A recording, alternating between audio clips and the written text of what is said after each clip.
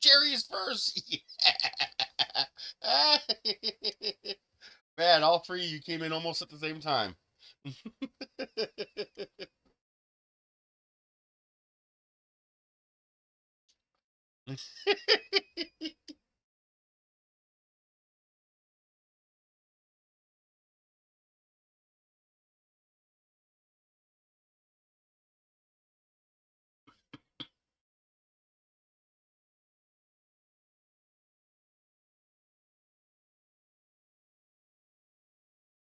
How are you guys doing today? Hi, baby. Yeah.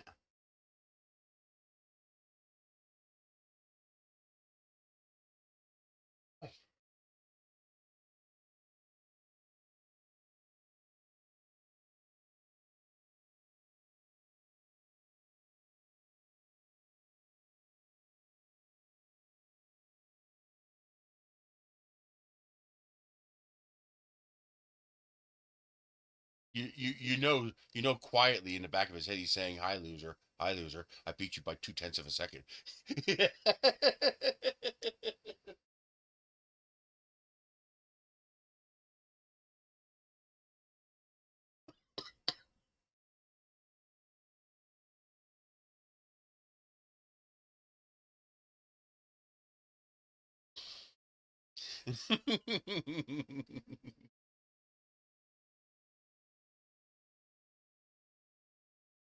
Yeah, if he took too long. That's a good point. If he'd have taken too long to type first, he probably would have been second place and not first. Because Matt posted almost immediately after. Good point. Which means, Matt, you lost first place because you spent the time to say, "Hey, buddy."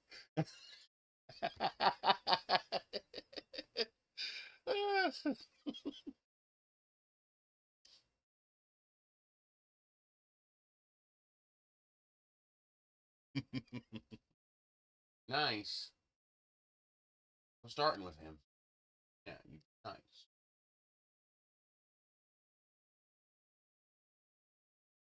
They're good boys.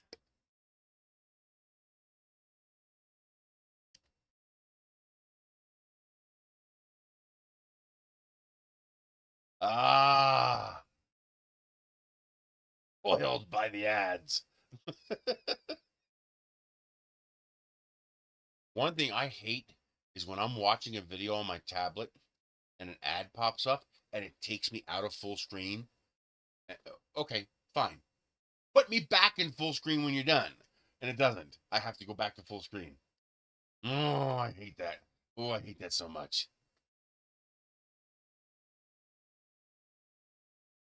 My sister murdered her tablet. They must have dropped it one too many times because there is zero sign of life. This thing will not turn on.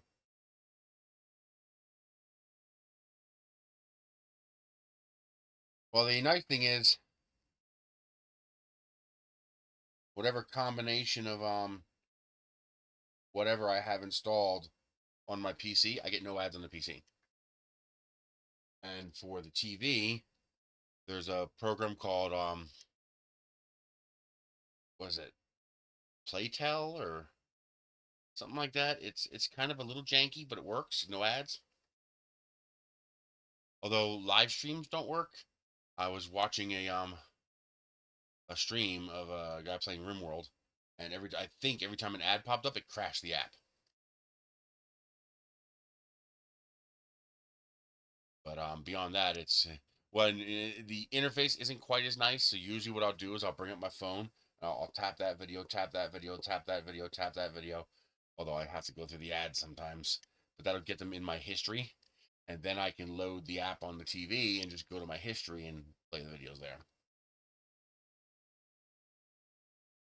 I mean, I sometimes I try to watch the ads just because, well, that's how I make my money. Well, I'm not really. I haven't gotten a paycheck from AdSense in forever. Oh, that reminds me, I keep forgetting every week to deposit um my money from Google Play Rewards. I'm up to $30. I keep forgetting to do it. So let's see. I want to do a super chat for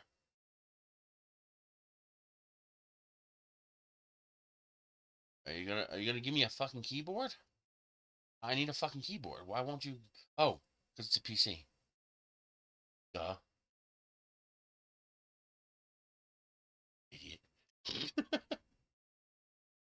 Buy and send.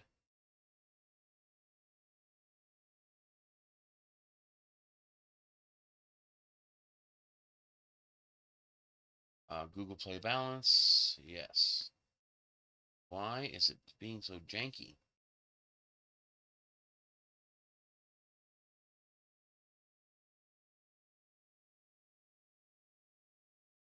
There. I'll only get 20 of that because, of course, YouTube takes 30%.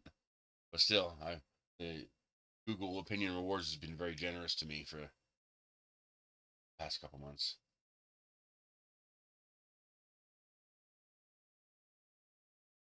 Hello, Cassandra. It's the only reason I hate super chats is because YouTube takes 30%. But that's the only way you can cash out Google Opinion Rewards is by using super chats. There's no other way to get cash out of it.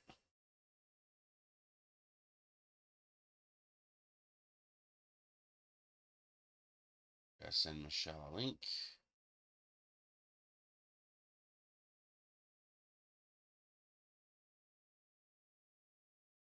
Forward. Michelle.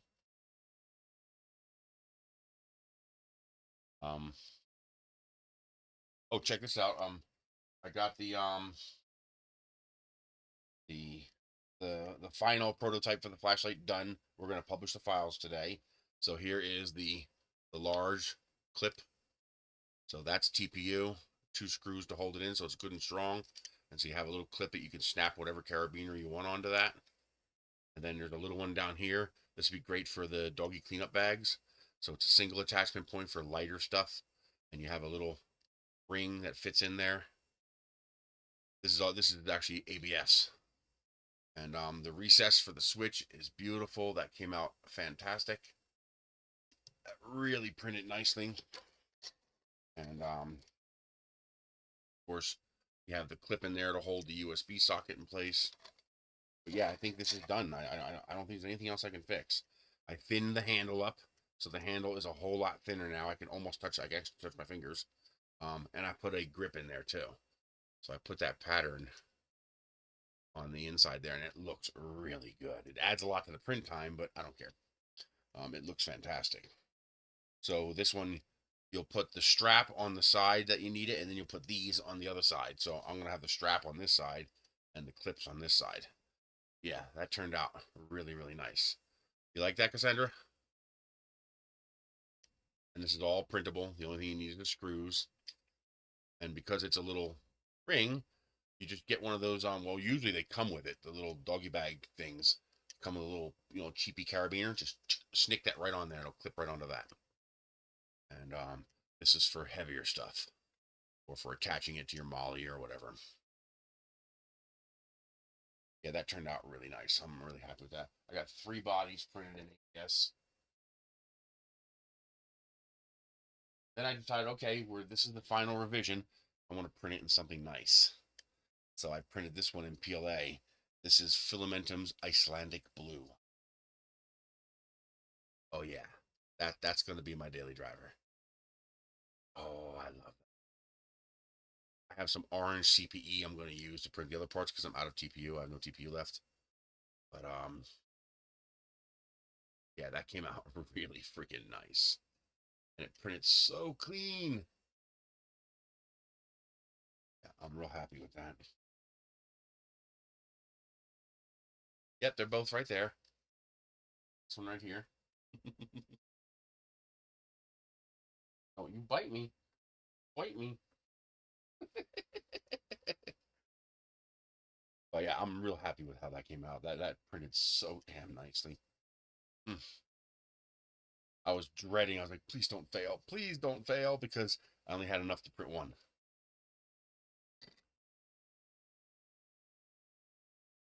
Of course, I hate when I get failures like that. When the damn thing pops off the bed, that pisses me off. Yeah, almost complete. Almost complete. And it fails right there. It's like,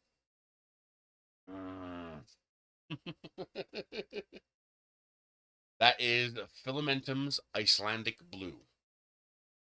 It's a truly, truly gorgeous color. It's one of my favorites. You know, print one of these in Wizard's Voodoo would be pretty nice too. Ooh. Yeah, that came out nice. And as long as you got the TPU on the two ends, you can use PLA. PLA is fine. And although I believe they have this in all their different plastics.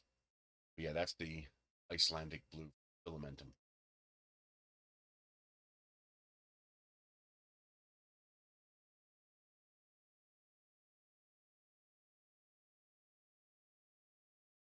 Filamentum.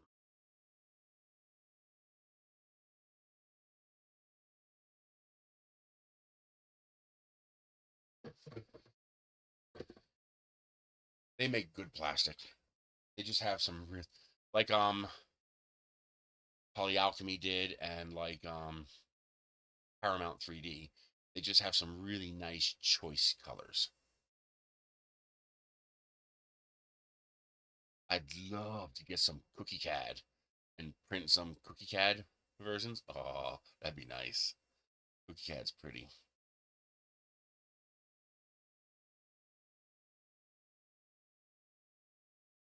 And they have they're one of the few people who have exotic colors of TPU.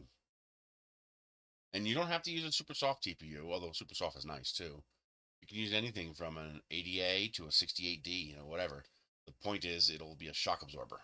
And that little shock absorption is what you need to make sure, you know, if I printed this whole thing out of PLA and you dropped it, it's going to shatter. I mean, I don't care how good the plastic is. You take a hard plastic like PLA or PETG or ABS. ABS maybe, but even ABS and ASA. If I were to print this whole thing, including the caps, out of ASA and ABS or PETG or PLA, and then you drop it, it's going to shatter. It's going to shatter every time. I don't care. I don't care how tough you print. You can print 100% infill. It's going to shatter. That battery's got to weigh 2 pounds, and I don't know what this thing weighs. Um, Ready to go, but it's not light. That's for sure. Yeah, that's got to be 2 pounds, 2.5. The finish has got to be 2.5, 3 pounds. So that battery's got to be 2 pounds. So without the TPU on the two ends, yeah, it's going to shatter when it hits the ground. But with the TPU, should be fine. Am I going to test it? No. Although I might. I do have a couple of failed bodies, you know, or defunct bodies. Like there's one right there. The so I might, you know, put together a couple of failed components, fill it with sand, you know, fill it with rocks, whatever, you know, get it the same weight and do some drop testing. I don't want to do it on an actual finished light just because, you know, it's a lot of work to make one of these. But yeah, I can do that because there's a body right here. Yeah, that's good enough. It's not the Mark III body, but it's complete. So I could just put a TPU on here and a cap on here and then fill it with sand until it's as heavy as the other one and just start dropping it and see what happens. See how, you know, durable it actually is. But I think the TPU is going to be enough that it won't break. Yeah, no kidding. Boy, yes, you're my little tuxedo cat. You're such a good boy. You're so soft. Don't bite me. You bite me, I bite you back.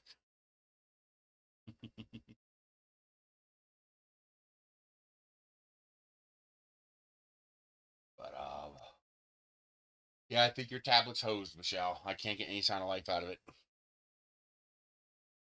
I've tried giving it little bends, little twists.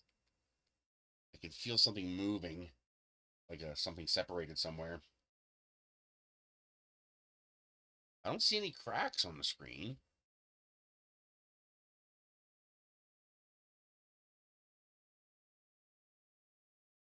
Does this have a screen protector on it?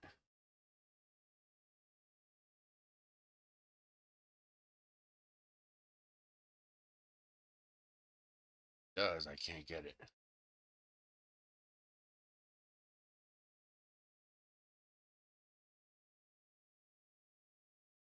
Yeah.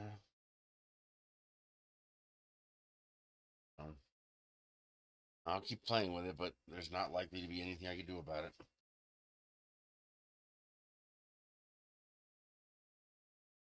Doesn't even blink when I plug it in.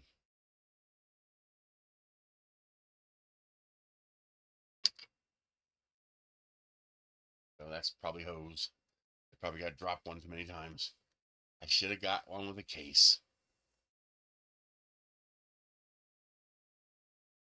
That was a mistake, not getting one that had a case. I need to get one of those kid-safe ones. That had the big silicone case on the corners so that it'll survive drops.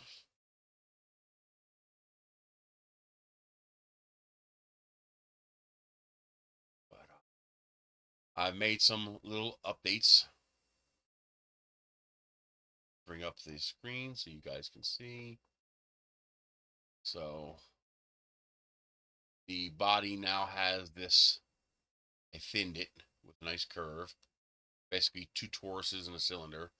And then I added the skin, the imprint to this one.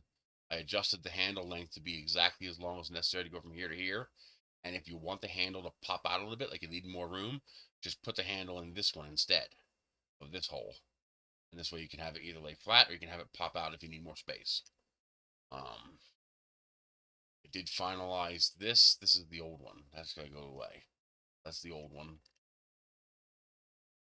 I also updated the cap. So now the cap is just a straight TPU cap with no insert, and the insert is actually a separate piece.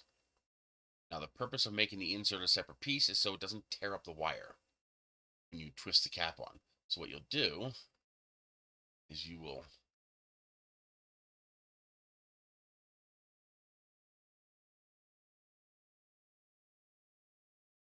boy, sometimes getting this to rotate is such a pain. What you'll do is you'll stick there's just enough of a gap here where come on, where you'll be able to put the wire inside of this opening. And that way, this edge, when it sits inside this edge, doesn't pinch the wire. So that'll stop it from pinching the wire. We're gonna move,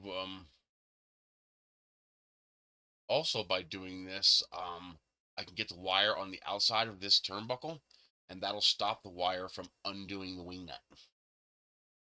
So you won't have to, theoretically, this should stop the wire from untwisting the wing nut.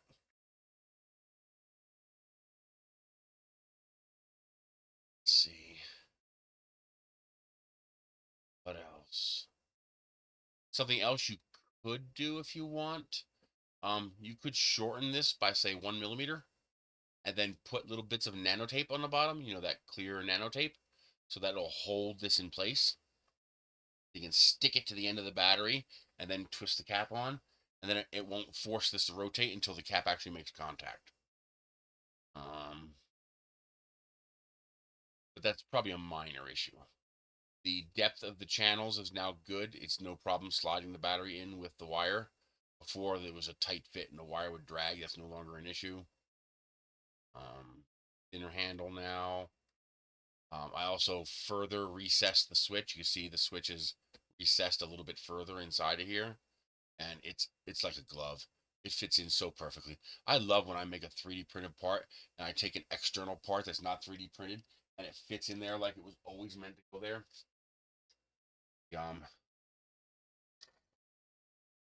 I just love it when I can take apart. You know, you take your of course you can't see me. When you could take a non-printed part and it just fits in there so perfectly. It's just like a glove, like pop, and it just fits in there like it was just designed for it. I love that so much.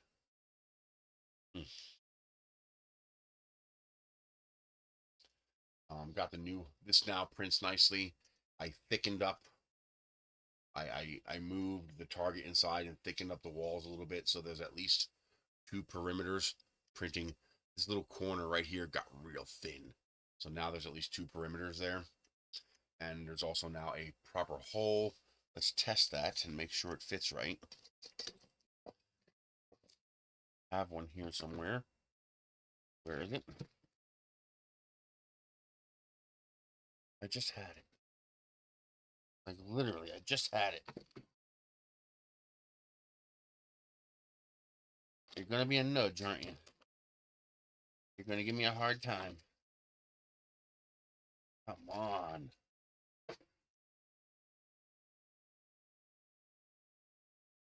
There's one. And so this, and ooh, it just fits, just barely fits. But yeah, that now fits inside the hole. So you'll be able to solder a plug to the light for the outside, slide this in place by popping it through the hole, and then slide the light into place. So that won't be a problem now.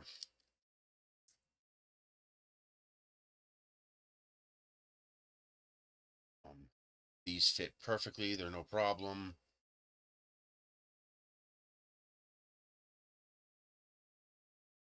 If you want a bit more bite, you can use a 3/4 inch length number 8 for this, but it is very critical that you make sure, feel inside of here, and make sure that that screw does not pop through, because otherwise you'll pierce the shell of the battery. That would leave you with a bad day. Up here it doesn't matter, because there's no battery up here. It's only from here to here that you gotta be careful. That's why this is so tall.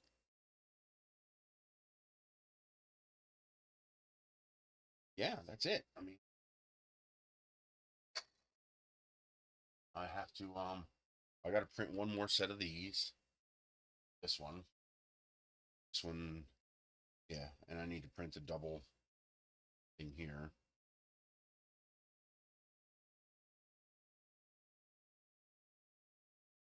Otherwise, I just have to print the TPU parts. I have just enough TPU left to print one more cap, and I'm going to use that to print the test version of the USB charging cap. That's one piece instead of 2 pieces. So we'll see how the bridging works. I have just enough TPU to make one go at that. Then I'll be out of TPU. This one for now, I'm going to use the orange CPE that I have to print the other parts. It won't be shock absorbing, but it'll look nice. I just want to see it work.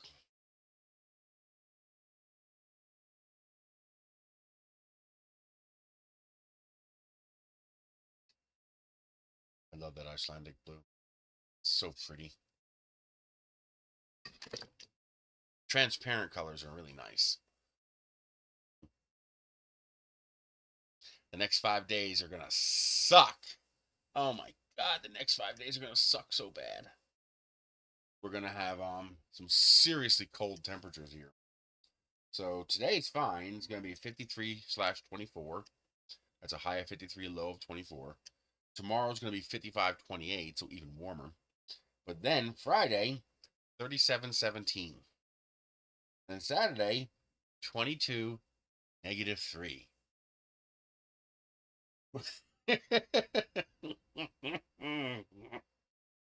And then Sunday, 28/3. Then Monday, 34/11. Tuesday, 37/16. So we're about to go into a deep freeze for 5 days. Both. This will be freely available for you to download and print. And actually, that's what we're going to work on today. We're going to work on creating the bomb so that people can get source the parts.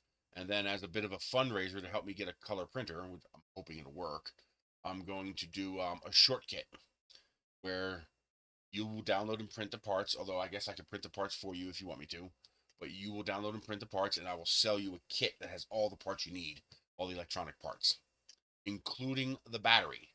I found a source for the batteries. So I'm going to sell the batteries with it too. I was going to do a kit minus the battery, but the battery is the hardest part to get, so that's kind of the part I need to get. And so it'll probably be about a month. I gotta wait until I get money, and then I have to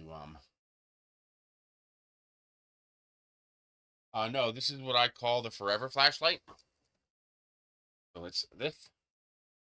And the idea is a flashlight that you'll never have to replace ever again.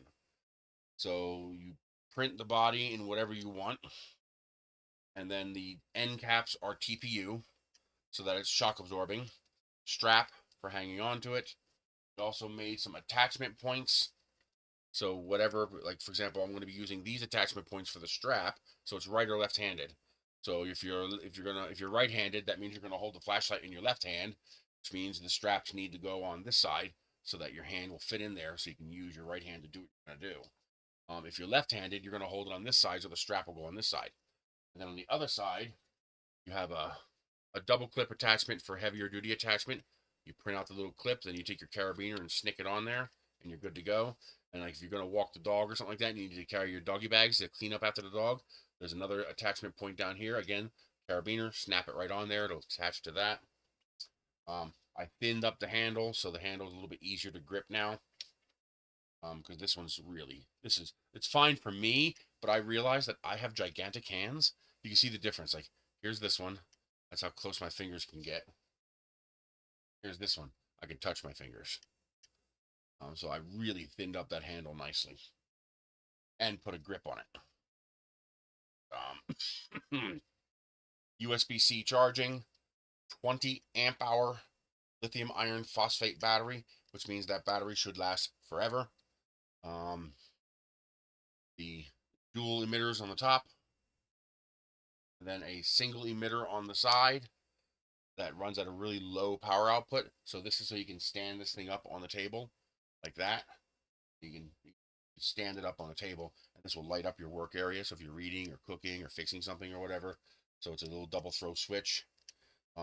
With theoretically, if you unscrew the back and physically disconnect the battery, you could put this in your go bag or your cabin or your EDC kit or whatever, and you could leave this there for 5 years, and you should still have enough juice for many, many hours of lighting. This will go for over 50 hours before that battery runs down. So yeah, and it can charge it up to 25 watts. And so if you hook it up to a decent, PD charger, it'll charge at 5 volts, 5 amps, or 9 volts, whatever. No, this is set for 5 volts. So if your charger is capable of putting out 5 volts, 5 amps, this will take it. And yeah, it is. The battery takes up the entire inside here. So if you look here, I'll show you. So that's actually a 1-to-1 scale version of the battery. That's how big the battery is compared to the flashlight. It's huge. And of course it's a lithium iron phosphate battery, so it'll last forever. I mean, even after 20 years and this battery loses 50% of its capacity, that's still enough to run this flashlight for 30 straight hours. And then I'm working on another add-on to it. So this is my own USB power bank. And so there's a USB-C 22 watt and an 18 watt USB-A on both ends, and they are independent of each other. So you could plug two 22 watt PD sources into this and draw it down. And here's the cool part, you could plug 2 chargers into this. So you could charge this at 40 watts. That's nice. The screen that tells you how much power is in there, if you use both ends, the screens will no longer be accurate, because the power that this end draws is not reflected on this screen's algorithm, and the power this end draws is not reflected on this screen's algorithm. So the percentage becomes totally inaccurate. But it doesn't matter. The min volts and max volts still is maintained in the BMS. So even though the numbers will be wrong, it'll still correctly turn off when the battery's depleted, and it'll still correctly stop charging when the battery's full. And this one's easy too. 4 solder joints. That's it. This, it uses that little board in there, which you can get for like $5. So you're going to pay like 15-20 bucks for the battery. You're going to pay $5 each for the boards. A little bit of silicone wire. Use good 22 gauge or better silicone wire, and print a few parts. These parts need to be TPU, because otherwise this will shatter when it hits the ground. This is like 2 pounds. And but I'm also going to make it so that you can put this cap on the end of the flashlight as well. Now the advantage of that is that you'll be able to use pass-through charging. So for example, you could plug a USB PD charger into here while plugging one of your devices into the USB port on the cap, so you can charge it while powering something else. That's just, and of course, you can also charge faster by plugging two chargers in. So you can 20 watts here and 20 watts here, you'll be able to charge it at 40 watts.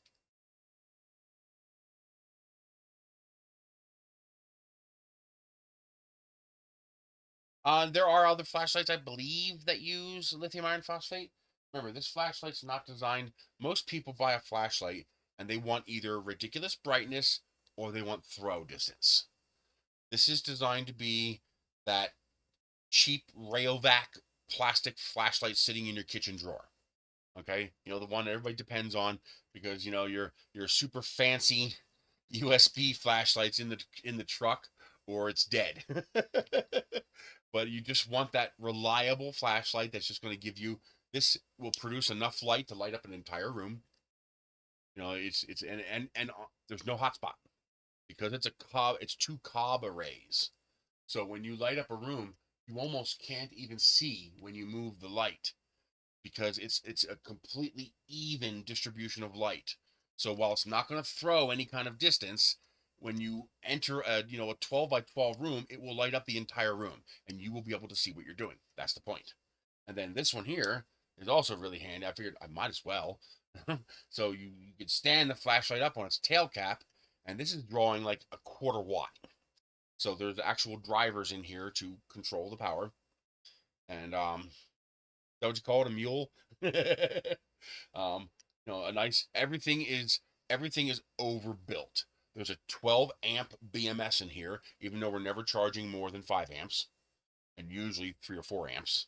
Very few chargers. Matter of fact, this is the only power supply I have that will put out 5 volts, 5 amps. Most cap at 3 or 4 amps, which is going to cap you at 15 or 20 watts, which is plenty fast.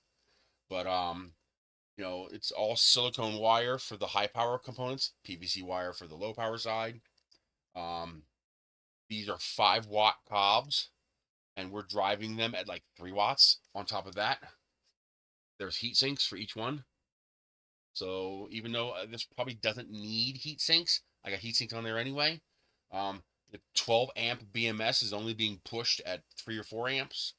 This switch is designed for 250 volts at 6 amps.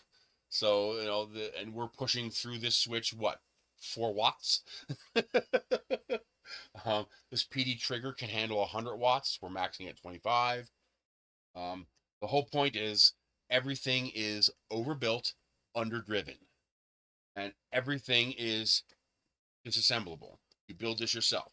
So you pull it apart. There's all the wiring. Everything's heat shrink tubed in there. And the idea is you just overbuild this like crazy, and you have a flashlight that will essentially last forever. Theoretically, short of you running this thing over, and I wouldn't be surprised if this can handle being run over by a truck. No, actually, I will test that. When I use the my dummy back here, I have a dummy one here that it's one of the old Mark II versions.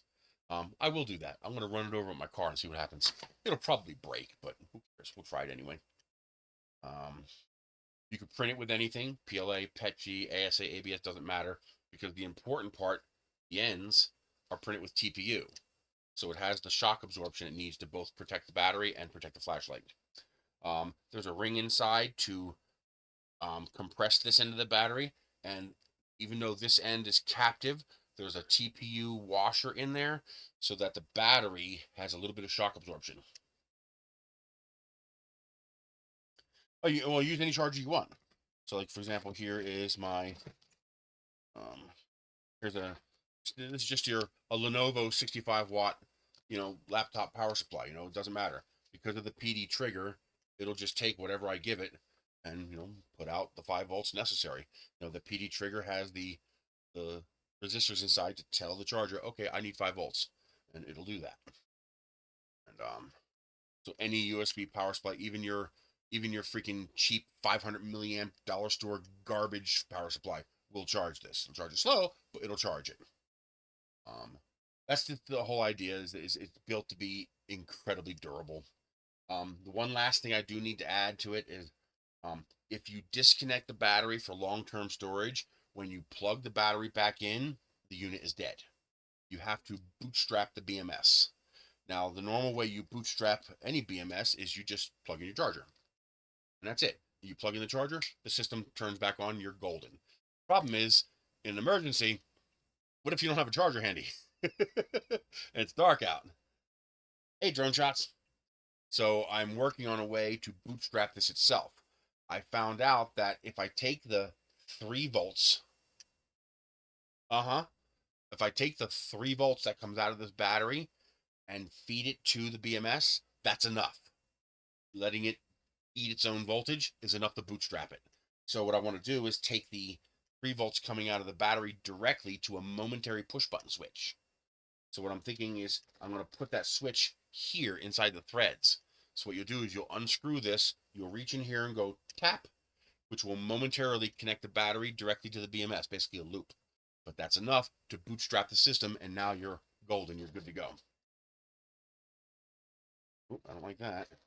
There it goes. Got me. That's another thing I got to change. I got to shorten the threads on this end so that you can't accidentally pinch the wires between the threads. That's another change I have to make. Right now, the threads go all the way up to the top of the channel. And so it's possible for the wire to get between the threads and the top of the channel. You'll feel it. Instead of going click, it'll be soft. When you do this, you can feel that that's a nice hard click. But when the wire gets in the way, you can feel it. So if I shorten that by 2 millimeters, then the wire can fit inside that channel without getting trapped. But yeah, this is turning out fantastic. This is one of my favorite projects. I love this. Then if you add the USB on the end, it's also, remember, this is a 20 amp hour battery. That's 64 watt hours. That's enough to charge your iCrap like what, 5 times? And still run the flashlight for like 12 hours. So, yeah, it's turning out pretty cool. This is the latest version. Just refinements, moved the switch, recessed it more, cleaned up the connections. We added these connections here for attaching accessories, putting it on your molly, attaching whatever you want to hang from this. And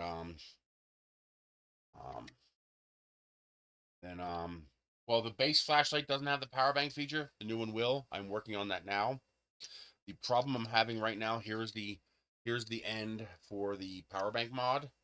Now, if you decide to print this and you do want the power bank mod, all you have to do to prepare yourself is you're going to have one wire connected from here to the BMS, and then you're going to have a wire going up along the battery. Inside, there's 2 channels for the wires to slide up alongside the battery. What you're going to do is you're going to run 2 wires. You're going to run the long wire from the negative to the top, but you're also going to run a second long wire from the positive down to the bottom. And this way, when I finalize the design for the USB power bank functionality, you don't have to take apart your flashlight. All you have to do is unscrew this cap, the original cap, and screw on the new USB cap and plug it in. That's it, you're done. So that'll be super easy. That's the way this is going to work. Let me show you. Go. That's the way that works. There's your battery. Now, what I tell people to do to install this is to so here's your wires. Put the battery on the end here and turn it backwards like 5 or 6 times. This way, when you turn it forward, you are untwisting the wires that you just twisted by turning it backwards. And then do that and you're good to go. And same thing, shock absorbing on the end caps. And then here is the power bank functionality. And this module is like $4.55 on AliExpress. It's dirt cheap. And that'll give you a bi-directional 22.5 watt PD port. I've been averaging 19-20 watts through it. And you also get a USB-A port. And by using 2 of them, you don't have to. You can use just 1. But by using 2 of them, now you have double 22 watt ports. And what's really cool is you can plug in 2 USB-C PD chargers. Yeah. You can plug in 2 USB-C PD chargers, one on each end, and both will charge the battery, which means you can charge this at 40 watts. That's cool. So I really like this. I added these for attaching straps, but they're too close together. What I need is for the strap attachments to be up here. The problem is this rotates. So I'm figuring out how to, it would take like 4 or 5 iterative prints for me to figure out how to get that so that it lines up properly. I'm just not going to bother. This is good enough. It's a nice compact. What I might do though is I might thin this. In fact, I am going to do that. I'm going to thin the center like I did the flashlight because I already have the tools made to do it. That'll make this like a more of a dog bone shape, and that'll make you far less likely for you to hit the brittle part, hit the tail cap parts. So yeah, I'm going to do that. And I'm also going to work on 2 more flashlights, well 3 more actually. I want to make a small little handheld flashlight. It will not be a forever light. It's going to be regular lithium ion, so it's going to use, you know, regular 18650 battery. I want something small, you know, something pocketable, and so I want to work on that. I also want to work on a you know, a blind and burn your eyeballs area light, you know, something to light up a big giant area, and I'm going to do that with this. I found these. This is not an LED. This is an LED module. So this has the electronics in it to handle the resistance and current control. So you just plug this directly into a battery, and this thing is stupid bright. Negative is over here, positive is over here.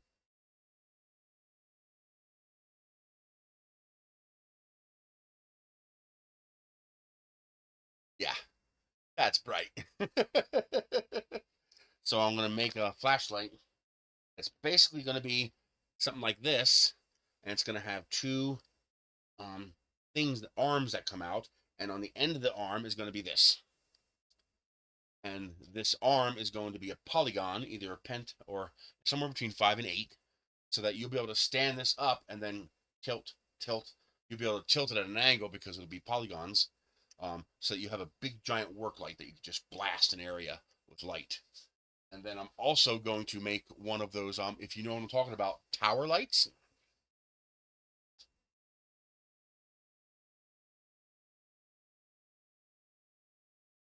I have something like that. I actually have a flashlight with a Nietzsche LED in it. I don't know what Nietzsche LED. It was built for me. I paid 180 bucks for it. There was a guy on it was a Facebook page that led to a website.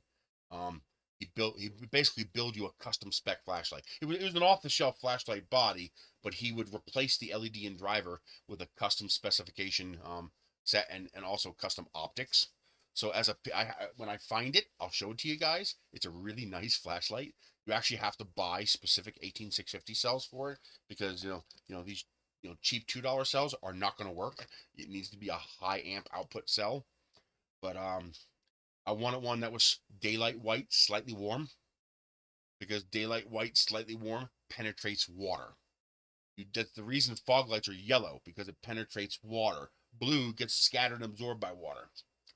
And so this one, you could focus it down so tight that you could actually see the individual LEDs on the wall. It was like a projector. It produced a copy of the LED cob array on the wall. It was really cool. But even at even at 50 meters, the light was only about this big. It focused down that small. And so what it would do is you'd see me playing Tetris with people's houses. I would shine my light on their house, and it would be like, remember the Tron cycles, moving around the track. Well, that's what I would do. I would move my flashlight around the house, avoiding all the windows. And this way, as a delivery driver, I can focus around the house and light up the house numbers without, sending light into people's windows and possibly waking them up and disturbing them. And it worked very, very well. So wait a minute, they're getting a pizza from you. Yes, but the reason I'm using the flashlight is because I don't know if it's the right house. So if I'm at the wrong house, they're not waiting for a pizza. They don't want to be woken up by somebody shining a light in your house. And that flashlight worked great. I still have it here somewhere. I gotta find it. But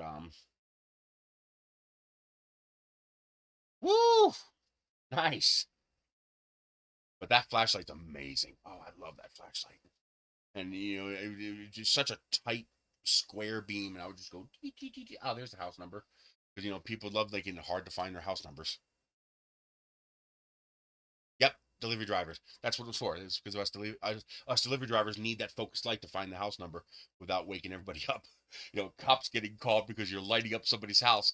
I have big ass throwers that put out what 5 or 6,000 lumens, 8,000 lumens, but I'll light your house up like it's on fire, and then the cops get called because some spotlight is coming through their windows. But yeah, this is so that's what they call that, a flashlight with no optics. I was wondering if I can get optics for this to focus this down just a little bit. I was wondering if that exists. I'm gonna look into that for people who want that, especially because I'm using two, so it wouldn't be hard to have optics on one and nothing on the other one. So you'd have area plus spot. I mean, options, right? That's what we want. We want options. And but I also want to build a tower light. That's one of those flower petal lights that unfolds. It's on top of a 10-foot pole. You have a tripod, and it's designed to plug into your tool batteries. So yeah, these are 12 amp hour DeWalt batteries for like $20, $25 a pop. Yeah, they're not 12 amp hours. No way in hell. But what I can tell you is if I combine this with my AC adapter, I can run my router and my cable modem for 8 hours.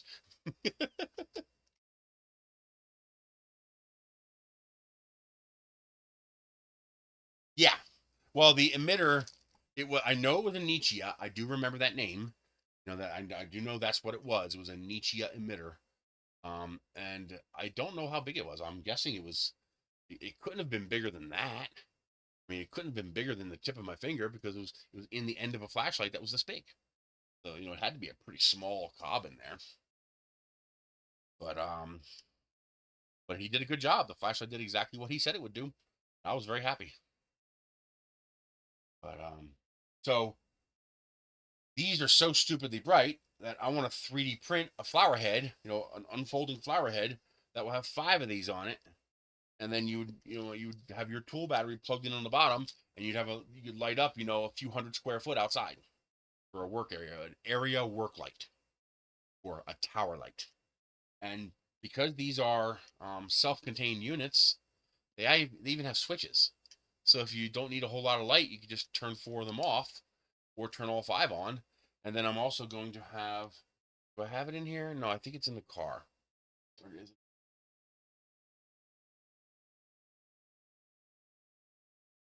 All my bits and bobs in here. Oh, I originally started off with these switches, but they were just too bulky. Remember, this whole thing is designed to be overkill.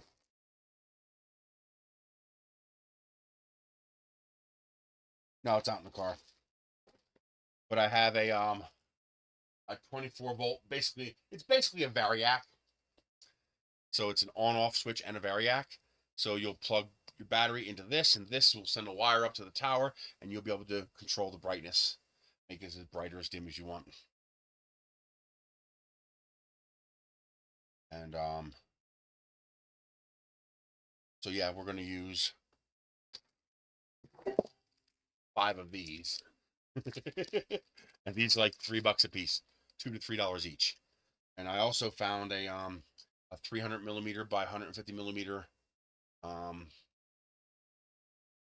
heatsink at a reasonable price that I can score down the middle and break in half, and I'll have 2 heat sinks for the handheld one, because I'm probably going to run the handheld one directly off the battery.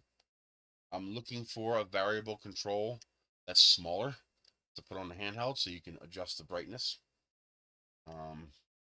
Not so much because you want less light, but because less light will run longer on the battery. Yeah, these are going to be fun. They should be pretty easy to wire these up. I don't need to design the head to hold the whole thing. I was sitting there trying to figure out, how do I make a head that I could print on a 250 millimeter printer that's going to hold 5 of these? It's like, it doesn't have to. These are going to be petals, and all I have to do is hold the end of it like that. This will just flap in the wind. Who cares?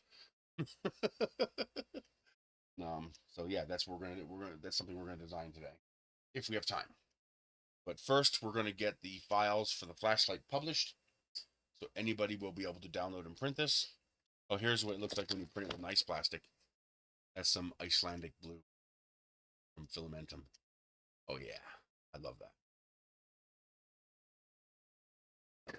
And oh, there's an end cap. Ooh, that's gonna look good with orange. Oh, that looks good with orange. I gotta find an orange TPU that's that orange. And that looks good.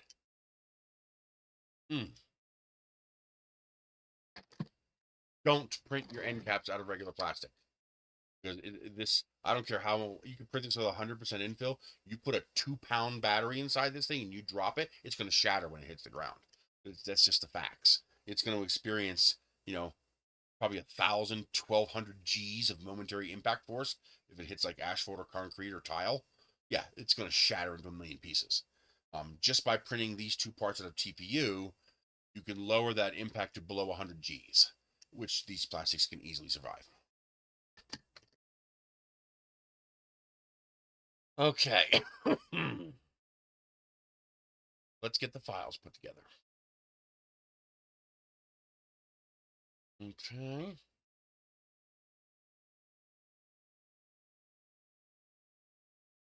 Let's create a new folder. MK3.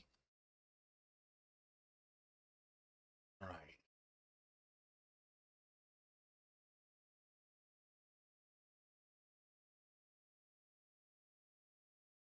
Are you serious? All right. Where is my STL files? Here's the STL files. Okay, this is the Mark II body, so I got to get rid of that. Where's the Mark III body? Here's the Mark III body.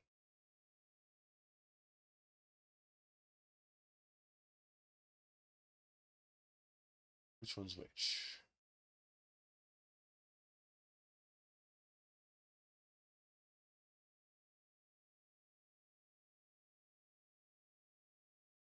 Alrighty. Here is the clip. Here is the 2 side clips.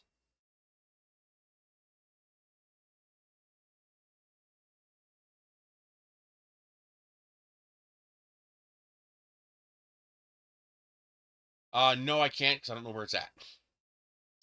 It's somewhere in this room. Like I said, I'll show it when I find it. But I bought it 8 years ago, 8 or 9 years ago. Yeah, it was 8 or 9 years ago when I was delivering pizza. So I want to say it was around the 2013, 2014 time frame. No, later than that. I got out here 2019, so let's say 3 years before that. So right around 2016. Right around 2016.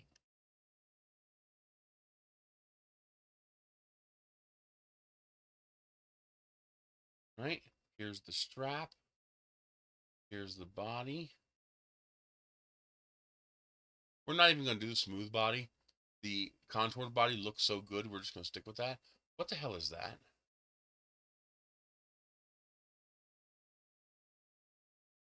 Why does that have a smooth face?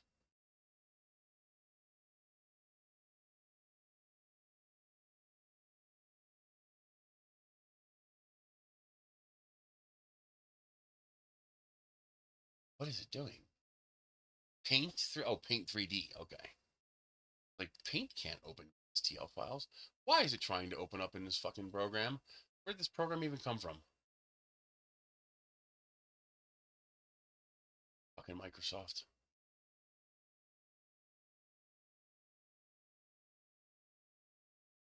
Oh, man, it's taking forever doing whatever the fuck it's doing.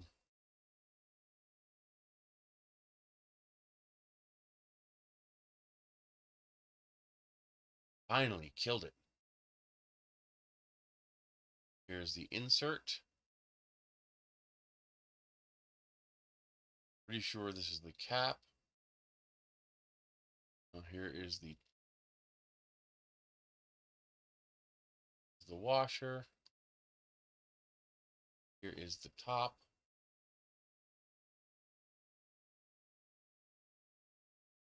And we have single and dual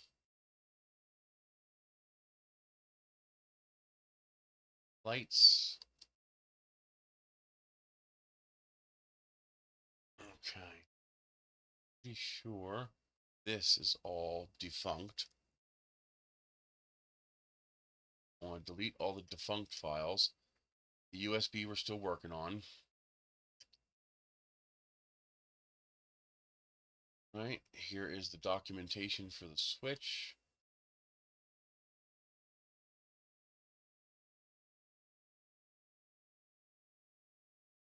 Okay. Now there is some more documentation I want to include.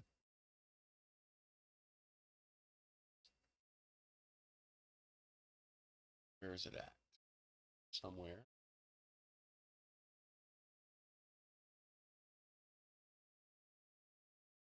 Oh, here's the documentation for the USB board. Schematic. Here's the schematic for the LED driver.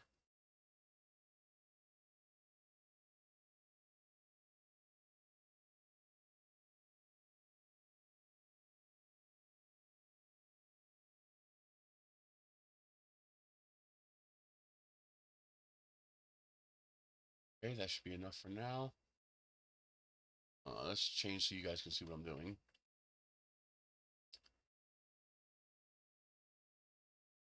Is there a way? Is there a way to permanently alter the default view for Windows Explorer? I never want to see a details view. There are no conditions in which I can think of where I want to see a details view. Ever. And yet that's the fucking default view always. I want list. That's all I want is fucking list. I don't want... Okay.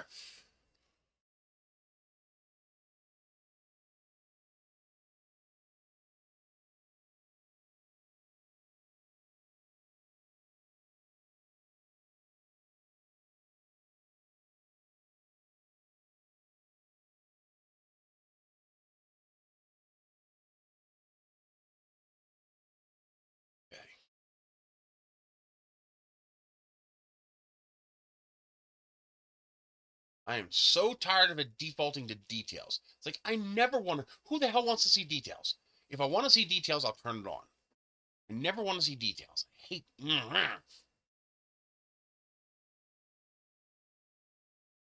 Okay.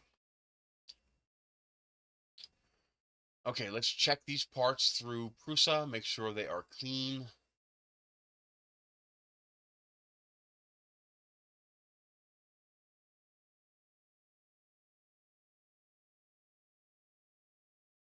Hell no, it's not Windows 11. I ain't touching Windows 11 until it's been lobotomized.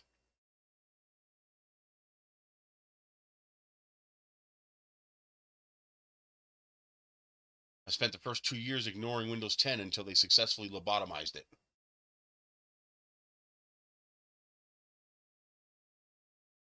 So these are not called USB. It's just because that's the folder I was in when I did that.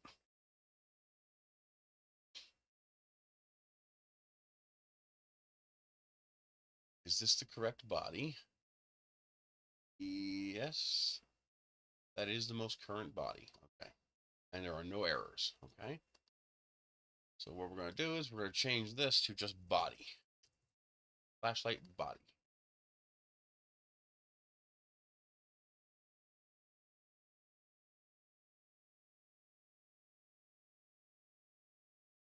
This should be the strap. I'll have to check to make sure it's the correct strap.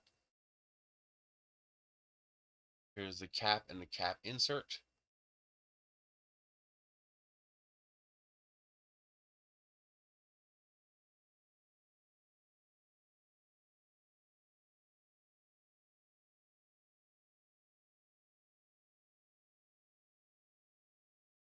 Is there any way to change the universal default?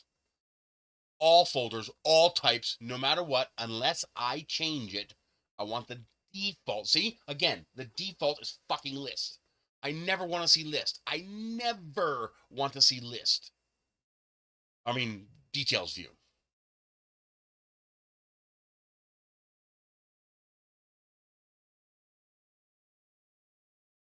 Options, View tab.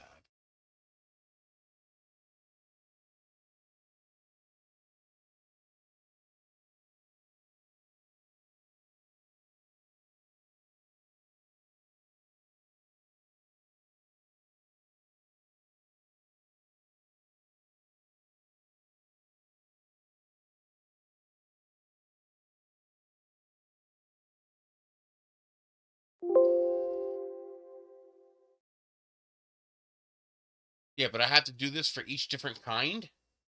There's no way to make it universal, like the default.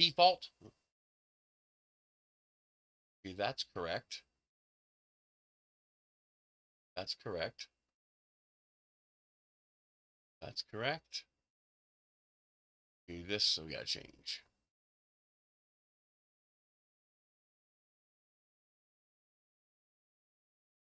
I hate the fact that I have to do it for each kind. See, that's bullshit that I have to do it for each kind. I should be able to say all. They have a setting for all. Okay,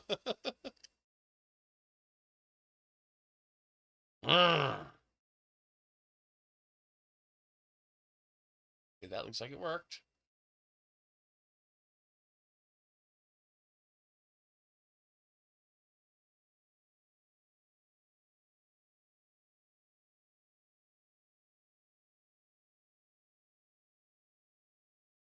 All right, I'll keep playing with it. Looks like I got the bulk of them. Yeah, exactly. But each time it pops up, I have to change it to that. At least it's easy to do. Oh, I hate it so much. Like, who the fuck wants detail view? Who wants that? Who the hell ever wants to see details view? Or if they do, they'll turn it on. But the biggest problem with details view is it doesn't allow recursive. So when you have lots of files like this, it doesn't allow you to go this way. Everything's in a line all the way down.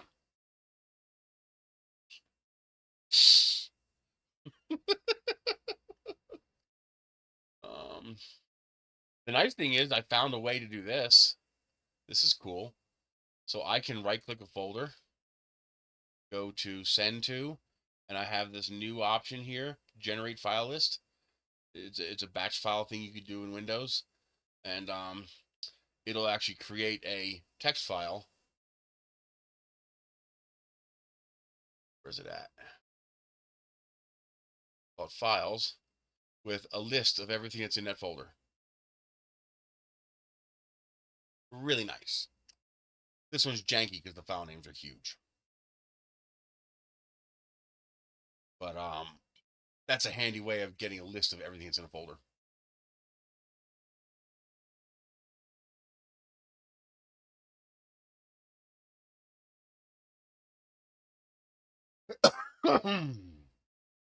Okay.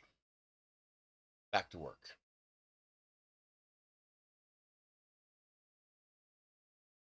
Okay, this is the single bumper. No errors. This is the ×2 bumper. No errors. This is the head. No errors. Washer. One shell. No errors.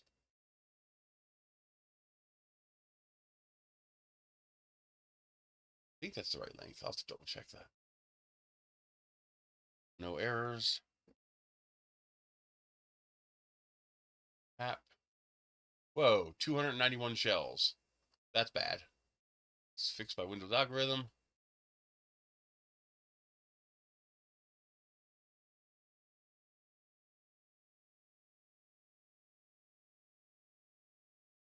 Why does it say 290 shells? What the hell? Is this seeing each of these things as a separate object?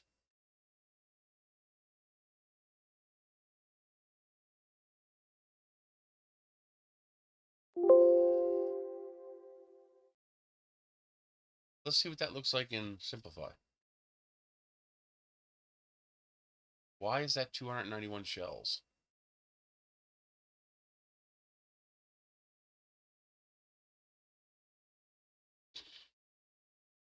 Bastard. Mesh. Whoa. It really is. What the hell? It is. Each of these is a separate object.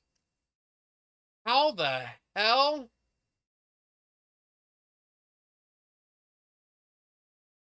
Look at that.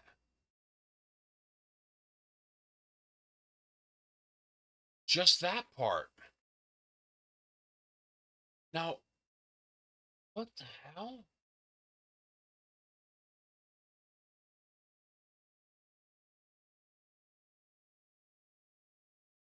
That's weird. That means there's a micromillimeter gap between the base part and the other parts. An itty bitty teeny tiny gap. Is there any reason why you're not deleting these parts? A delete operation should not take this long. Okay. Let's see what we can do to fix it.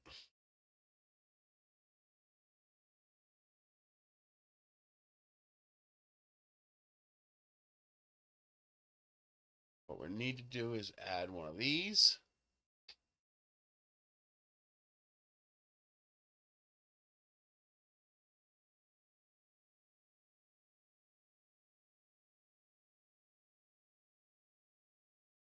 We're going to make the wall thickness 0.5 millimeters. Increase to 64. No, that's too many. 64 sides or something like that should be fine.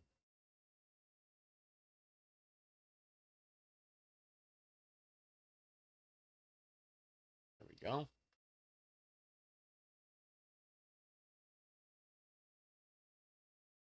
Not enough.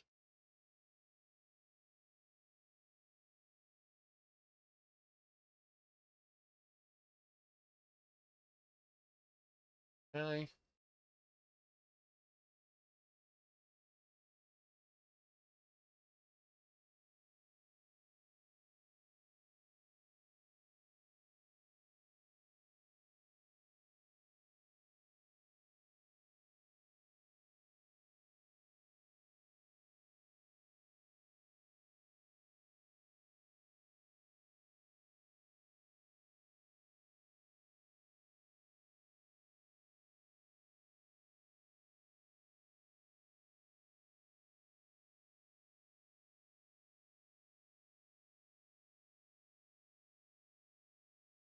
Yeah, see that little separation there? I bet you that's it right there. Okay.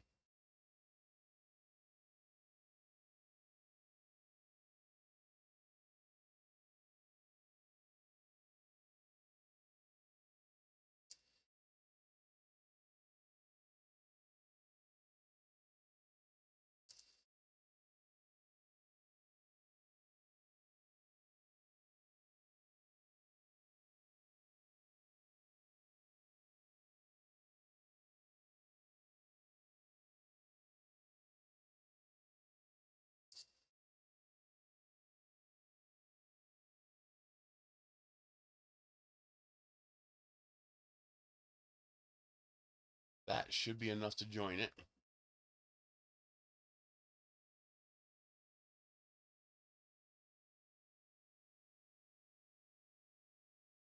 Let's go down. Make sure we are joined.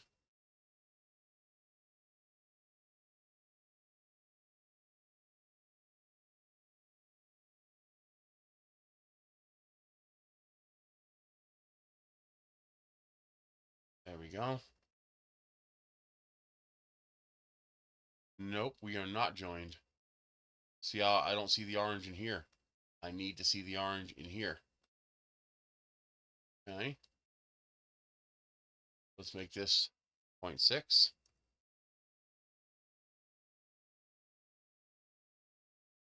0.7. Let's just jump to 1.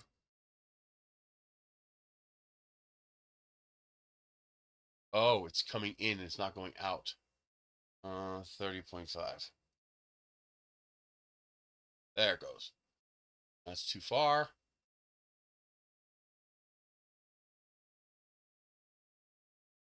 Okay. Join.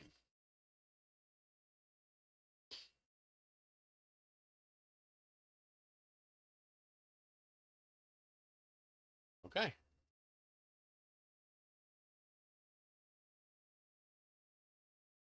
Dash cap. This is why we go through and validate the files. Last thing I want is one of you guys having a problem printing this because of the files made of 290 fucking individual shells. And this is still trying to do something, which means it crashed. Close. Kill it.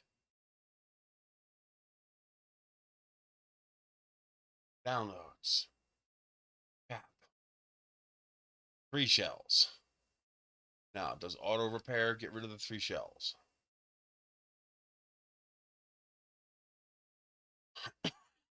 Yes. Okay. Export. Cap. All right, now it's a single shell. And now this can be moved into here.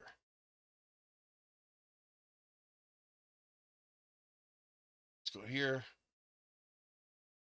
We got to replace the cap insert, since that is definitely a new version. And that's 1 shell.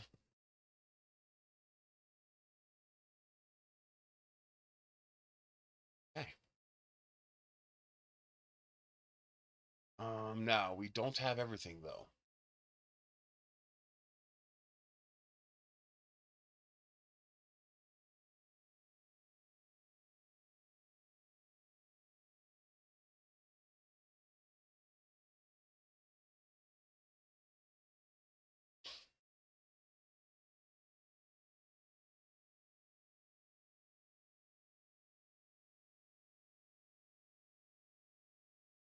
Okay.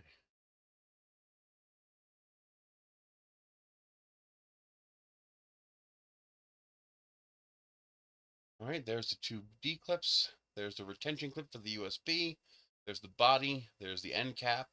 There's the 2 different styles of bumpers. There's the head cap. There's the washer. There's the insert. There's the strap. So I'm missing the 2 attachment clips.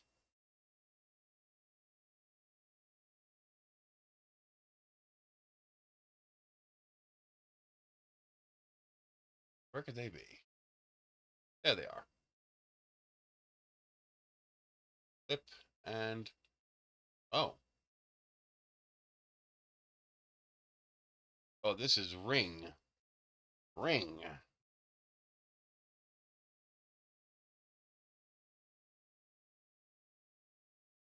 Asshole.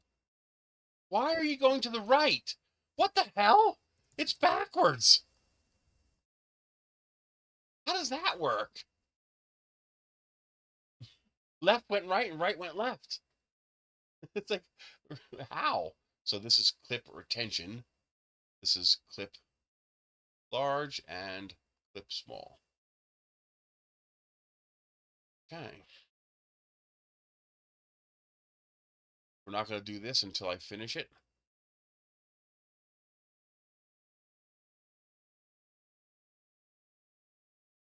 Okay. Now we have all the parts done. Let's see, am I on great screen? Yes, I am. Now let's go get the schematics.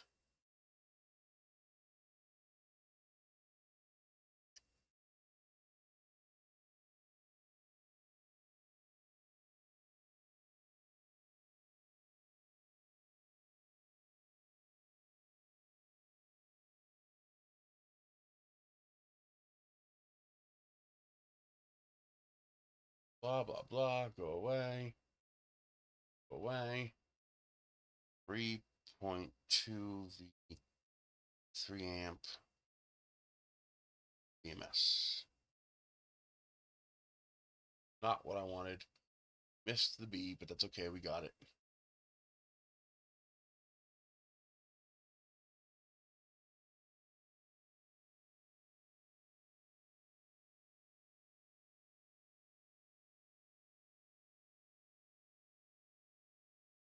Now, when you buy the BMS, there's two kinds, 3.7 volt and 3.2 volt. You need to make sure you get the 3.2 volt because that's for lithium iron phosphate. You get the 3.7 volt, you're going to blow up the battery. All right, take a screenshot, download. I don't need this anymore.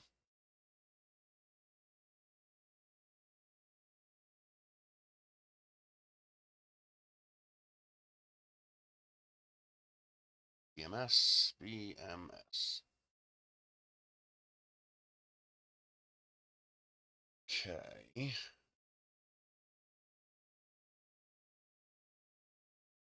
All right, we have the LED driver board. We have the USB board, which we're not going to mess with yet. So let's take it out of here for now. We have the parameters for the switch, the parameters for the LED driver, the parameters for the BMS. Are there any other components inside of here? No. Okay. All right, now we build the bomb. So first let's do schematics.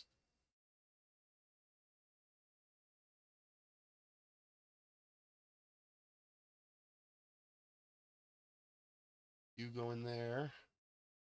And nope. Do you have to grab it all?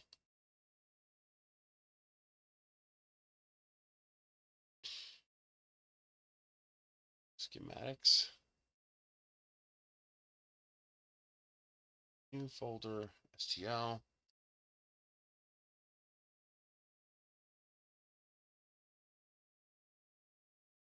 Let's organize this a little bit. Okay. Now we're going to do bomb.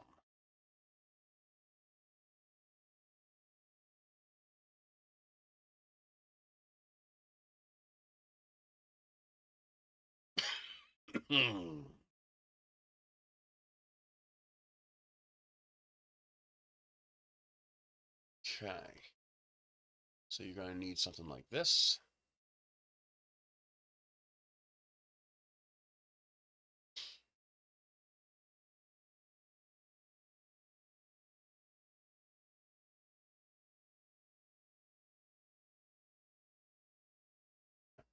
Something like this.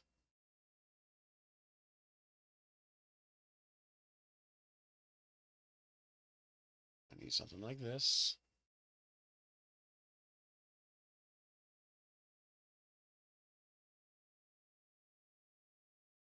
There is a way to get, you don't have to buy this many of these. You can get one. 20 amp hour C40.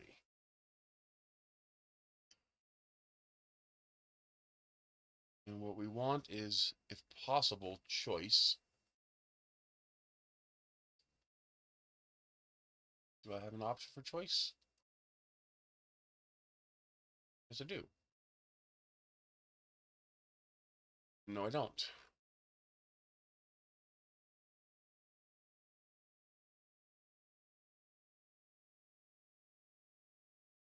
That didn't work.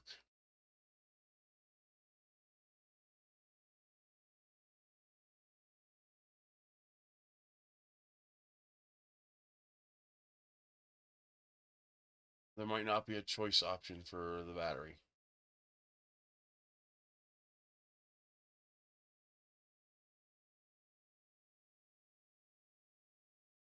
Okay, there's no choice option for the battery.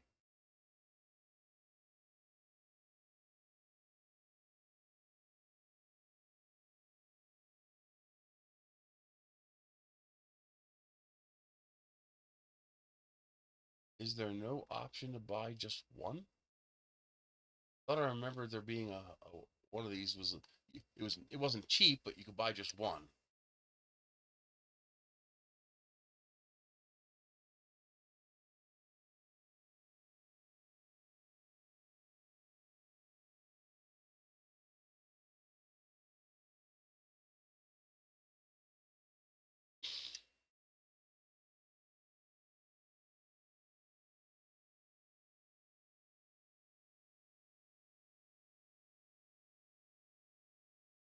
There's one.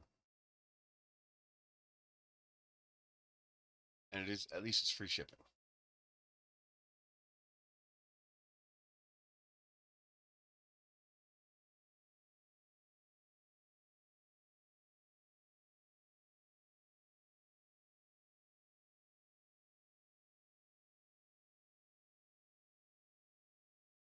Is that?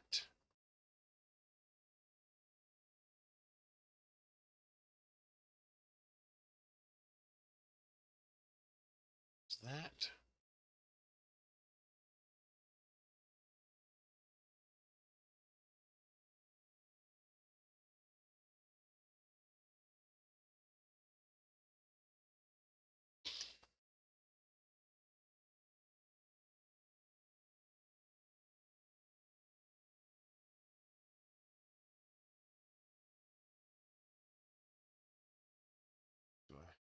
I'm missing.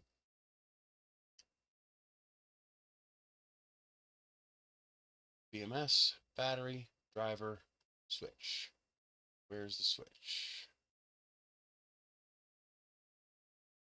I think I could just do a 6 amp switch.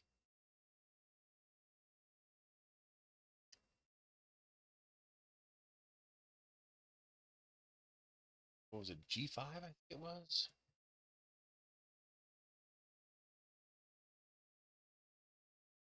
Yeah, there it is.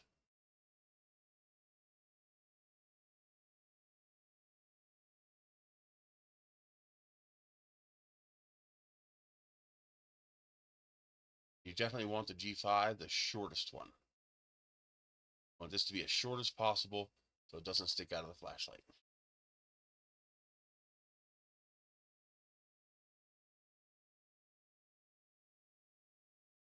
Okay.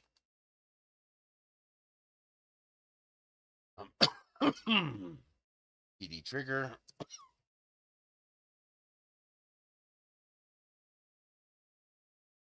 A lot of this you can get on Amazon as well, but it will cost you a lot more money.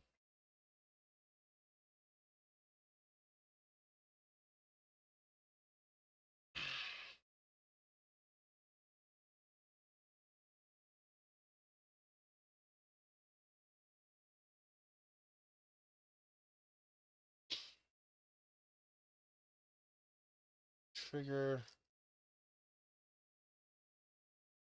40 sync.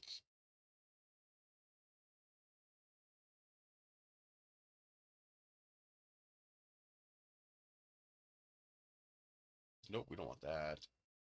We want this.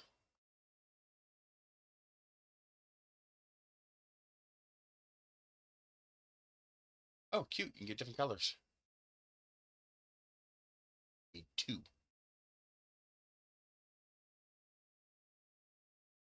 Hello, 2.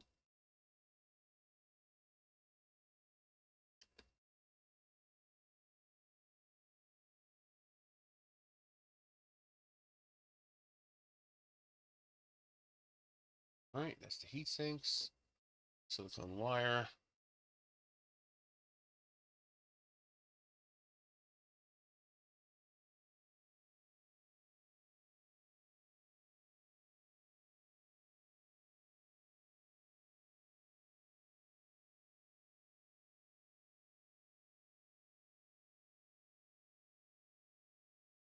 Let's see, what's the best one?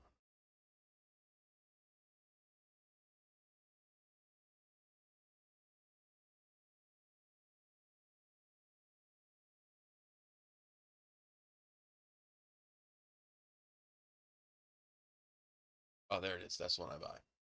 Right there. Not that one. This one. You want at least 22. Ideally, you want 20.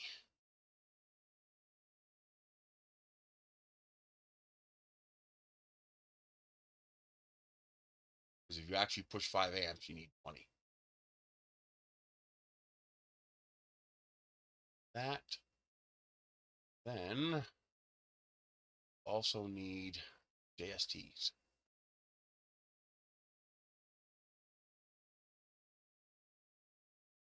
20 centimeter JST pairs.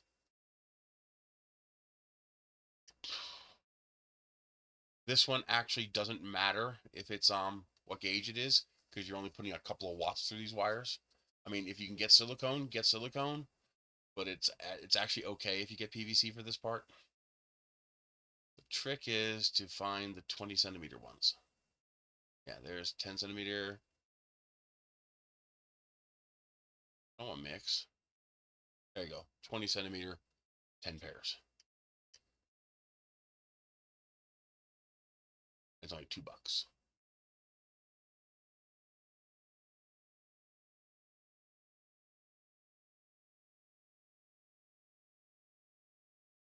Okay. We have the LED drivers, the battery, the BMS, the switch, the PD trigger, the heat sinks, the silicone wire, the JST plugs. Okay, you also need screws. So you need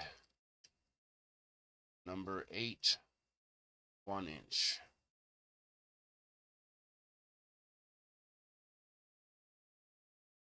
I don't know why you're showing me that. You're making assumptions.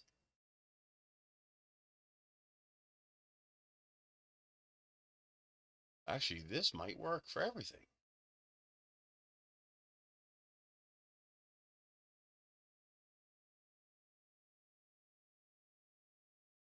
That might give you all the sizes you need.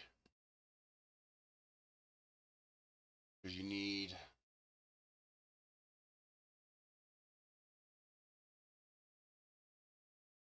yes. There's 1/2 inch, 3/4 inch, and 1 inch. That's everything you need right there. Okay. Take screenshot. This.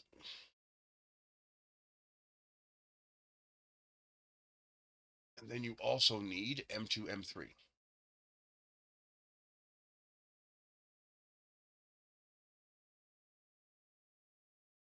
Why did you do that?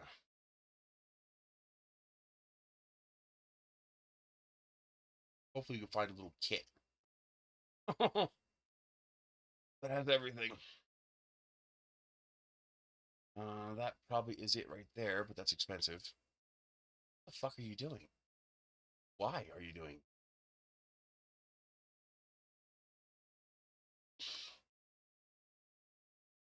Okay. This is going to be your best bet, most likely.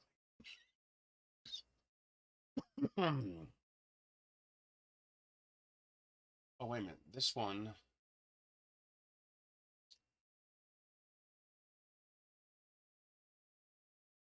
Need the M3s for the switch. M3.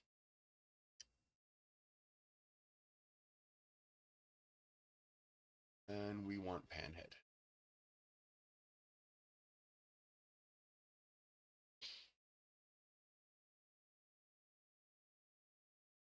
Let's grab this for now. I would prefer stainless steel.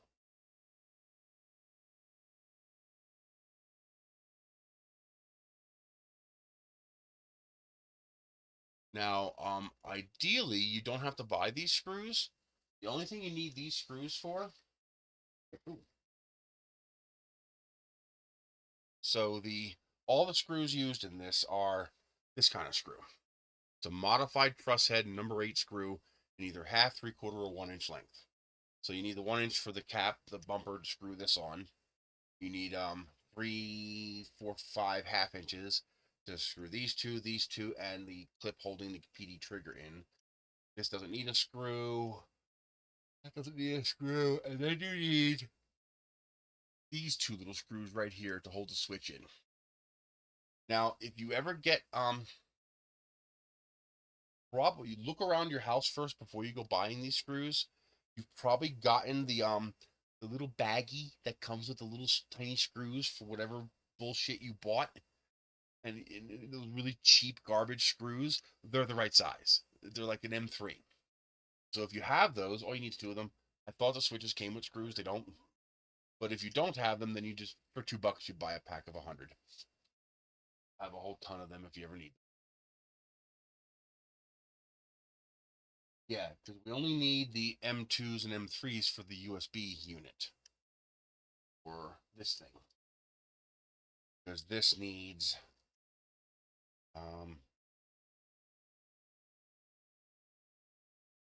yeah, you need the M2 screws. You need 4 M2 screws to screw this board in. And that's it. Everything else is you need M3 for the switch. This doesn't have a switch, so it doesn't need it. Okay.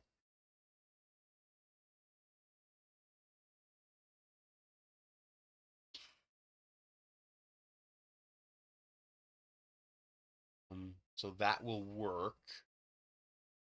And I find a better deal. Now, what might be better is something like this. They do have hand heads.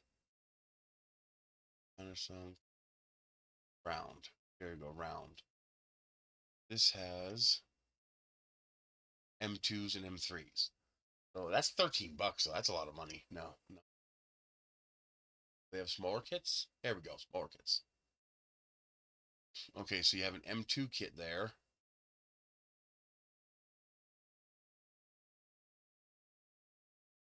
There's the pan heads. Although the counterstones will work fine too. And there's the M3 if we ever. M3 pans right there. So that's a lot of money. We don't want to do that. No reason to spend that kind of money.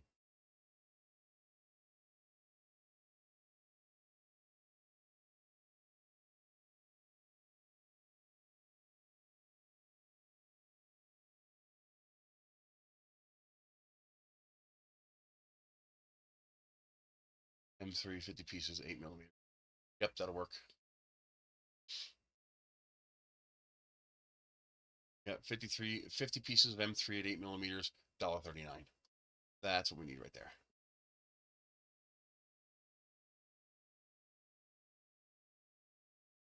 Okay. I'd rather have stainless. Okay.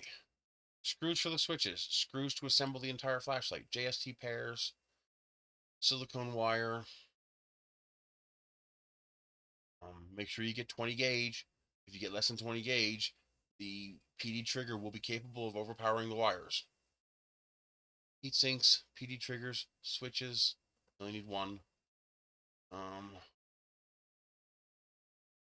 BMS, battery, drivers.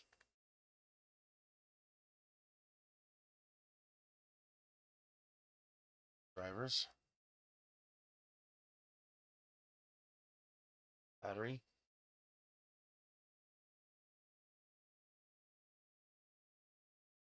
BMS.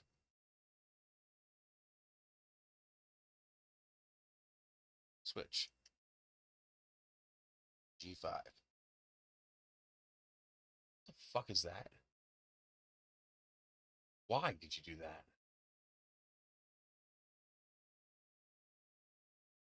PD trigger. Why are you doing this? Why are you pissing me off? Like, where the fuck is that even coming from?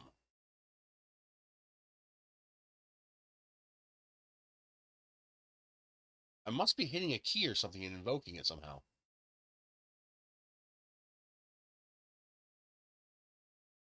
Thanks.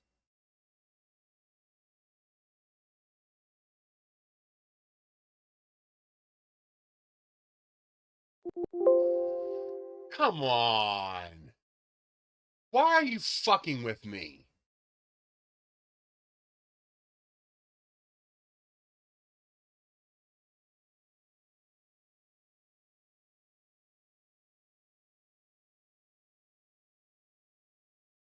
Where is this fucking coming from?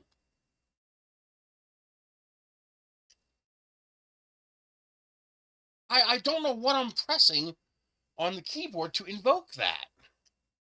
It's when I'm typing, so I have to be invoking it.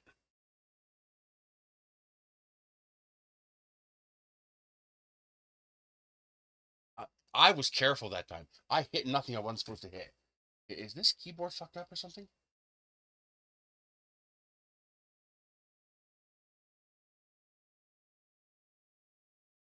It's right after I hit the space.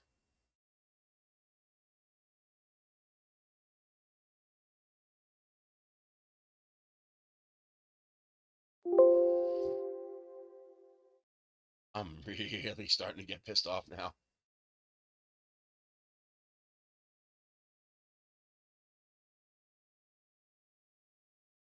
Come on!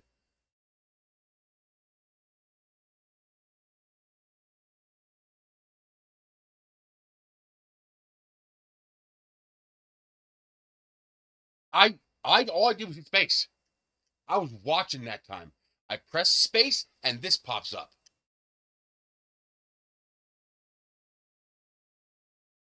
S space. See? It did it again.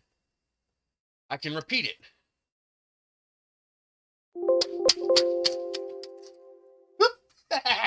I just ejected the batteries. I'm thinking a button must be sticky.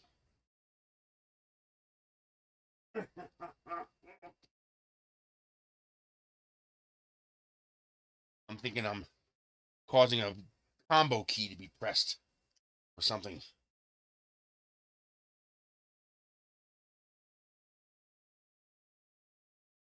All right. See if it does it again. S space. It still does it. Something is causing it to invoke this fucking whatever the hell this view is. If I touch the space bar. Yeah. All I have to do is touch the space bar and it does that. So space bar and it causes this. What is this?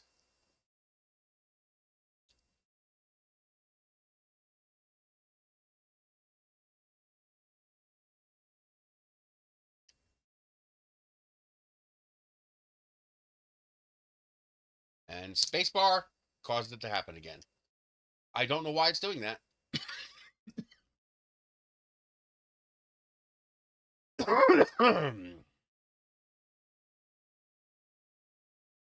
Okay, now, is there an easy way to combine these into a PDF?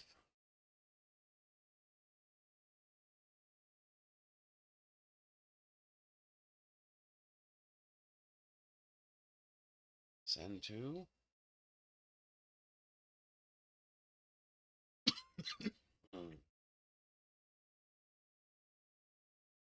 multi JPG to PDF.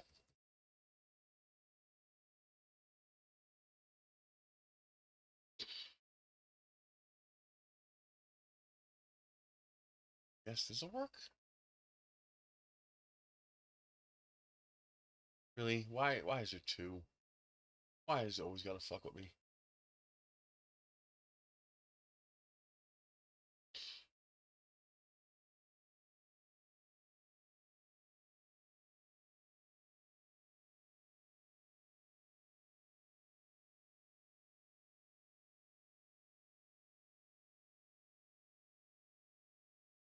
Okay. There.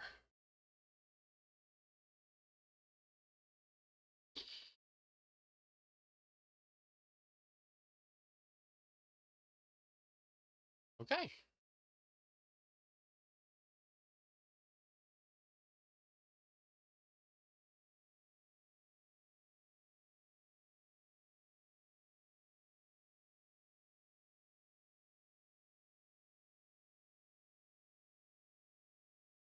Fucking spacebar. Only when I'm renaming files.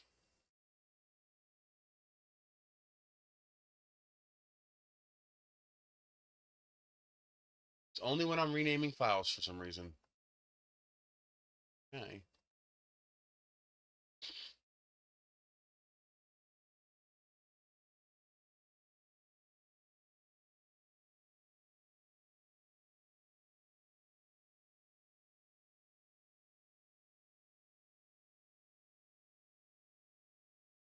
That's what I just tried to do. I tried to smack all of the keys. I figure it must be like a key combo thing. And now I can't click on anything. Fucking Microsoft Edge, go suck my dick.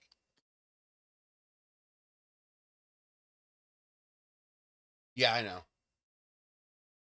Try it again. Hey, it didn't do it that time. Maybe I got the sticky key. What a fucking pain.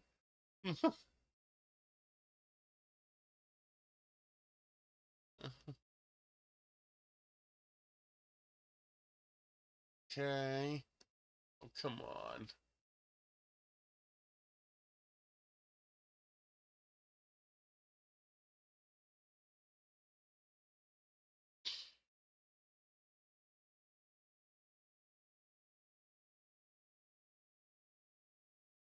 Okay.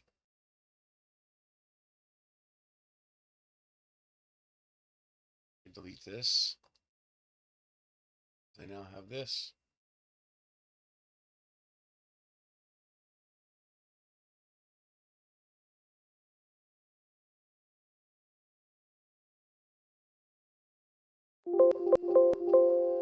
Now what? Now what are you doing? Piece of shit. It didn't type all that? Really? It's still doing it. Something to do with the downloads folder? Nope, it does it there too.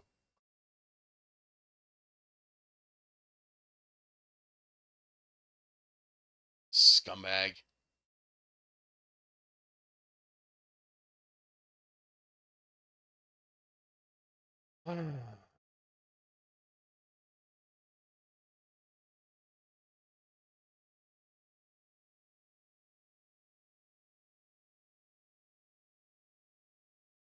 Go there. Stop it. You can all go to hell. Okay, so we don't need this.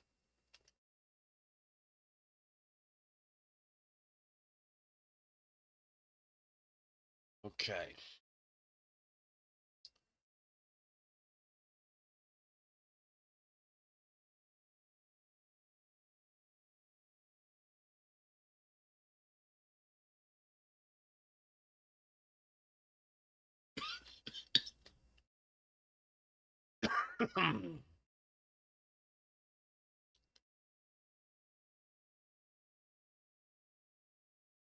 um,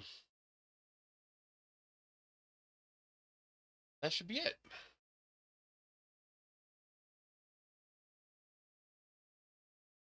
I can just put those in there. So that's everything.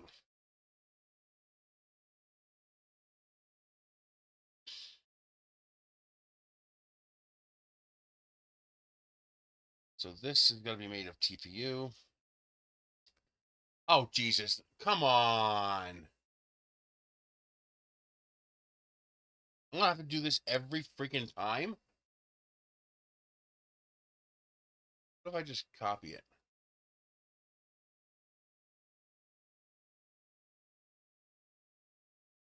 Hey, that worked.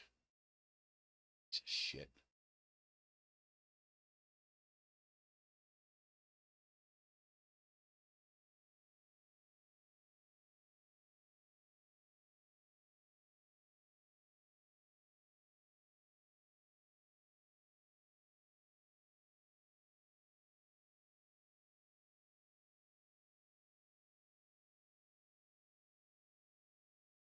Okay. Strap is TPU. The washer is TPU. Okay. This is the tail cap. This is the bumper, strap and washer, and the two clips. Okay.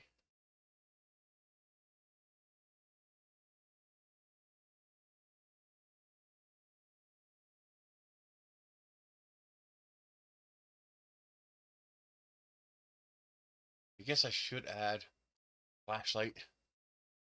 beginning of everything. Otherwise, we get confusing.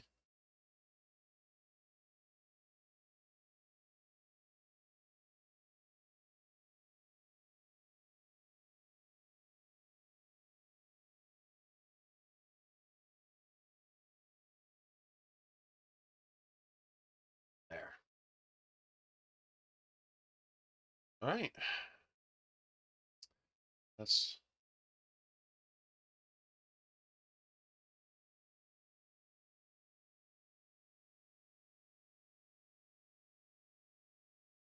take a picture.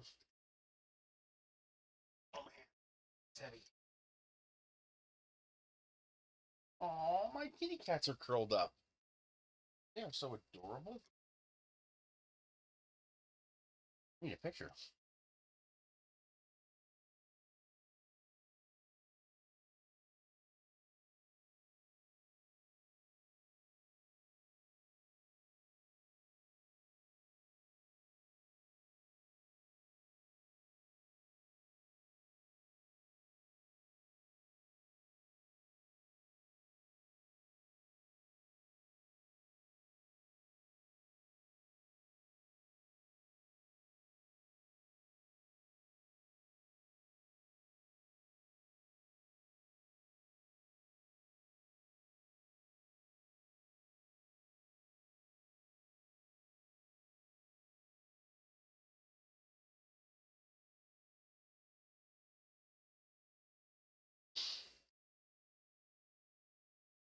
Oh, that's adorable.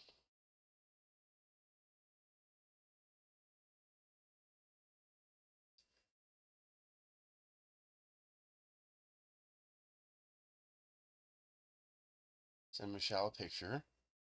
Because she will definitely want a picture.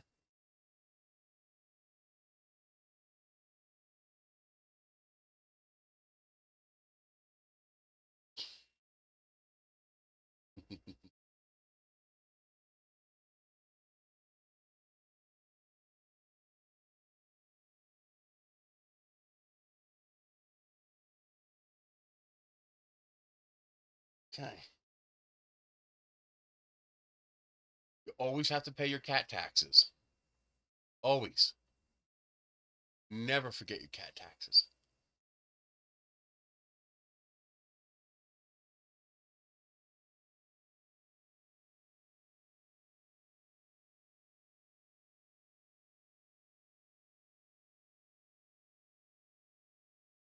I hate waiting. What the fuck are you doing? Why won't you expand that fucking menu?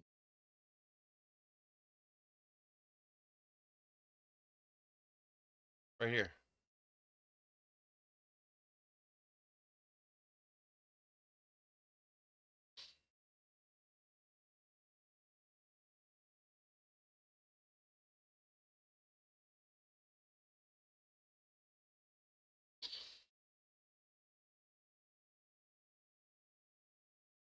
Why would you suppress it to the bottom?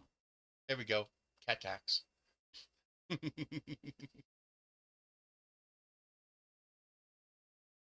Now, is it me or does Noel look like he got bigger than Ender? Ender used to be bigger.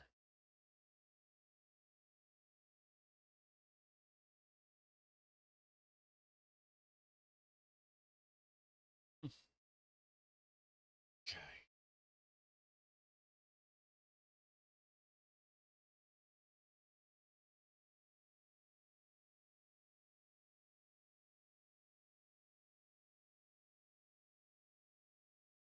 Okay.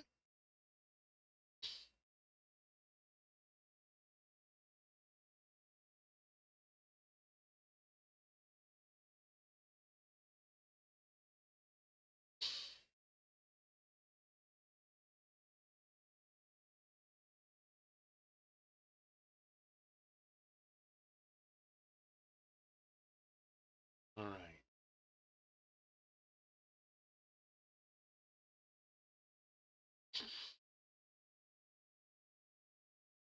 Now, can I find these things on Amazon? Okay. 6 amp 5, switch.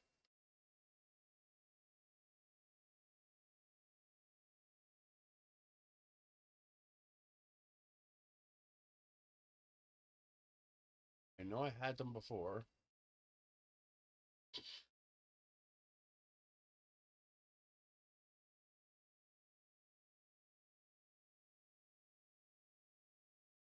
There it is.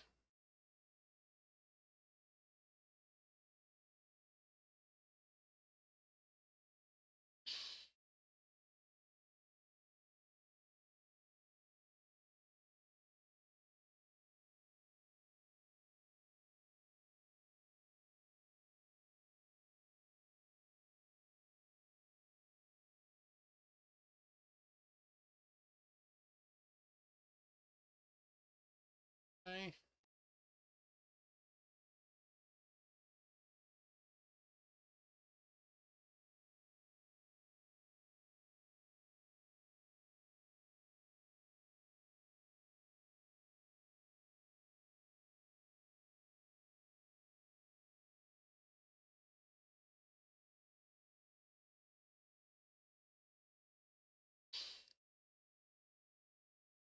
Can I even get a BMS on Amazon?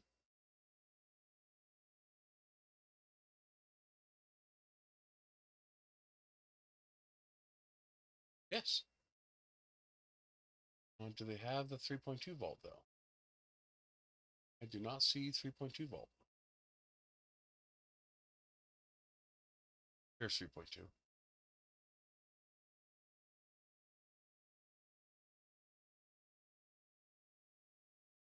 It's way too expensive.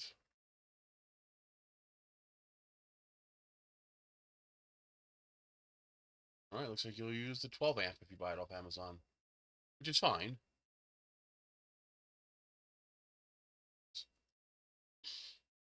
Paying the other price is insane.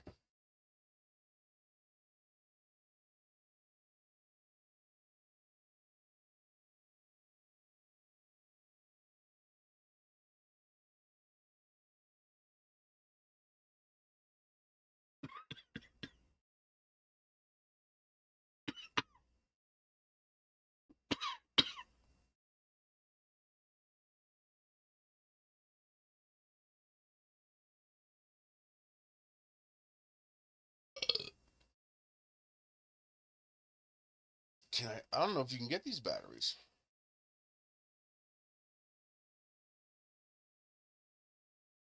Oh, you can. If you want to pay a hefty price for them. Jesus. Wow. Look at that. I get it. That's 8 of them, but still.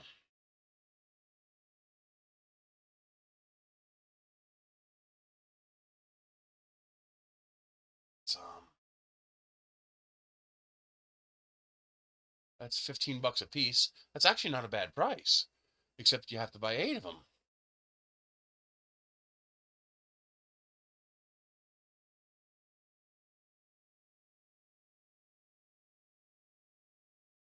So this is only really good if you want to build a bunch of them or you want to do a group purchase.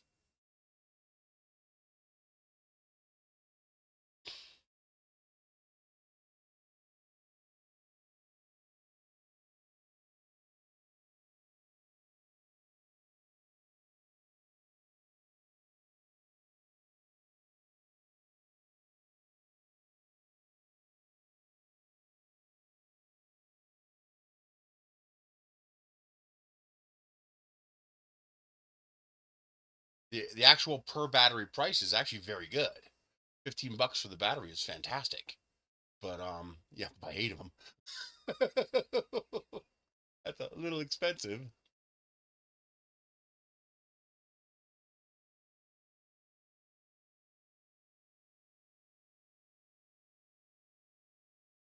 Now I know these are available. I've seen them.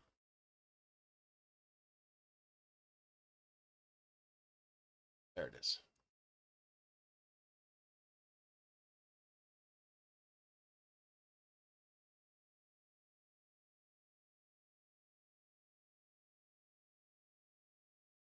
My mouse cursor is right here.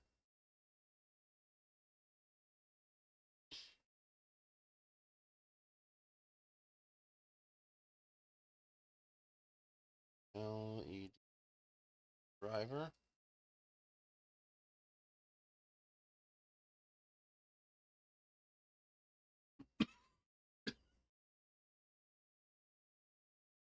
Can you even get these LED emitters?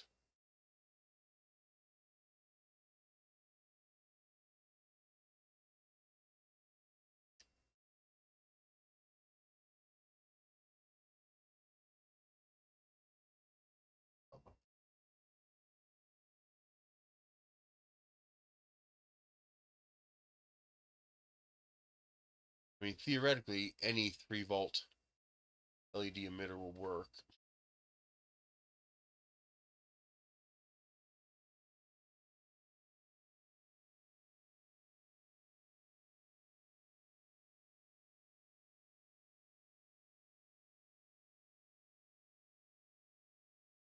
I do not see them.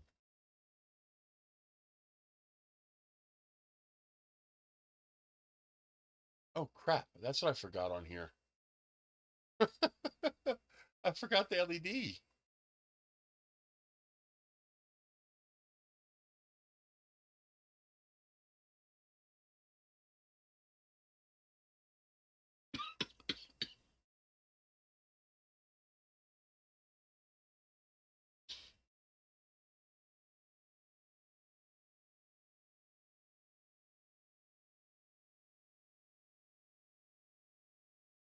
Come on. They're all over the place. Why are you giving me a hard time finding them now? You're a dickhead. That's why. I know it's under Dollar Express.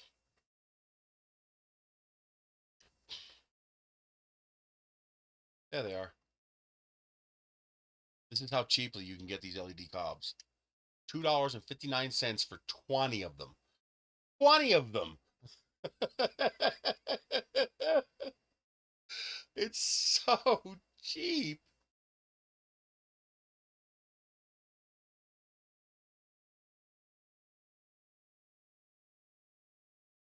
That means I have to figure out how to add that to the PDF. That's annoying.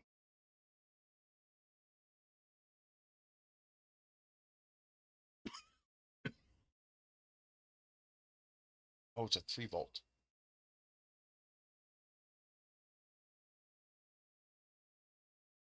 Now, does anybody know how to tell if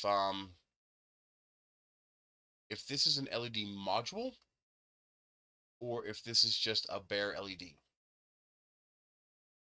Meaning, do I need a driver for this?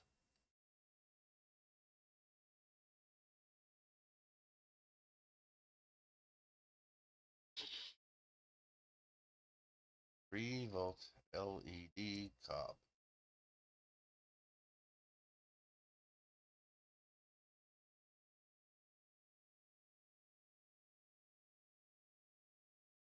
Oh, come on. These are so common. It gotta be. I don't suggest building this off of Amazon. It's too expensive. Just place the order on AliExpress.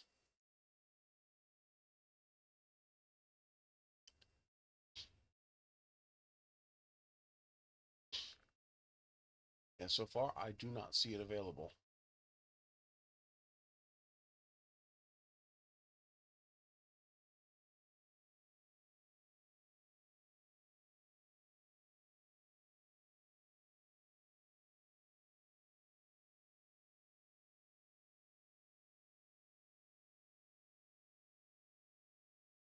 I'm really surprised they're not available.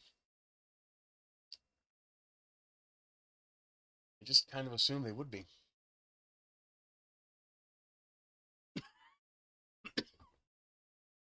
I mean, I guess you could use emitters like this if you want.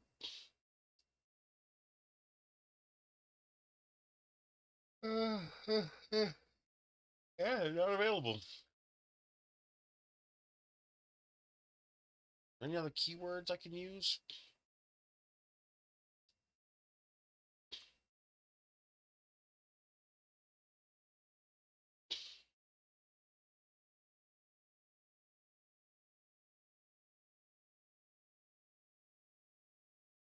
I don't see anything else I can use. Describe it.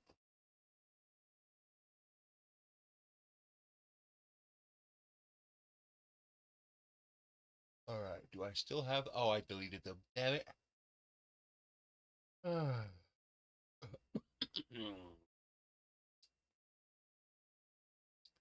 I wonder, can I merge? Yeah.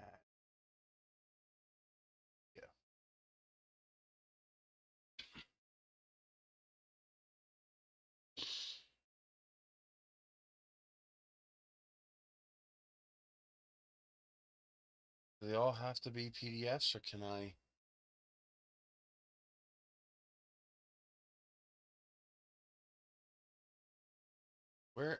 Where's the file?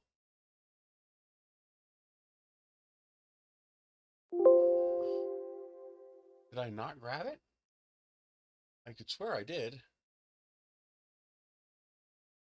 Yeah, I did this. Yeah, it's right there. Oh, because it's looking for PDF.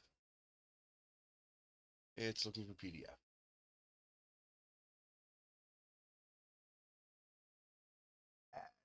JPEG.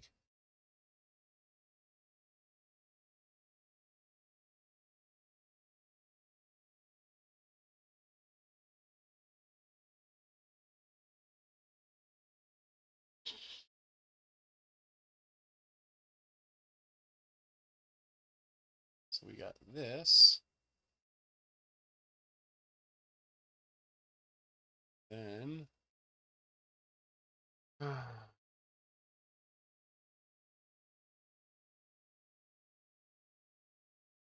why do you gotta be a nudge? That is not what I want you to do.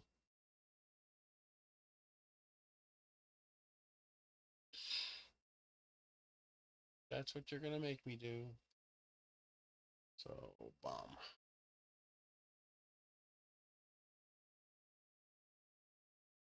House. I need this and this. Oh, you're not gonna let me multi-select. You bastard.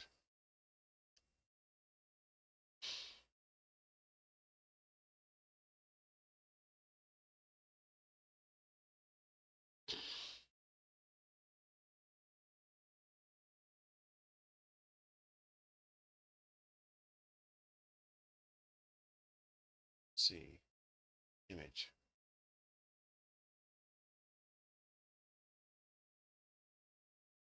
Image. Oh, plus.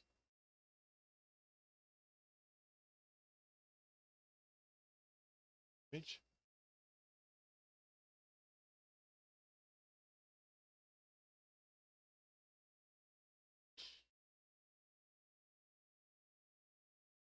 I don't want to do that.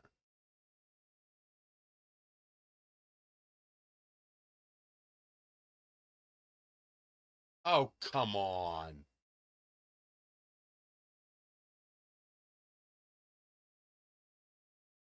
Done.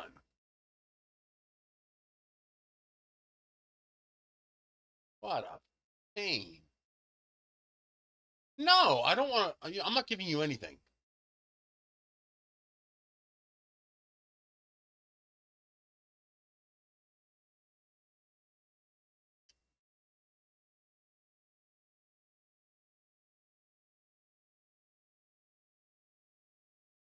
Gotta be a pain in the ass, don't you?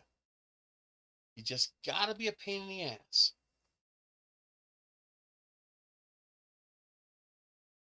Ooh.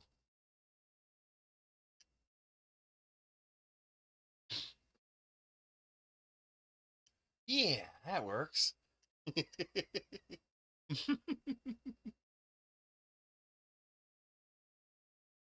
I'm not giving you all my fucking information. Piece of shit. Yeah, that's what I want.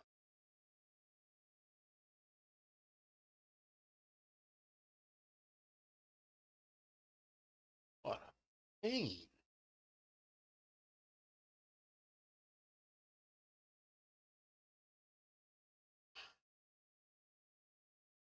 Come on.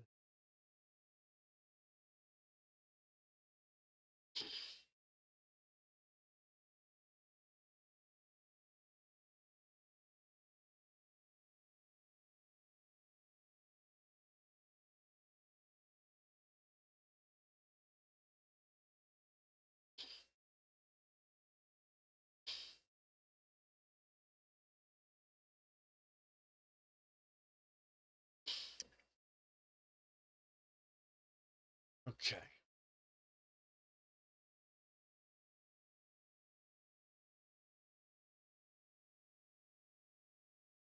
All right. What else?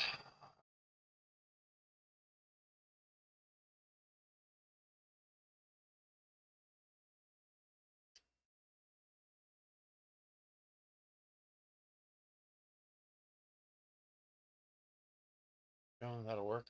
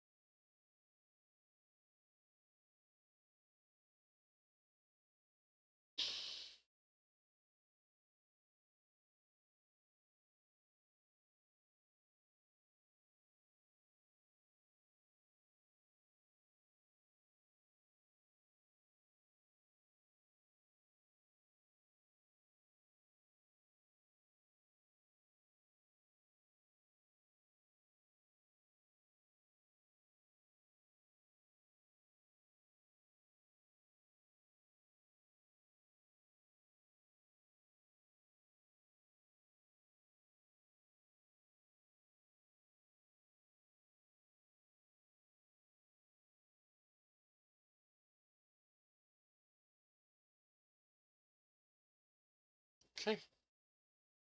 What else? EMS, got the drivers, very expensive batteries. Can't get the cobs. Got the JST pairs, got the silicon wire, got the switch. Anything else? I think that's it.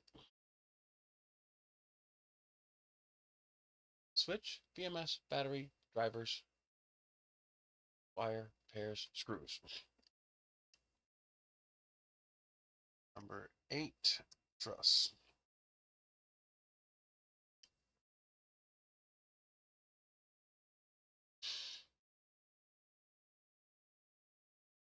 What I want is a kit. There. Perfect.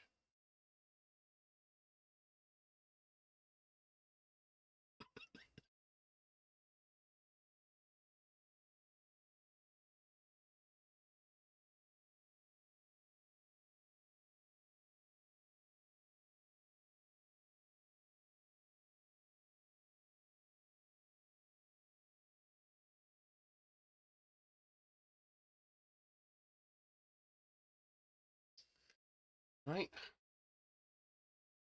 3 screws.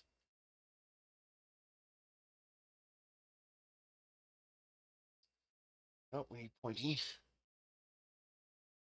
Pointy, pointy, pointy.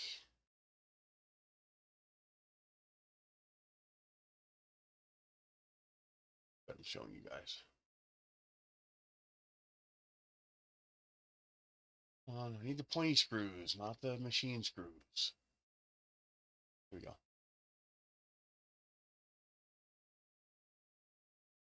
Yeah, they're a pain in the ass star drive, but that's okay. Oh, those are actually nice. Look how flat they are. Yeah, it comes with the bit, and it's only $6.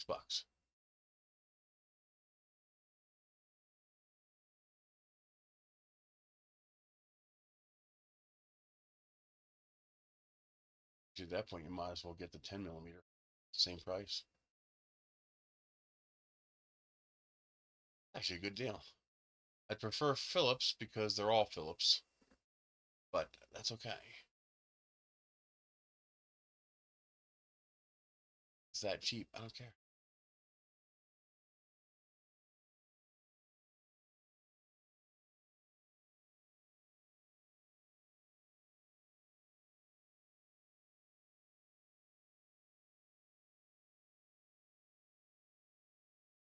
Yeah, it comes with the bits. Who cares? 3.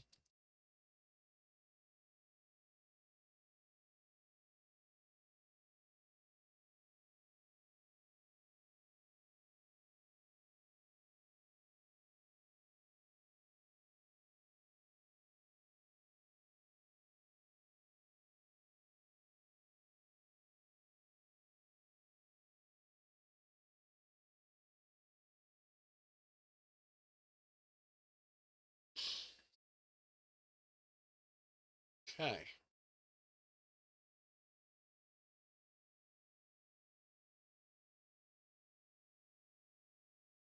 Now, let's see if I can find the same. I did find the same things in AliExpress.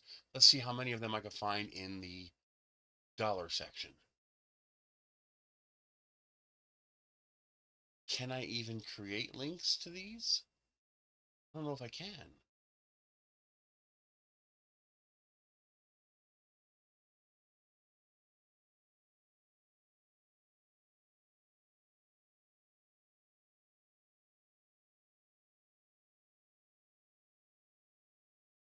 Like, I don't see a way of creating a link.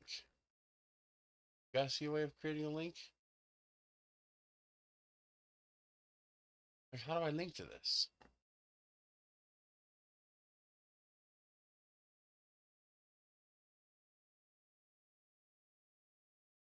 Let's just add to my pics. Once we fucking log in.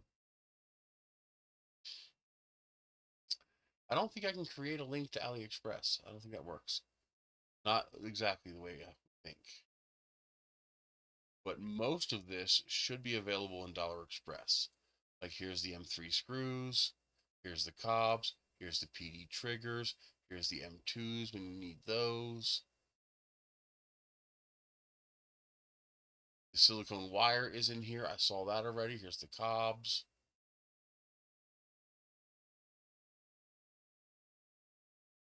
You can even get your heat shrink tubing in here.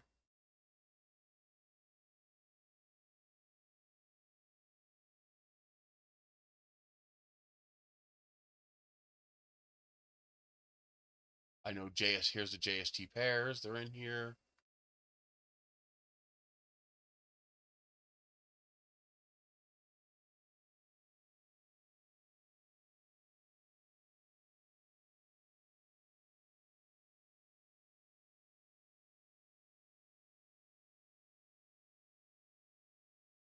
I think everything is in here except the batteries. I think here's switches. Those are the wrong kind though. But you can find, I'm pretty sure you can find the right switches in here as well. Now here's the thing. You need to use the oh, that's right, I need wing nuts. But not yet. We're not doing that version yet, but still I'm gonna add this. Screenshot.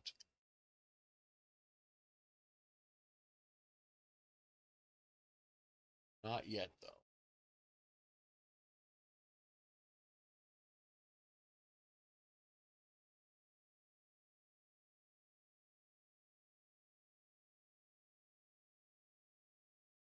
JST pairs, 20 AWG.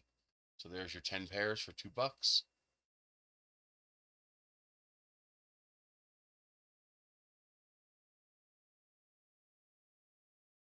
Now the advantage of Dollar Express is that you only have to order 3 items and it's free shipping.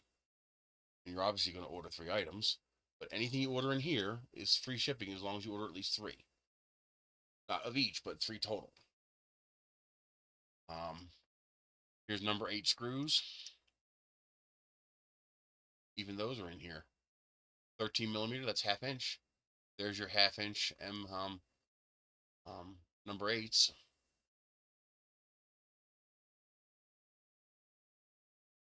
Those cobs, by the way, are for these flashlights. They make so many of these flashlights that they can sell the LED emitter cobs for next to nothing.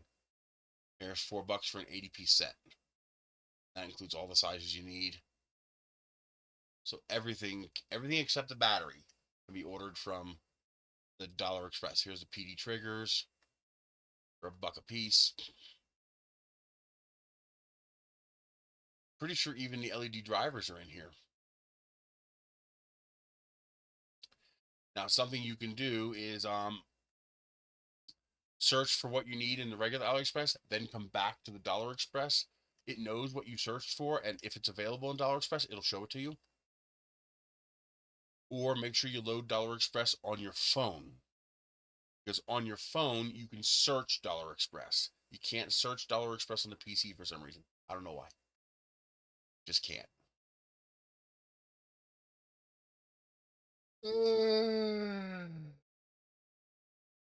Alright. Let's see.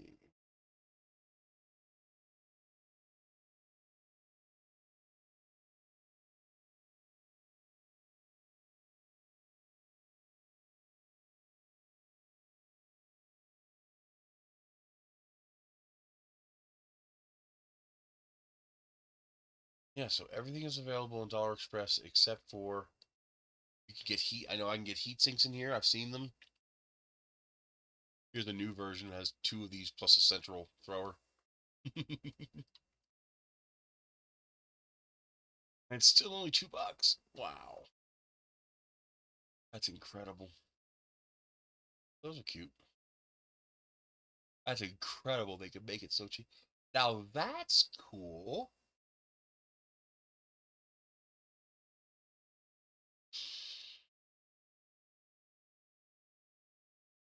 I'll save that.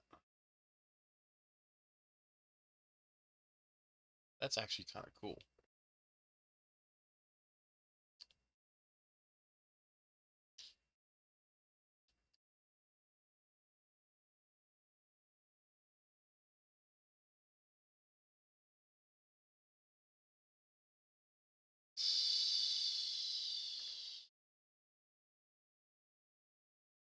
It's amazing how cheaply they can make stuff in China. It's truly amazing. Of course, I hope I don't need to tell you guys that anything that says 925 sterling silver is not 925 sterling silver. You're not getting a sterling silver pendant for $1.39, not even from China. So just be aware. Now you could also use these if you want. These are very handy. So I believe what are the thinnest ones? The white ones are the ones you want. One of these here, the white ones. Those are the super skinny ones. But you don't have to keep the entire length of this tube. Could cut them shorter or doing shorter joints, and you could do this whole thing almost solder free. No, on each of the boards, you're still going to have to solder. But that's pretty nice. Those are handy. Here's a 3-amp BMS, but it's it's 3.7 volt. You need the 3.2 volt. Do not use the wrong one. That will end poorly for you.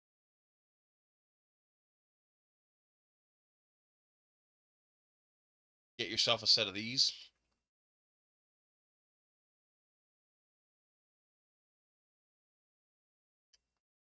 You're going to need a set of this.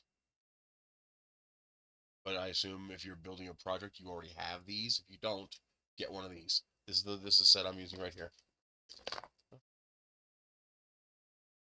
$2. Well, it's probably not $2. It is $2. So careful, not all of them come with a case. Looks like this one here for $6 comes with a case. Would get just the shrink tubing for $1.79. Twice as many for $2.59. Here's an 800-piece set in a box. So you might as well get the 800.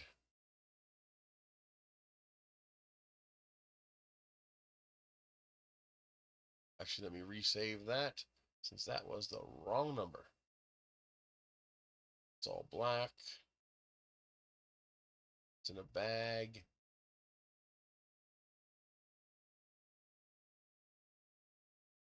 Yeah, you might as well get the right.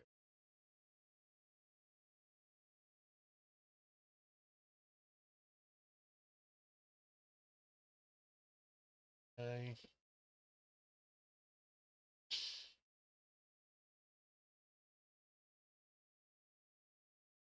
That's incredible how cheaply you can get this stuff.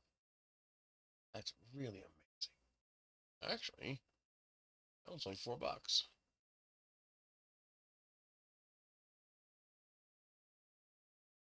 Difference is Why they're different?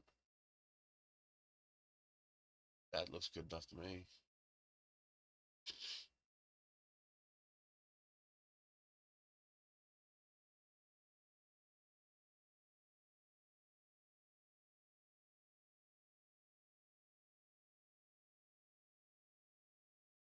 Yeah, that's in bags.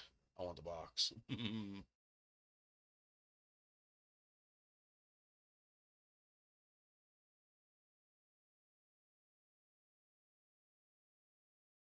Well, no, I'll list that, but I don't have to link it.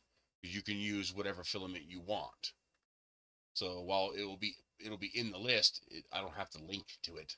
You just you pick whatever plastic you want for the body and whatever TPU you want for the ends. You just need 2 rolls of filament, one for all the non-TPU parts and one for the TPU parts. Okay, let's get this posted. Add to printables.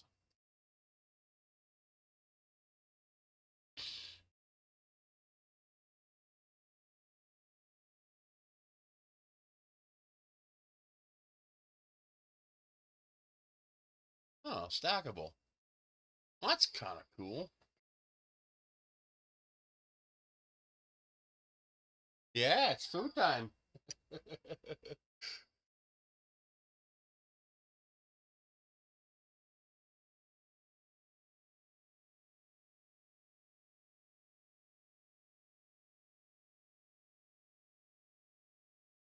Yeah, that's not working right. I gotta fix that.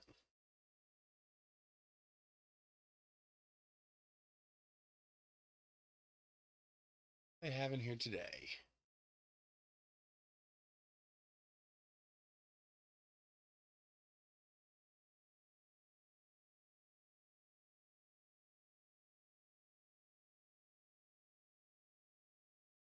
Oh god, a benchy balancing game.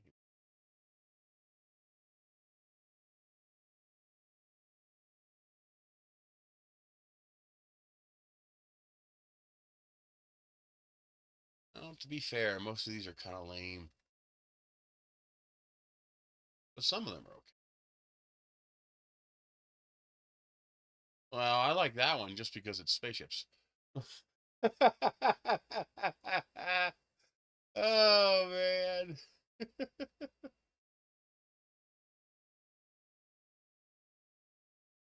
Now where's that one from the main page?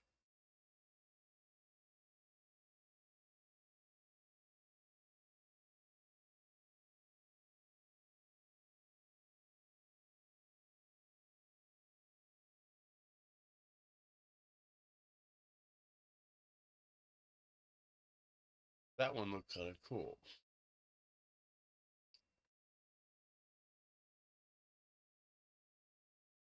Was it this one? No.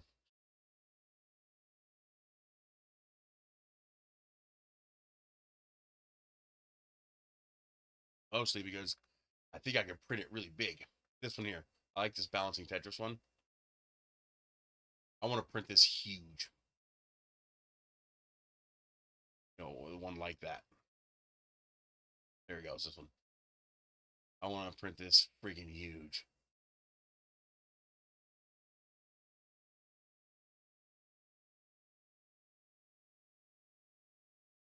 That's kind of cool. Looks like container ships.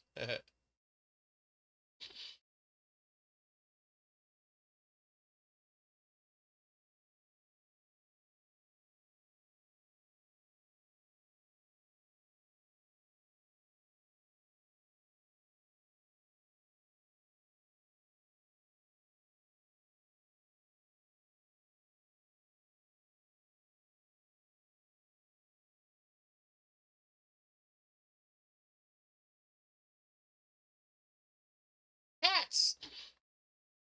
Yeah, but if it's not the right shape, they're all self-limiting in how far you can stack them before it just devolves down to a simple stack.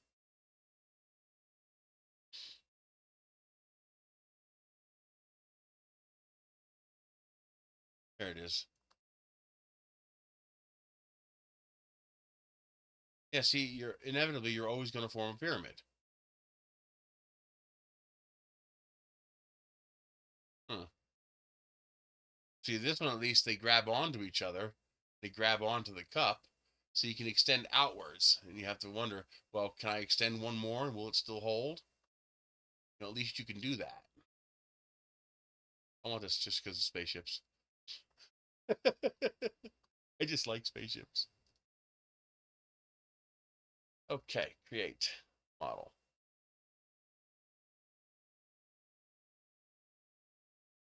Right.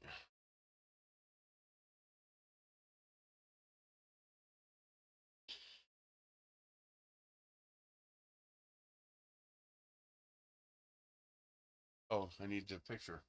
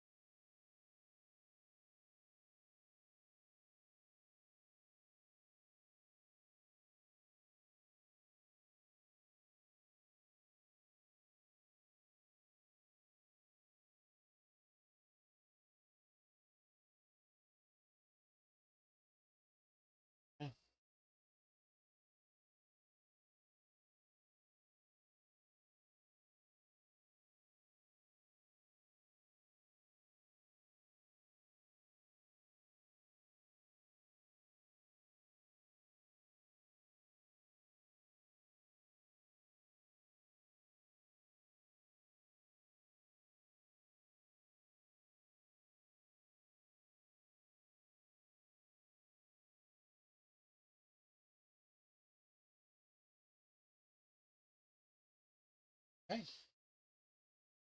I almost forgot the pictures.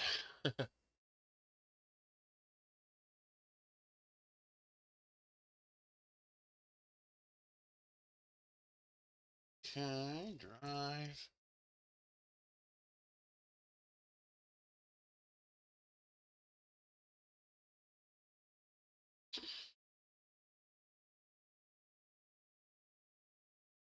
It's not finished uploading yet.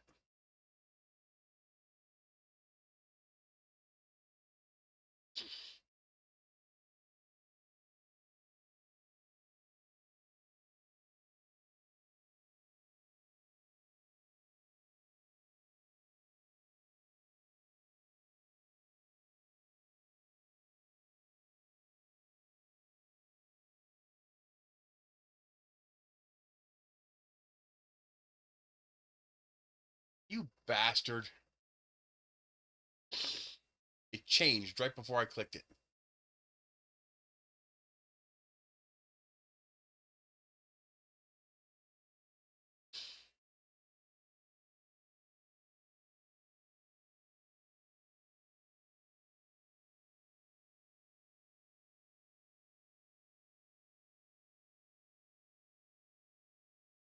Go.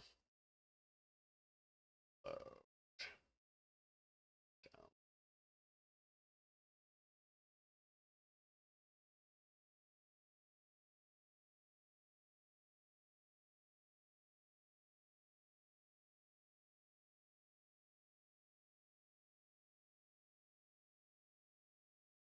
download.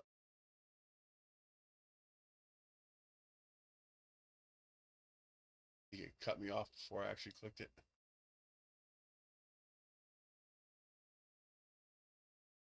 Yep. Okay.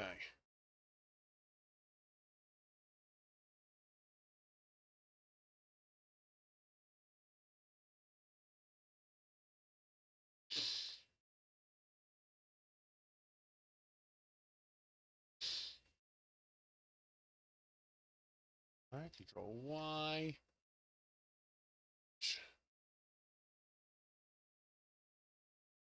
Let's do 800. Why would you do that? dumbass. That should be default.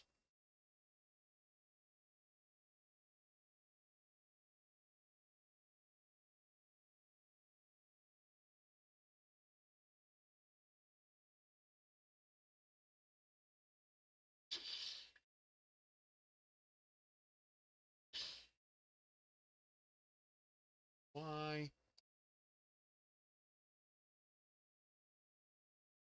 This one a little bit bigger.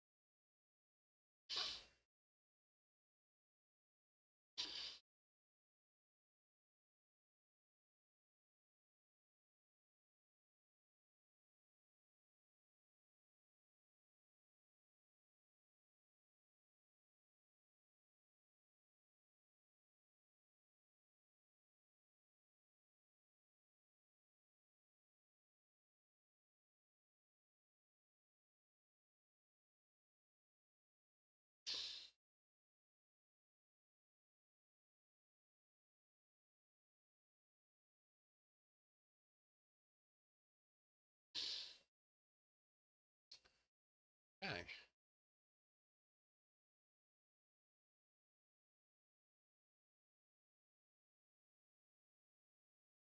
Now can I type space? Nope. Still brings up this bullshit.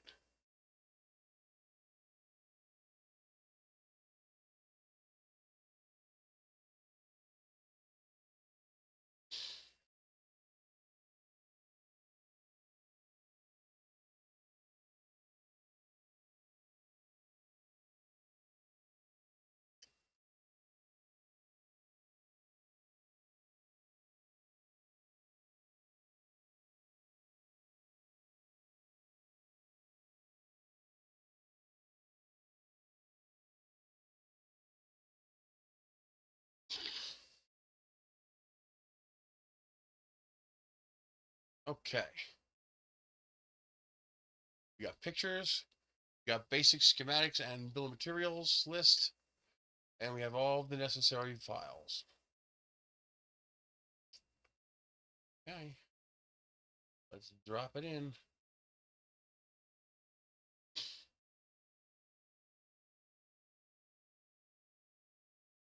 Didn't reject anything.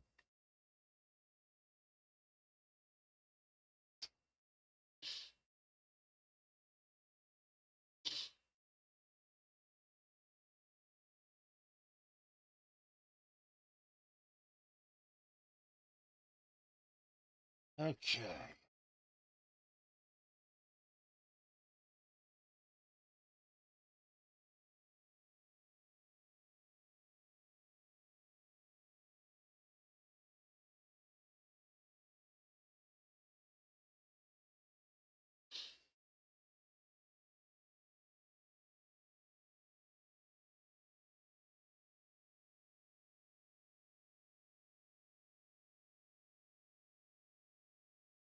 Gadgets, I guess.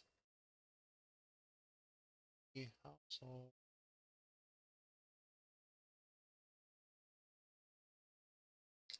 Other house equipment. Flashlight.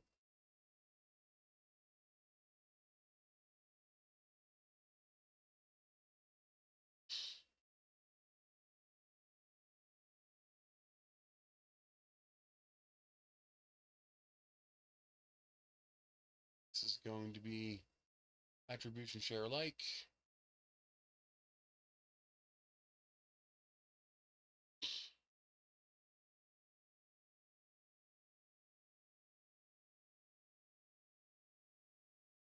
This is number one file. Why is it last? These files are backwards.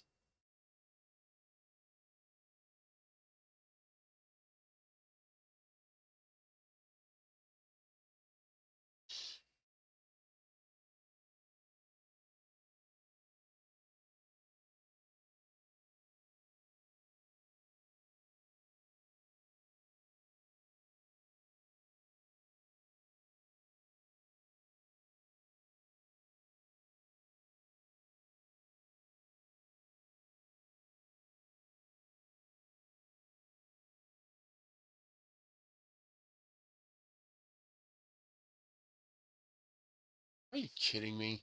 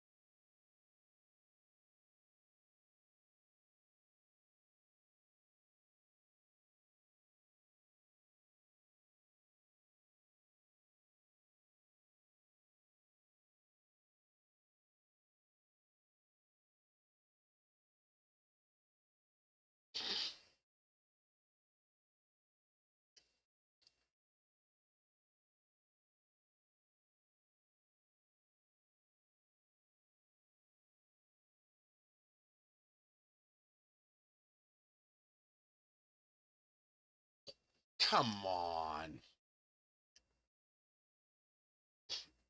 Oh yeah, K and L are next to each other.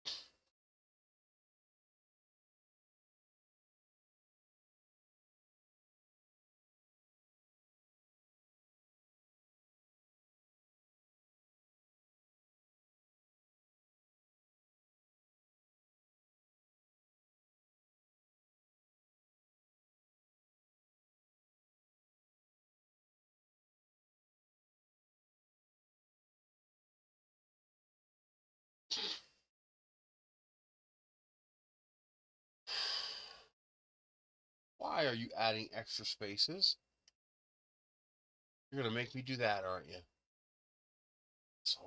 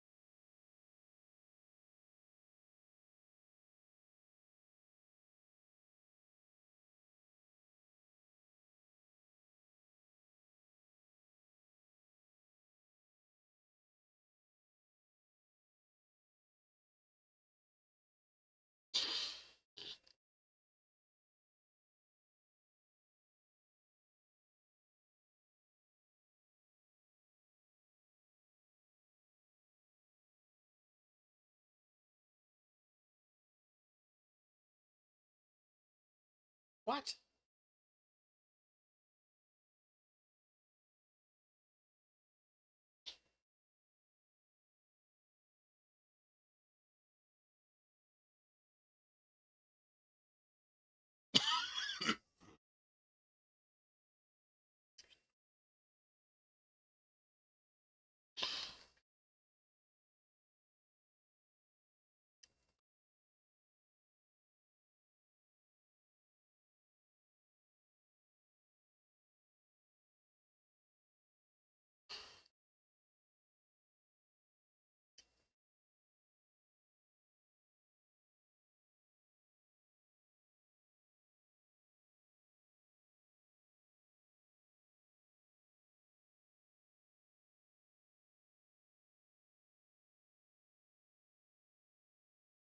What?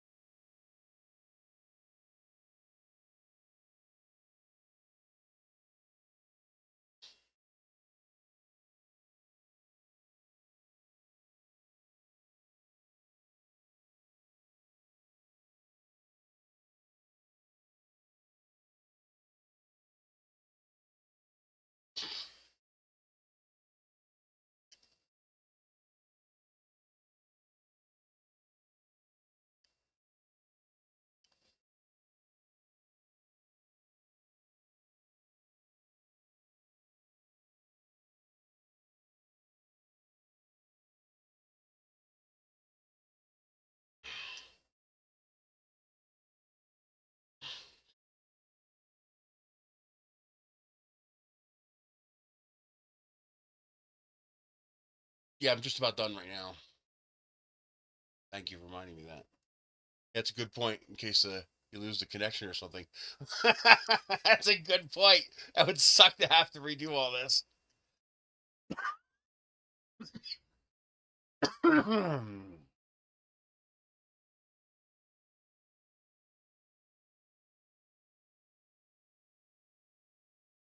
Okay. Now I got to record a short little video, make a really crude set of instructions. I'm going to use the tablet because I think this will show up better.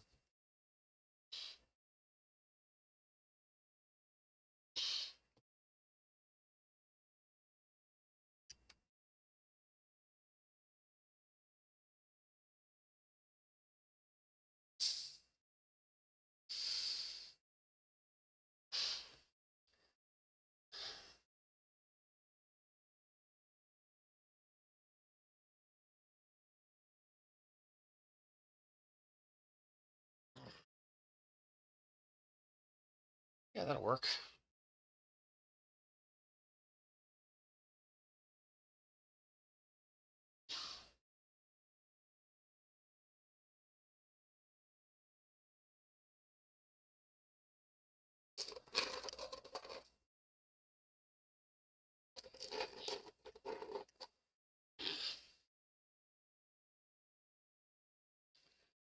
Okay.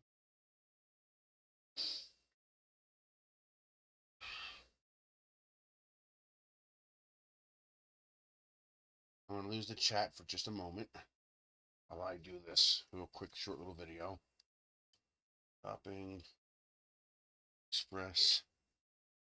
Come on.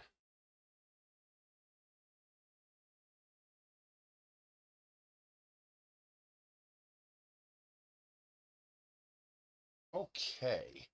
This is a short, super simple, crude instruction manual for how to build this flashlight. I'm going to make an actual instruction manual as time allows. I got CAD files to use that. Basically, the forever flashlight. This is the complete prototype, although I do have an updated version where I added connector rings for attachments, and I also thinned up the handle so it's easier to grab. Um, really? Really? Yuck. That's nasty. Of course, right in the middle of the video, right? Um, it's overbuilt and underutilized. Everything is overkill. It's a 6 amp switch. It's only switching milliamps. It's a 20 amp hour battery that'll run this thing for 50 or 60 hours. If you disconnect the end of the battery so it's completely turned off, you could put this in a go bag for 5 years, and when you pull it out and reboot it, it'll still run for hours and hours and hours. The cobs are being underutilized, the BMS is being underutilized, the LED drivers are being underutilized. It's all designed to be overkill. It's designed to be serviceable and to last forever. So a few important things. The orange parts that you see here are made of PETG. You can use PLA, like this one's ABS, this one's PLA, this one's PETG. Doesn't matter. These orange parts, that is this piece, and the clips. You can print them out of anything you want. Doesn't matter. The bumper at the top here, which you have a choice of 1 cob or 2 cobs, and the end cap here with the insert inside, must be TPU or something flexible. This is a gigantic battery inside here. It takes up the entire thing. It's like a 50 millimeter by that long battery. 20 amp hours. Huge. That's the idea. It lasts forever. If you drop this, and these caps are made out of a hard plastic, it will shatter.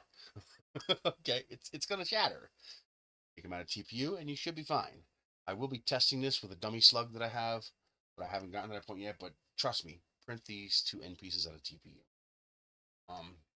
Wiring. Oh, and heat sinks for the LEDs. You know, it probably doesn't need it.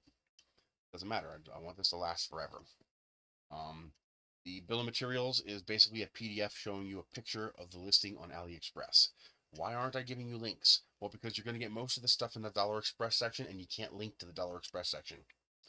And on top of that, AliExpress links don't work. They last about a week, and then that seller's gone, and then there's a new seller, and any links that I put in the listing will be gone in a couple of months. So what I'm doing is I'm giving you everything you need to find the listing. Simple thing for the obvious items like heat sinks and stuff like that. Just use your phone, take a picture of the PDF, take a picture of the actual item, and in the AliExpress app, you're going to hit the little camera icon and pick that picture. It'll do an image search and find the item for you. Then use the description in the BOM file that I give to you to verify it's the right item. It's going to be pretty obvious if it's the right item. The heat sinks are 40 millimeter by 40 millimeter by 11 millimeters. If they're slightly different, it doesn't matter as long as they're about that size.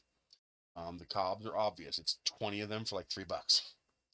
The screws are a fixed size. You can get black, you can get silver, doesn't matter. I prefer getting stainless steel. The switches are specific. It's a 6 amp slide switch G5. They have you'll see the switch that pops up, but they have different lengths for the actual slider part. What we want is the shortest one, the G5. It's only 5 millimeters, because the whole point here is the switch is recessed in here, so this switch is not going to get accidentally engaged inside your bag. You have to stick your finger in there to flip that switch. That's the whole point. Switch is a 3-position 2-mode switch. So forward is going to turn on your primary emitters, and backwards is going to turn on your secondary emitter, so you can stand this thing up on a table and light up a work area.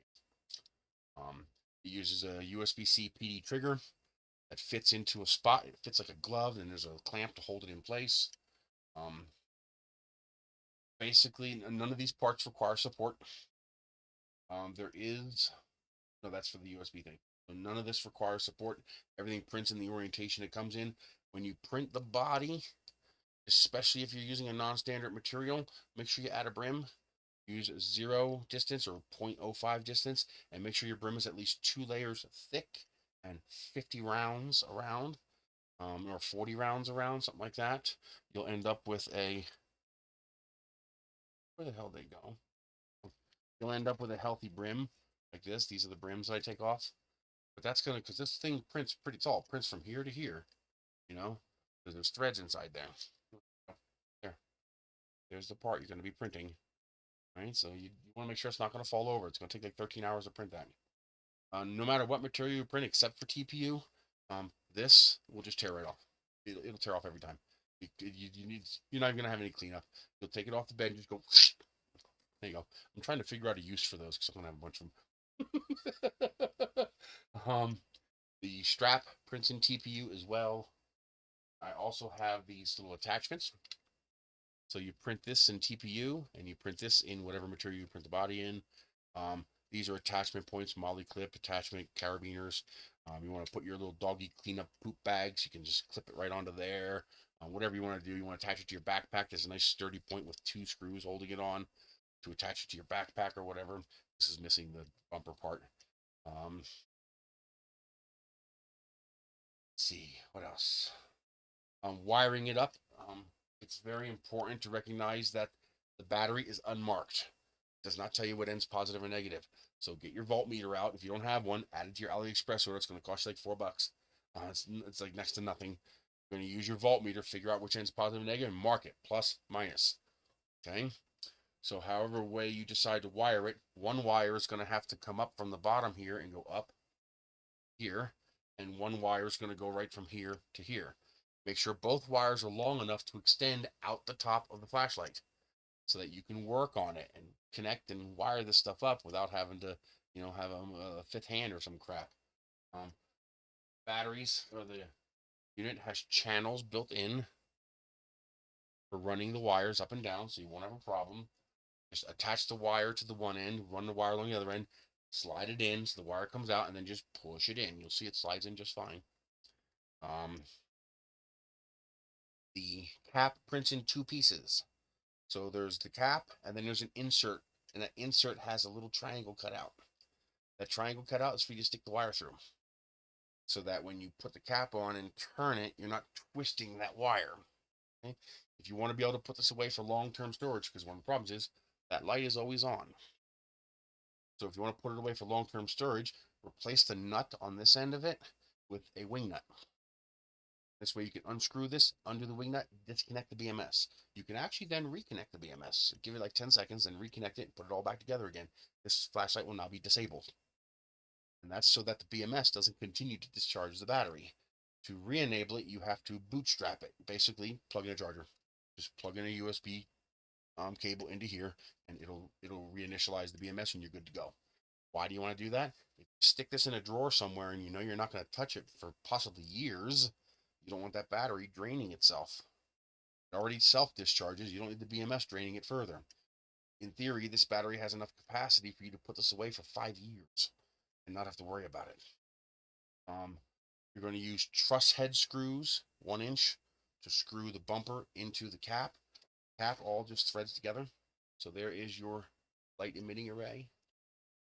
The cobs get soldered together with a wire that goes through that opening at the bottom there. Just pops through, that's all. And then it just gets sandwiched. See how it's bulging up a little bit? It's because of my sloppy solder joints. You put the 2 heat sinks in here, you line up the cobs, you tighten these down, and it squishes everything together. So it holds everything in place. There's 2 aluminum heat sinks inside here. Here's your vents to allow the aluminum heat sinks to vent. Now, when you put this together, with the top, it's not a big deal. Just make sure as you thread this, you'll feel it. Make sure the wires, see, I feel the wire right there. So come back, go back in again. There we go. You want to make sure the wires aren't getting pinched by the, there we go. You want to make sure the wires aren't getting pinched in the threads when you tighten that down. When you do the bottom, when you're not using a USB bottom, that's fine. You don't have to worry about it. But when you use the USB bottom, you got to make sure you use that insert and run the wire correctly. Otherwise, what will happen is sometimes this wire will wrap around this. It's not for the flashlight. This is for the if you add the USB part to it, which I'll show you in a minute. So use the nut unless you pay attention to what you're doing. The inside of here, there's a ring. It's built into this one, but you're going to have it as two separate pieces. I found that the two separate pieces works better. Also, inside here, before you slide the battery in, there's a printed TPU washer that goes in the shoulder on the top here. The idea is to give that battery some shock absorption. So you don't want that battery rattling around against a hard shell. So now there's a shock absorber up here, and there's a shock absorber down here, which will protect that battery. And by having the two ends made out of TPU, this will have much better shock protection in the fall. I still don't know how well it's going to hold up over time. I guess we're going to find out. Let's see, the switch. So the switch has 6 connections. I'm actually using both of them. You don't have to. You could use just one side. I'm using both just to keep everything neat and tidy. I run from the BMS output directly to the center 2 pins on the switch. Once you do that, you have to pay attention to positive and negative. So keep them red and white, or red and black. And then what I do is I make the top connection to these, the bottom connection on the switch to this one. Now the LED drivers that I connect from the bottom connection on the switch to an LED driver through JST connection to this. That hole is big enough for you to slide the JST wire through that. This is not held in, it's just pushed in there. It slides in and the wire goes through. Wire itself keeps this from coming out. It's not going anywhere. This one, I take the LED driver and I turn it all the way down. So this is running at probably like a quarter watt or less than a watt. So very, very low power. It'll probably run over 100 hours.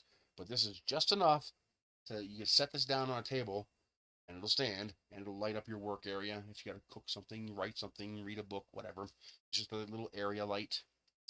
These two are running off of a single driver, which maxes at 9 watts. These are 5-watt cobs, so what that means, we're never going to put more than about 4 watts through each cob, and more likely, probably around 2.5 watts. If you want to, you can have 2 LED drivers, one for each of these, so that you can have more brightness, because there are heat sinks in here. So this should handle it. I preferred to have a little bit lower power for longer life. These are not focused. There's no lenses, so they're just basically an area light. When you turn this on, it just lights up everything. No hot spots, nice even light. It's made to be a utility light, not to shine down your driveway to see what's at the end of it. This isn't going to throw light like that. Let's see what else. Oh, something just crashed. Whatever. Anyway,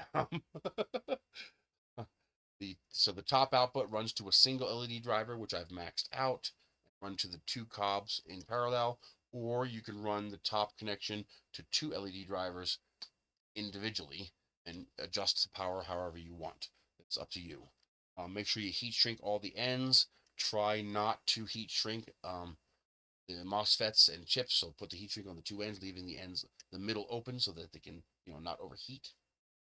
Heat shrink your connections on the switch, heat shrink everything, because you're just shoving all this in here. So you want to cover up any exposed connections so you don't have anything shorting on you. Don't put anything super heavy on the connection down here since you only have a single connection. Use the connection up here since you have 2 screws holding that in. That's why I made this one with 2 screws. So for example, if you want to have this attached to your molly or a carabiner attached to your backpack, that'll handle it. All right, this is for light duty. This is for your doggy poop bag or whatever when you're taking your dogs for a walk. So now the strap has 2 positions. So if you're right-handed, you're going to hold the flashlight probably in your left hand, which means you're going to want the strap on the left side. This. Okay. There's two connection points. If you connect the strap to the top connection point, it'll be flat.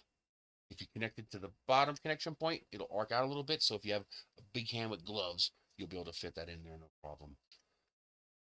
That's it. It's very simple. There's not a whole lot to it. Do not try to walk on there. My cat.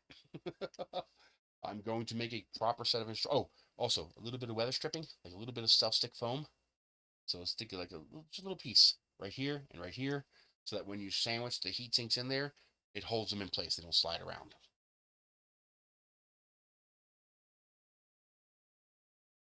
This one connection here, there's a clamp on the inside.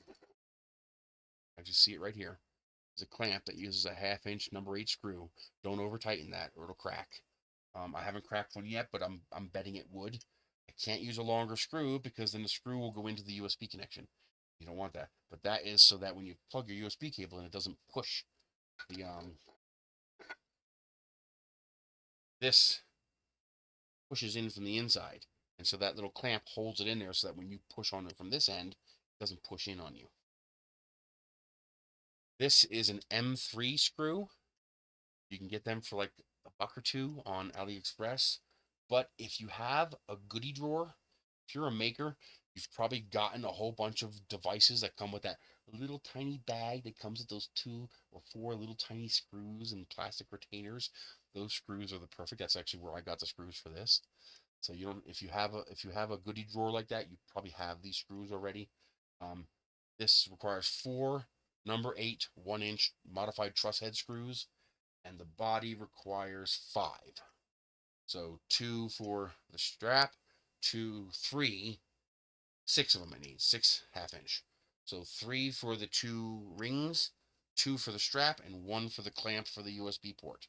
So you need 6 1/2 inch and 4 1-inch number 8 modified truss head screws. And then for this, you'll need 2 M3 by 10 screws. If you have something close in your goodie drawer, just use those, just 2 of them. That's it. Yep, that's it. Make sure you use 20 gauge wire, silicone wire for the battery to BMS connection. No plugs. Solder right from the battery to the BMS. As far as connecting to the battery, don't use pigtails. They don't work. They get squished out. Instead, the battery comes with 2 washers and 4 nuts. Strip that much off the end of the wire and wrap it around the washer, and then heat shrink to hold it in place. And there you go. There you go. You just created a ring terminal. Works perfectly. Because this PD trigger will allow up to like 5 or 6 amps at 5 volts. So for example, this was pushing 6.4 amps through that PD trigger, which is really nice. That's a 25-watt charge rate, and that battery can easily handle that. But if you put some cheap crap PVC 22 gauge wire in here, it's going to get hot. So make sure you use 20 gauge silicone wire minimum for the battery to BMS connection. For everything else, anything you want. You can use conductive spit. I mean, you're drawing a max of 4 watts. Any wire is going to work. What I tell people to use is JST plugs, which of course I can't find when I need it. Whatever. The the little red. There it is.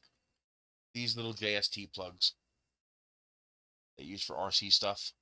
You could buy them, and you could buy pairs of them, 20 centimeter long. These are great because it makes everything modular. Everything can be plugged in and unplugged. I have little pigtails that long on the switch, so I pull the switch out. I send the wires through, plug it into the switch, and then plug the switch in and screw it down. It's so easy. It's so nice. Also, make sure you use 20 gauge wire from the PD trigger to the BMS. So battery to BMS and PD trigger to BMS all must be 20 gauge. And then what you can do is you just tap right off of the junction terminals on the PD trigger right to your switch right here. So PD trigger soldered to the BMS, screwed into the battery terminal connection, the junction terminal on the PD trigger, a second wire in that junction terminal That goes to your switch, and then you distribute power to your lights. I can't think of anything else. That should be it. Also, verify the PD trigger is correct. It should be all 3 switches down, but put a freaking meter to it, and make sure when you plug a USB cable, make sure you plug a PD cable. Okay, so like a laptop power supply, something that's capable of putting out 9 volts, 15 volts, a good proper USB-C PD cable, plug it into that, put a meter to the junction terminals, make sure it's actually putting out 5 volts, or your BMS is going to go. Because if that's set for 9 volts or 12 volts or 15 volts or 20 volts, that BMS is going to go, and it's going to smoke. You're going to go, not good. So make sure it's putting out 5 volts. That's it. I'll make a cleaner video as I make better instructions. I'll make a proper instruction manual and schematic once I figure out how to make that. But the content of this video should be enough to get you going for making this. All the rest of the parts print as you see fit. This part in particular, I used 3 walls and 5% infill, and I increased the infill to 40% at all the locations where I have screws. This way there's enough material around those screw joints that they don't break free inside. Otherwise, print as you see fit. They're not complicated, no supports required. That's it. All the parts that need to be printed in TPU at the end of the file name. Rest of the parts, print in whatever you want. You can print it in, if you want a really indestructible flashlight, print the whole thing in TPU. You could beat someone to death with it and run it over and toss it down the side of a mountain.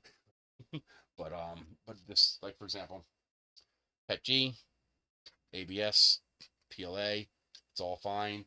The only issue with the PLA is don't put it on the dashboard in your car.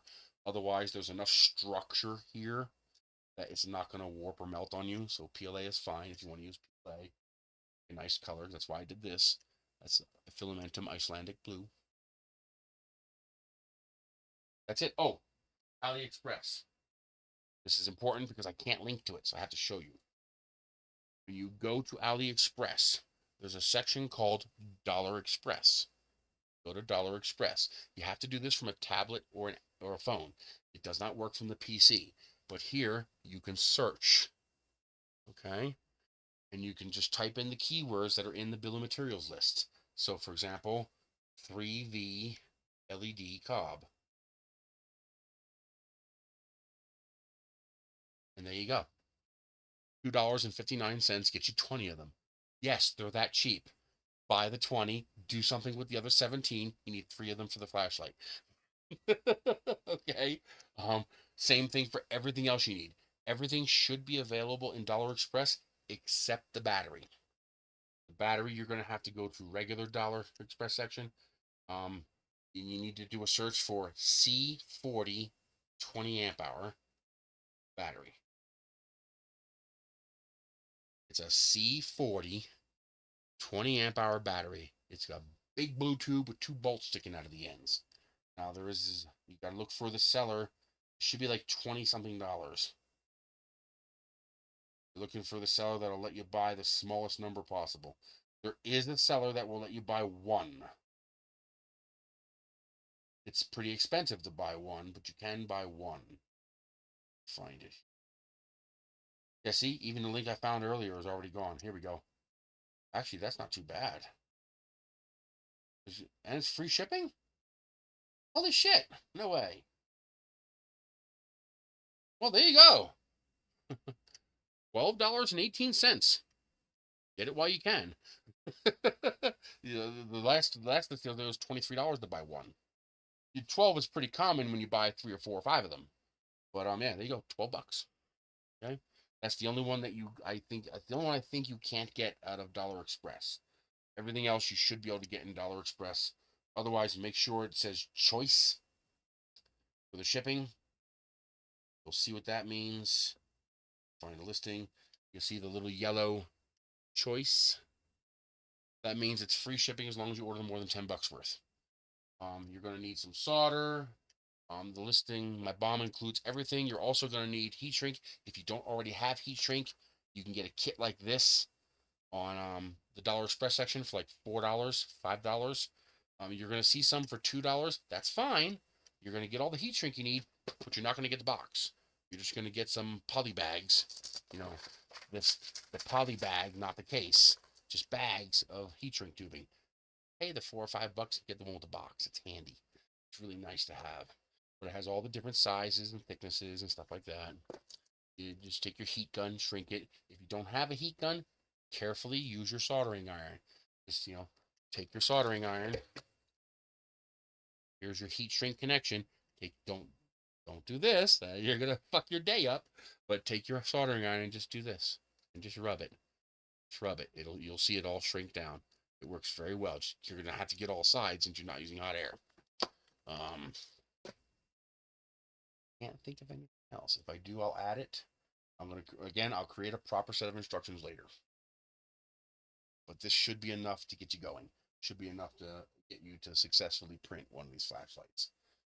Remember, this is heavy. This is not something, you just, this is not a little thrower you're going to put in your glove box. Or you can put this in your glove box. This is like that old classic, Rayovac plastic cheap flashlight that's just always dependable. That's this. It's going to produce a ton of light. It's going to have a very high utilitarian usage. Have a very long battery life. Theoretically, as long as you don't abuse too badly. If you think you're going to abuse it, print the whole thing out of TPU. Then you can do whatever the hell you want to it. You'd have to crush it with a truck to kill it at that point. Also, do not use the wrong length screws in this connection right here. This one and this one. Okay, you might be able to use 3/4 inch. I'm using 1/2 inch. But after you fully tighten this, before you install the battery, make sure the screw did not come through. Okay, stick your finger in there. Make sure you don't feel the point of that screw. Because if you use a long screw here and you punch through that battery, you're going to have a bad day. Okay, so don't do that. That's it. Okay. That's an instructional video. Let me get that uploaded as an unlisted video that I can then link. It's going to make my internet get pissy.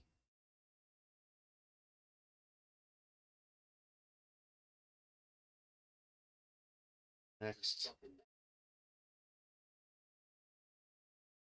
we're going to make this unlisted so anybody can view it, but it's not going to be part of my regular thing. Crude instructions for how to build a flashlight. I said the, not a. Okay, unlisted. No, it's not made for kids.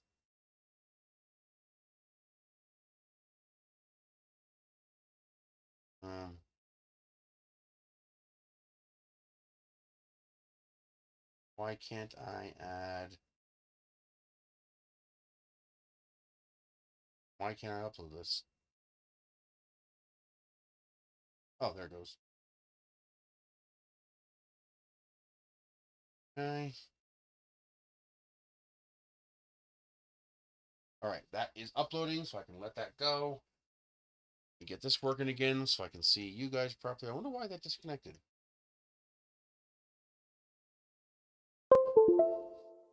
For some reason, Space Desk disconnected. Okay. We get this back over here. All right. Now I can see you guys again. Yeah, I needed to record I don't have instructions made up for this yet. So I just made a basic instructional video.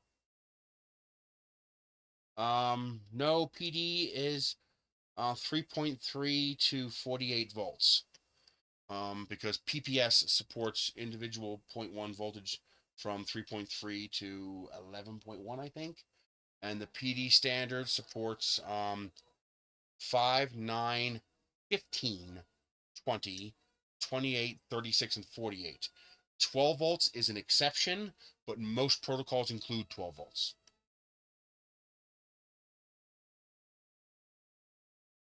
It was stupid not to include 12 volts because it's such a common standard. But technically, it's 5, 9, 15, and 20 for the base standard. And then the extended high power standard includes, I believe, it's 24, 36, and 48. And isn't there 54 volts as well? Well, 15 is the standard. 12 is an exception. It's allowed, but it's an exception. Just like 10 volts is also sometimes there. Yeah, I thought there was a 54 volt. I believe 10 volts is sometimes also included too, but again, that's not part of the spec. It's allowed, but it's not part of the standard spec. Standard spec is 591520.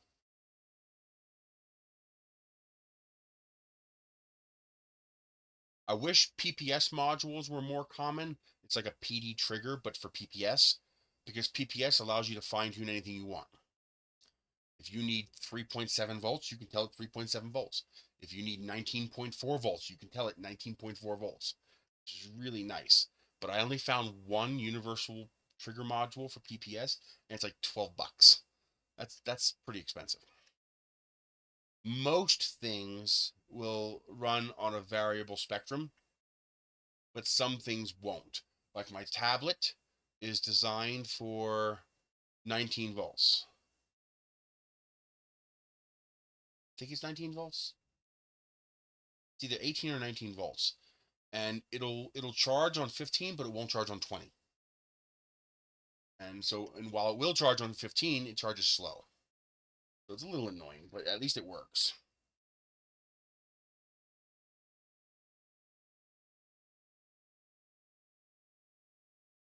The problem is sometimes it's freaking unreliable. Like especially this tablet right here. This tablet's capable of charging at 60 watts, but I can't make it do it. Every now and then I can get it to charge at 20, but most of the time it fights with the charger. You'll see it go PD, and then the watts will start to go up, and then it turns off, resets, and starts again at 5. And then it resets to PD, and the watts start going up, and then it turns off, resets, and it's like it's fighting with the power supply, and it can't settle on a standard. The problem is the tablet. It's a poor implementation of PD in the tablet. And of course, I got rid of the original power supply that came with it because it was a fucking European power supply. But it's really annoying. My phone is a little more reliable. It'll typically charge at 12 to 20 watts. Not a problem. It also might be that I'm using these laptop power. Oop, that was weird.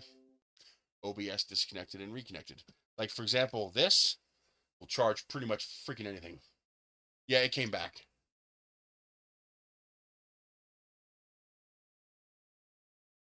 Yeah, it's back. Oh wow, I'm dropping lots of bits. That's because I'm uploading, I bet. I need to upload it though. The next 20 minutes, it might be a little dicey.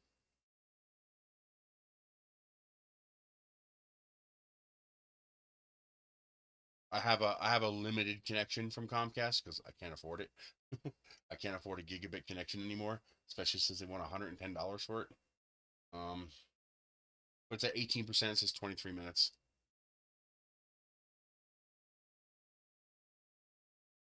Yeah. So that's my upload bandwidth limit. I'm reaching my limit. Although it's dropping, it's not dropping frames anymore.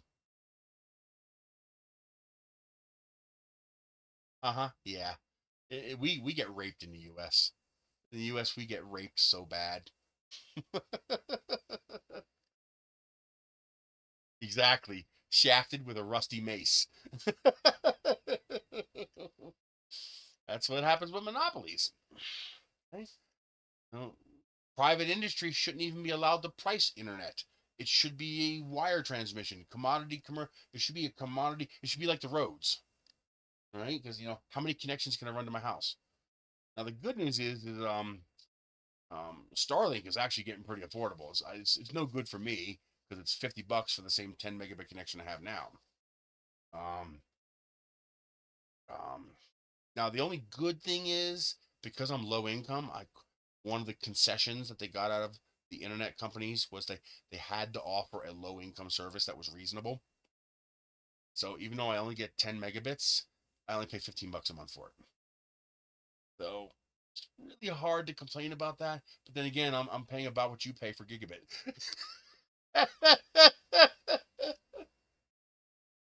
Now the one place where we do still have a good deal for now because all the cell phone companies are merging. I see a future where cell phones are going to get more expensive pretty soon. But cell phones, there's still a ton of competition. So, for example, I pay $7 a month to Helium, and I get 3 GB plus unlimited talk and text for my cell phone. And then I pay $15 a month to T-Mobile for 2 SIM cards, one for my hotspot and one for my tablet. That gives me 30 GB a month, high speed, unlimited. Which also happens to come with unlimited texting too, which is nice. Meshtastic is pretty cool. I haven't messed with it yet, but I want to. I just don't have any money. I can't afford to buy even base hardware. But I would like to play with Meshtastic, especially setting up a solar node. And if I can get my neighbors to do it too, we can create a mesh network through the whole town. That'd be pretty cool. And also a Manet, to set up a Manet network for, independent datacoms. That's pretty cool too. There's a guy on YouTube who's doing all kinds of, how can we use consumer level equipment to create an equivalent? And it's pretty damn cool stuff. It's back like in my ham radio days where we just do neat stuff,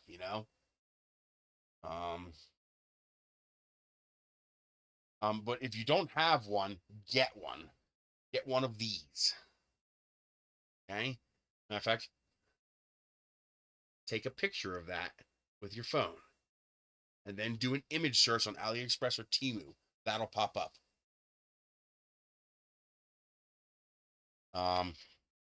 The only thing that pisses me off about Meshtastic in the UK is that it uses a different frequency band. It's like, couldn't we have one frequency band worldwide? Like, come on. Like, it's gotta be doable. But this thing is amazing. It's bi-directional, 140 watt, supports all the protocols, shows you immediately on the screen, watts, amps, and volts. This thing is amazing. I love this thing. It's so awesome. Yeah, see, we're 900 megahertz here, I think. But this thing is badass. Oh, God, I love this thing.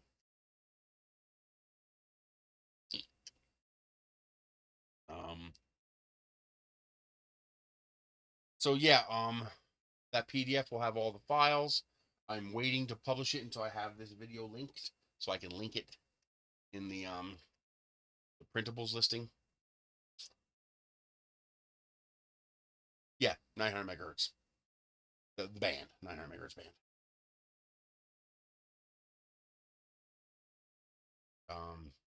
No, I'm talking about the general band. I know it's specifically 915, but they're the 400 megahertz band. We're the 900 megahertz band. Point is, they're not compatible.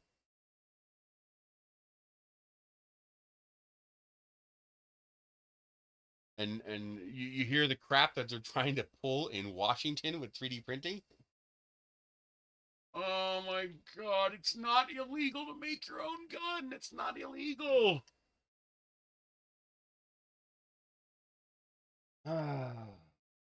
But the law they're trying to pass is so onerous that it can make all kinds of stuff illegal simply by existing. And then, of course, the e-bike laws they're trying to pass. Our government has an unhealthy, disgusting sexual fetish with restricting our ability to move without asking their permission. I mean, I don't want to go political, but driving is in the United States. In the UK, it's completely different. In the United States, driving is a right, not a privilege. I will die on that sword. I will die on that hill. Driving is a right. The 9th and 10th Amendment are very clear. Unless the government has an enumerated power to regulate something and restrict it, that is a right that belongs to the states. And if the states do not have an enumerated right to it, then it's a right of the people by default. The Constitution does not have to list your rights for you to have them. It doesn't grant you rights. It protects them. It doesn't grant them. Well, on top of that, we're too big. you gotta remember, you need to, okay, you cannot compare Germany and the United States, the UK and the United States, France and the United States. The UK is not a country, it's a state. France is not a country, it's a state. Germany is not a country, it's a state. Yes, yes, yes, yes, we know they're countries. But in the context of comparing your countries to the United States, you need to think of European countries like states. And you need to think of the European Union as the political entity that you would compare geographically to the United States. The US is fucking huge.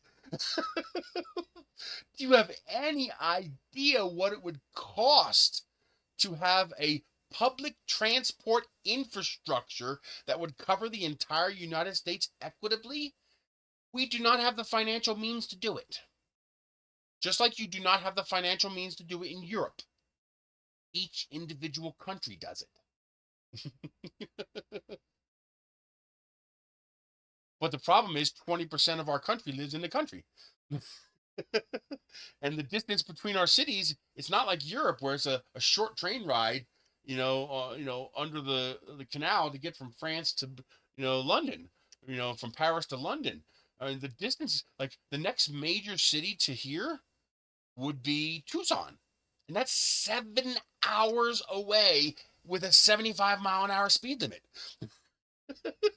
It's the next one would be probably Oklahoma City. Well, Denver, which is actually a small city, but Denver's a major city. That's about 5 hours away. Oklahoma City, 13 hours away. Now, if you live on the East Coast, well, yeah, everything's a lot more compact there, the Northeast. And there's a lot more public transport there.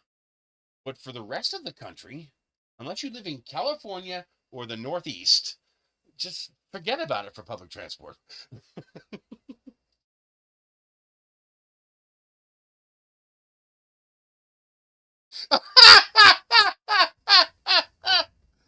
He's delusional. He's senile. There's something wrong with him. He had a stroke. There's no question now. He had a stroke, and there's something very wrong with him. He's not running on all 8 batteries. If he ever was. um, we're uploading the flashlight, DeWitt. This is something you might want to do. I got the updated design. I slimmed down the handle. It's all finished now.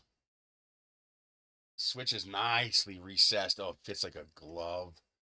We have connection points for, Molly, D-rings, carabiners. Hook your dog, poop bags down there. The handle's nice and grippable now. I made one of them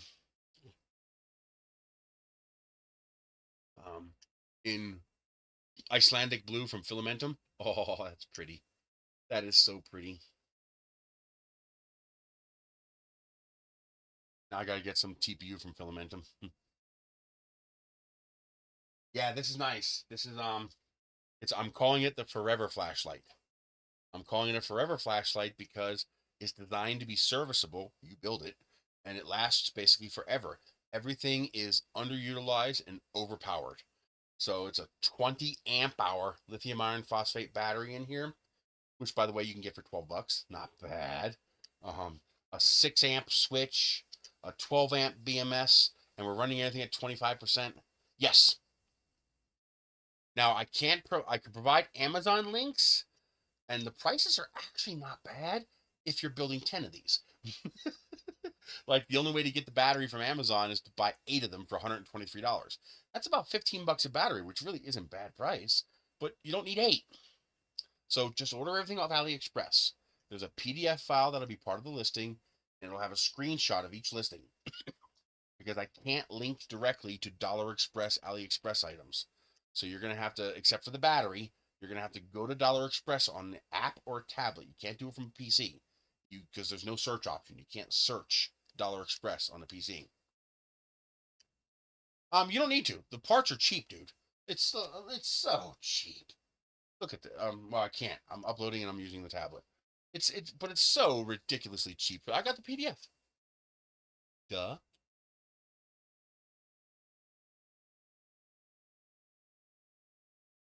Let's look at the PDF together. So, like, here's the LED cobs. There's nothing to negotiate, dude. You're getting 20 of them for $2.59. You need 3 for the flashlight. You'll have 17 to play around with for other projects. These things are amazing. They're so freaking cheap. It's ridiculous. Here you go. Here's you're gonna probably end up buying 10 or 20 of them if you like flashlights. But here's a 3-volt LED driver. For you get 5 of them for $2.40. The battery, this one was $23, but we found another listing for $12.18. Yeah, but these are so cheap, even at triple the price, who gives a shit? Just buy the bulk so you get the per item discount so that you have more for other projects so you don't have to order them again. Like these batteries, I'd order a couple of these because they're just very nice, handy batteries. They're just very powerful. Like this BMS here, 10 of them. One of them is $1.25. I think it's like $3 for 10 of them. It's stupidly cheap. Just make sure you get the 3.2 volt, the blue ones, not the green ones. And well, in this listing it's blue, but it needs to be the 3.2 volt for lithium iron phosphate. Do not get the lithium ion one. Here's the switches. Here's what is this? 10 of them for $3.82. It's so cheap. You should get the G5 one, the one with the shortest stem. Okay. PD triggers. They're $1 a piece. There's plenty of listings for 99¢. Heat sinks. There's 2 of them for $3. If you go on Amazon, you can get 20 of them for 14. Silicone wire. Make sure you get 20 gauge silicone wire. That's what you need for the battery to PD trigger connection and the battery to BMS connection, because the PD trigger will permit up to 5 volts, 5 or 6 amps, which is enough to overheat 22 gauge, but 20 gauge silicone will handle it just fine. For everything else, just use the cheap wire, whatever you have, because we're talking milliamps. It's only when you're charging it that you could be drawing a lot of power. 20 pairs of JST plugs, 22 gauge is fine, $2. You get the 20 centimeter ones, not the 10 centimeter ones. I think it's the same price. Maybe it's $1 more, but the more wire you have, the better. You get one of these little kits here. Modified number 8 modified truss head screw. Get this little kit for $4 and it includes all the sizes you need. You're gonna need 6 1/2-inch and 4 1-inch. This you need some M3 screws, so it's $1.39 for some M3 8mm or 10mm.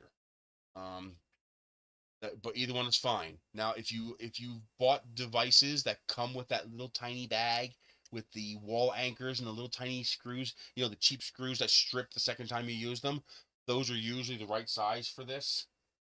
It's just a 3mm screw. And so you probably already have these screws, so you might not need to order the M3s.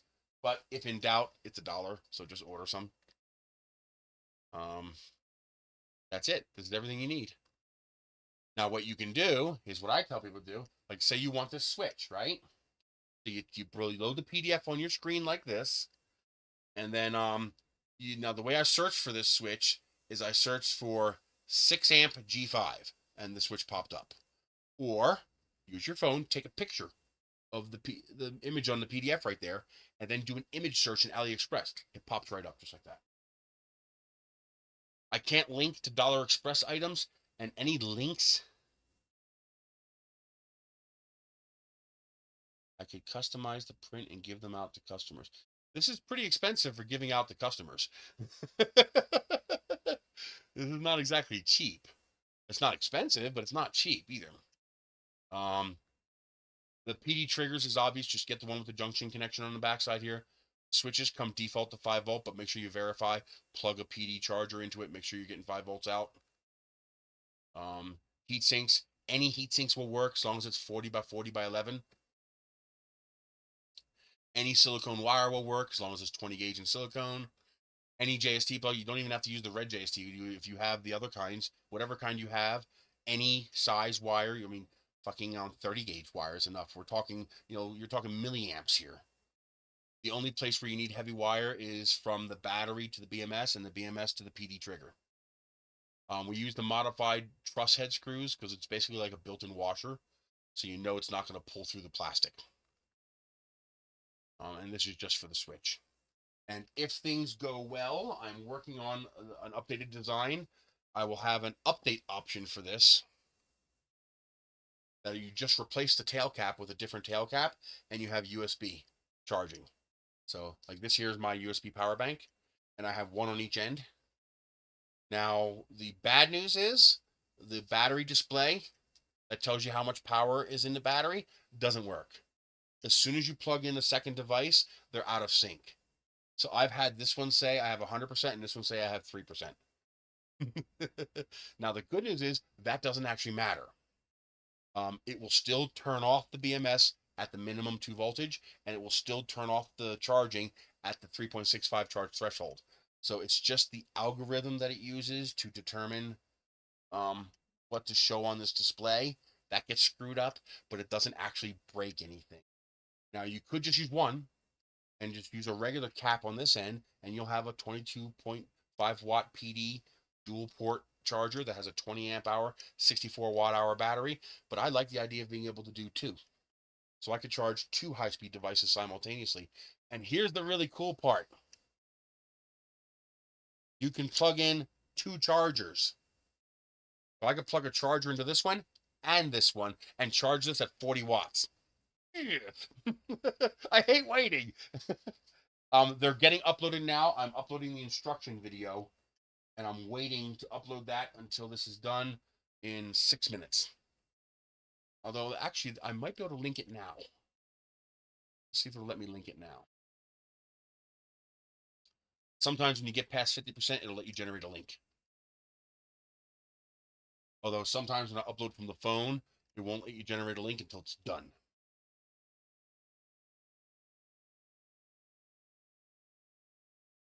Let's see. Here.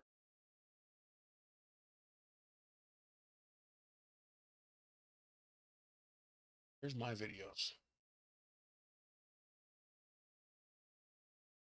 Wow, why can't I scroll? Here we go.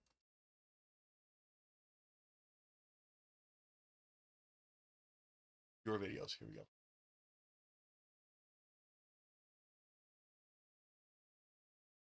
Hang on if I can get a link. Because I haven't made instructions yet. Instructions are going to take a little time.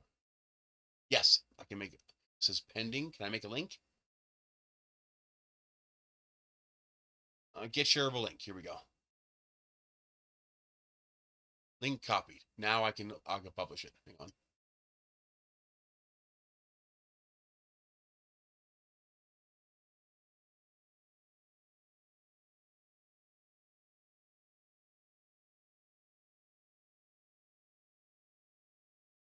Why did you do that? Oh. I really didn't want you to insert the thing, but okay. I would rather you just link it. But okay, that works. Publish. There. Done.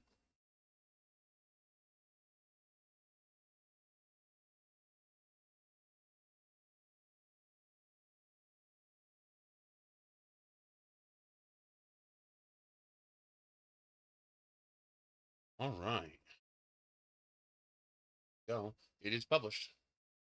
So again, the trickiest print is the body, which shouldn't be tricky for you. You can print it out of anything you want. The orange one is PET G, the purple one is ABS, and the light blue one is PLA. Print it out of whatever the hell you want. It's got enough structure that heat's not an issue unless you leave it in an oven or leave it on top of the dash. This prints is one piece, no support, standing up like this.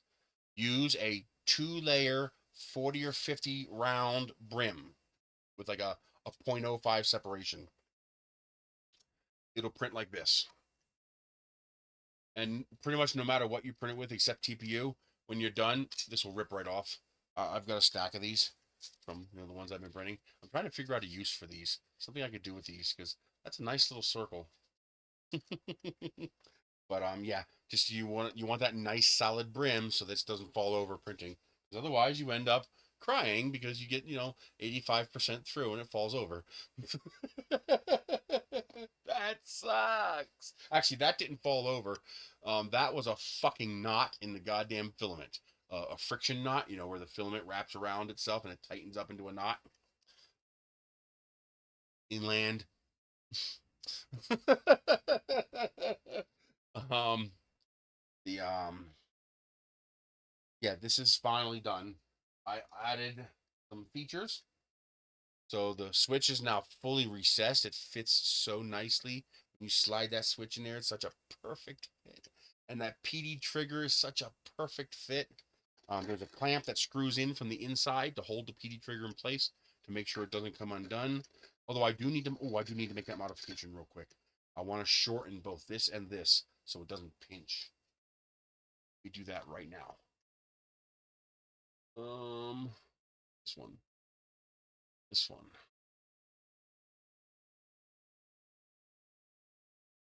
Come on. Jesus. Okay.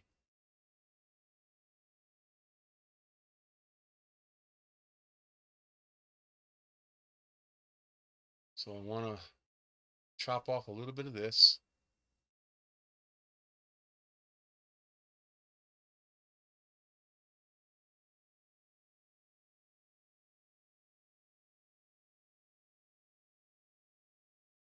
I also want to have it beefier on the base print where those holes are.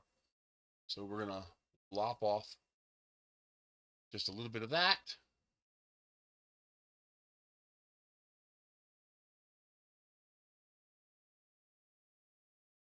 Come on.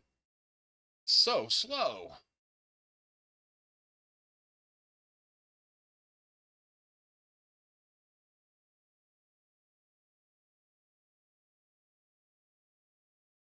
It's just, you got to remember, it's very object oriented. It's very visually oriented. Think WYSIWYG.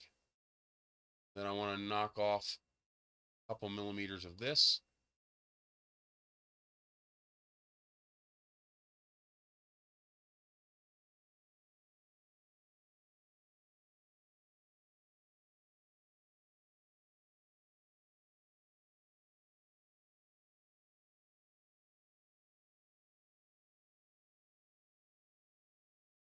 Yeah, definitely.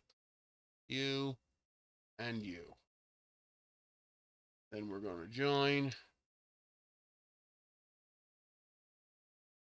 Right now, the way this works, the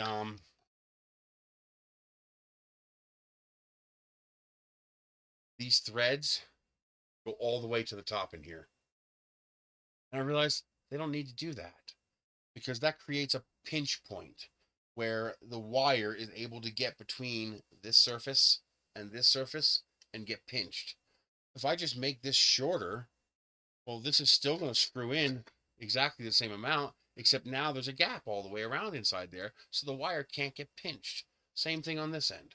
There's just no reason to have this go all the way in because the ring that we add to the center is going to handle the pinch. And this will eliminate the wire getting trapped between the two parts. I should have realized that from the beginning. So this here you can attach to your molly or your carabiner to your backpack or whatever. This one here you can attach your poop bags when you're walking your dog. Put a strap on it for holding it. So here's a strap that you can hang on to it with a gloved hand even. And this is big enough and chunky enough that even with a gloved hand you'll be able to manipulate the switches. So you have the two emitters to light the front and you have the side emitter to light up the desk around you.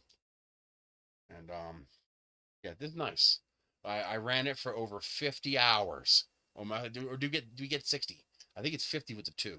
I got 50 hours of runtime on this battery. It's ridiculous.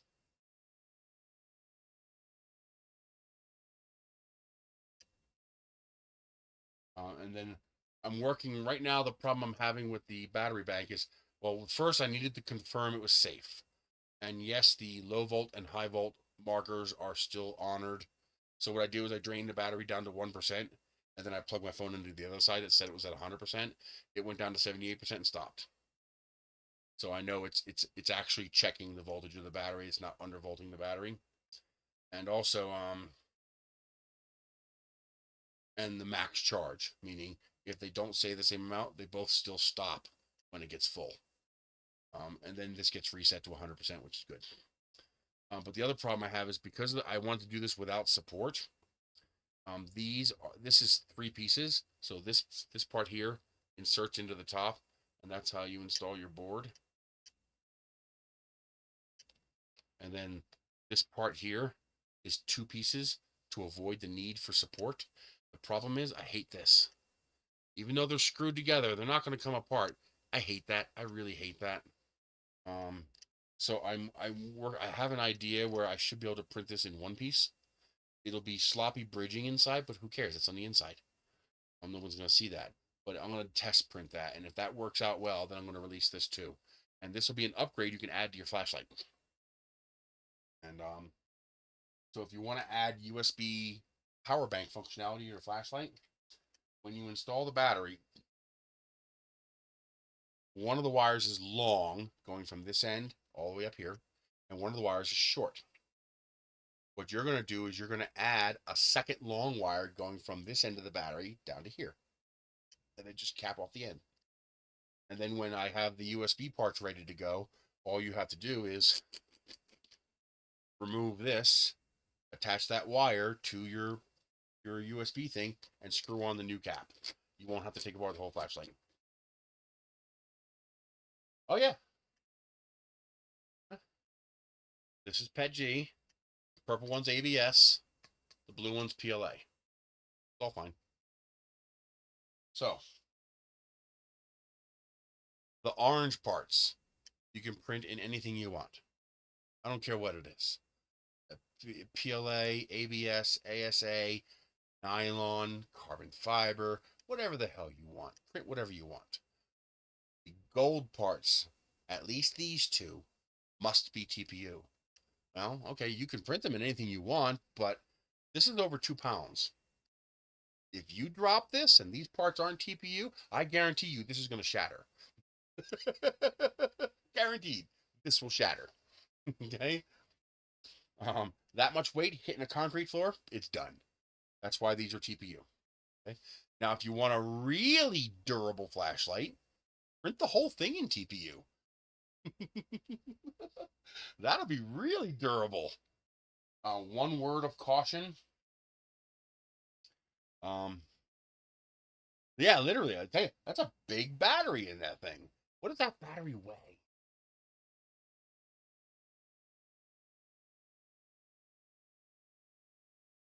I bet you there's a weight for it.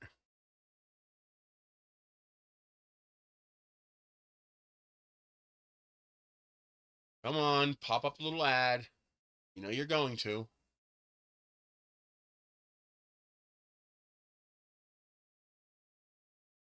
I'm not even going to bother clicking until it does. See? I knew it. There it is.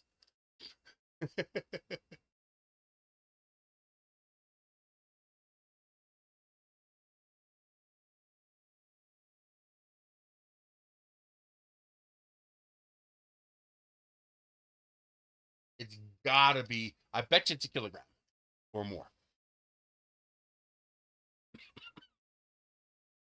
Okay. Does it, specifications. 362 grams just for the battery. So maybe it's not a kilogram, but I bet you it's encroaching on 1.8 to 2 pounds. So it's probably not a whole kilogram. I know this is about 70 grams. Then you have the rest of the parts. So we're probably not a kilogram, but we're close. We're close to 2 pounds. Screen. So the battery itself is almost 400 grams. 362 grams just for the battery.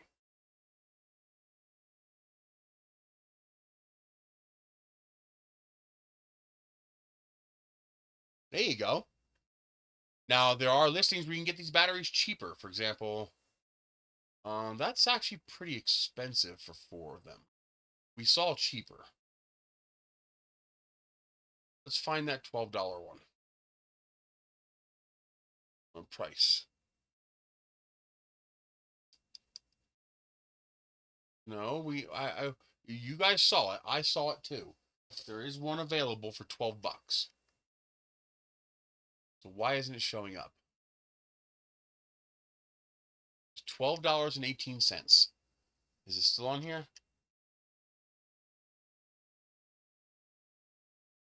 No, it's not. Damn it. I know it's here. We just gotta find it. You could buy a single one for $12.18.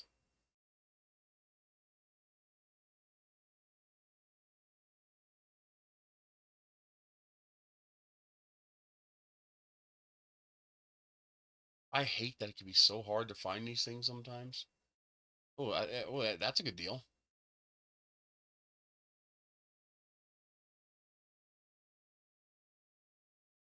Yeah, 4 for 27. That's like 8. That's $7 each. Yeah, that's a good deal. That's a good deal. So do a search for this one. That is $7 each. About 4 of them. And if you're going to build a bunch, just make sure you don't go past 7. So what's 7 times 6? 41. So this is a better deal. Then you have 8 of them. 8 times 7.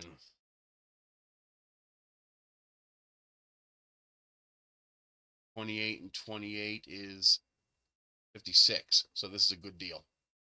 So $50 will get you 8 of them.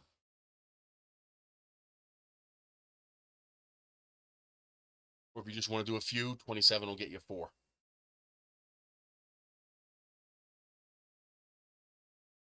But there is a seller that has it for $12 if you only want one. Let's see. These you can hunt around for whatever deal you want. Just make sure it looks like this. The LED driver. This is Dollar Express, not Dollar Express. Dollar Express, Dollar Express, Dollar Express, Dollar Express. Also, for some of these things, check your local Amazon listing. Although Canada kind of gets raped on Amazon, sometimes these things are cheaper on Amazon. For example, for $14, I can get, or no, yeah, I think it's $14. I can get 20 of these heat sinks on Amazon. It's surprisingly cheap. Same thing, I can get a pretty decent deal with these JST connectors on Amazon. Same thing with these screw sets. They're like a few dollars more. They're more expensive on Amazon, but not by much. So sometimes you can get it locally for a halfway decent deal. Some things are just ridiculously priced on Amazon. The BMS, it's okay if you get the 7 amp or the 12 amp BMS. That's fine. You're gonna max. You're only going to be charging at 5 volts. You're gonna max out at 6 amps no matter what you plug into it. So I wouldn't worry about that. Matter of fact, if you want to charge slow, get the 3 amp BMS. If you want a little bit faster charging, get the 12 amp because then you can charge it up to 6 amps, 25 watt. Well, yeah, these batteries are pretty expensive. Actually, we found them on Amazon at a pretty good price. 8 of them for $123. That's only $15 a battery. That's really not that bad. But you have to buy 8 of them. That's the problem. D40 battery. Yeah. Of course, it's not showing up now. You guys saw it, okay? It was in here. Actually, it's in here.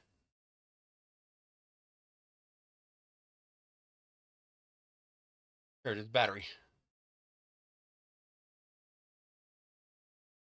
Yeah, see, I'm not crazy. So that's 123.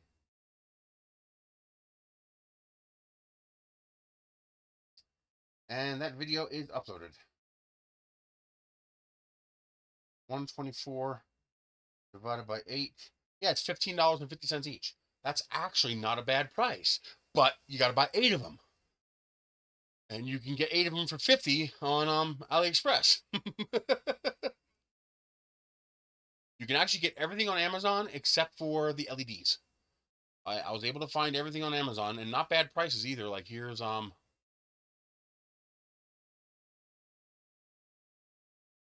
of the switches for $8. You know, considering Amazon charges 40% for FBA, that's actually not a bad price. But again, you can get it a lot cheaper on AliExpress. Yeah, that's a great deal. I'm gonna save that. I already have it saved. It's right here. Okay. Yeah, that's a good deal.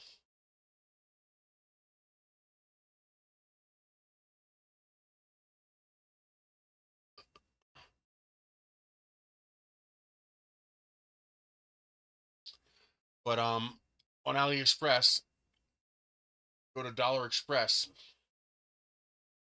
and you can't do this from the PC because, as you can see here, there's no search option. I have no option to search, but on the PC you can search.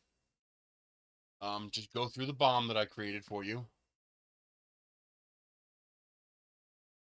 and what you're doing, either take a picture of this and see if it pops up, or do a search 3-volt LED cob, and that'll pop it up. So there you go, 3-volt LED cob, $2.59 for 20 of them. Let's see, here's the screws. You can pick whatever size you want. So for $1.39, you can get some M3/8s for the switch if you don't have any already on your own. Here's JST connectors. Here's 20 pieces, 10 pairs, $1.79. That's all you need. If you want to be able to disconnect it, here's a 20-piece wing nuts. It's like $1.79 for the M6s. These are $1.39. There is a listing for 99 cents, and it's obviously cheaper if you buy more. Here's the screw set. That's a 100-piece set. That should be the box set. No, these are just half-inch. Okay, skip this because you can buy a multi-pack set.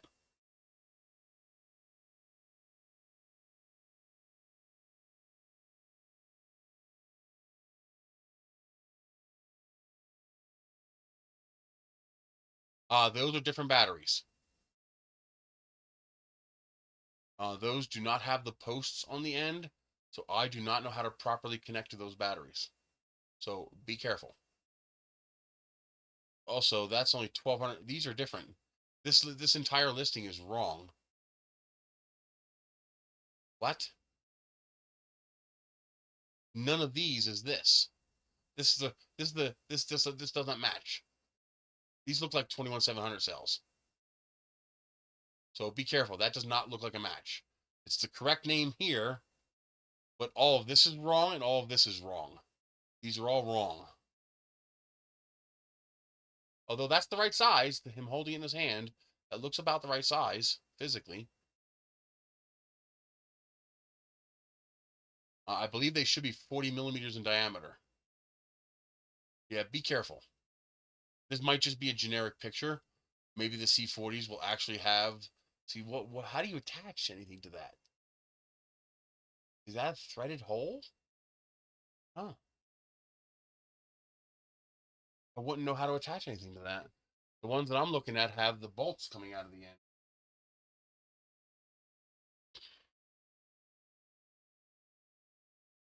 Come on.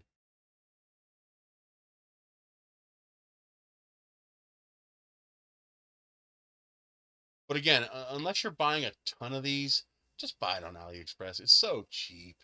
$1.59 gets you your heat shrink. $4 will get you with a case. If you decide to do the USB one, here's your M2 set that you're going to need for that, because you need 4 M2s for the USB.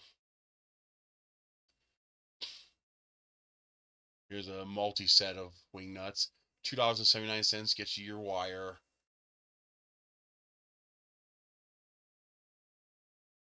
Here's some more cobs, but they're a little more money.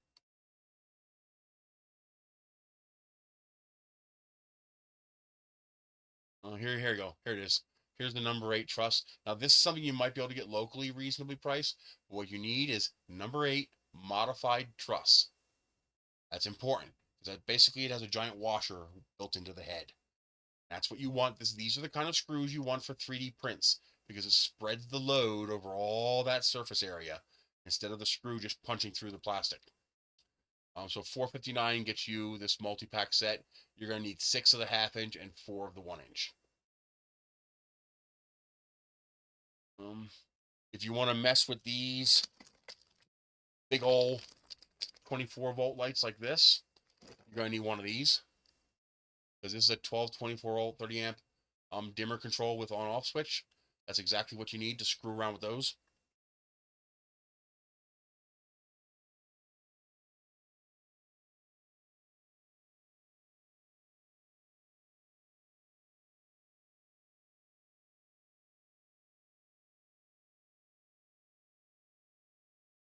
Yeah, everything's available here. You'll have to type in LED driver. I can't do that on the PC because the can't search on PC. You have to be on tablet or you have to be in the app. But yeah, all of this is available except for the batteries. That's still more than here, dude. Just buy it from AliExpress.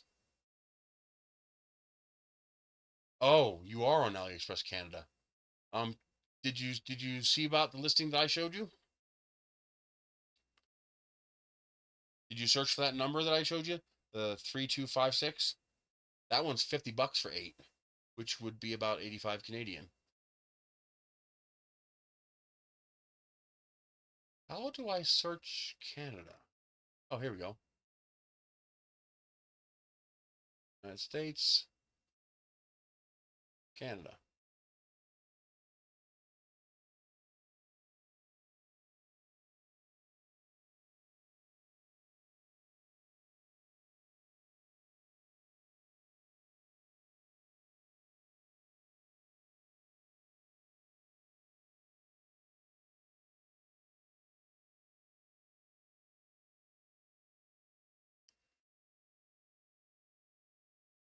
Yeah, here goes.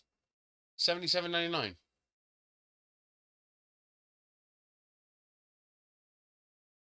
Actually, that's high. Yeah, that's not the same one.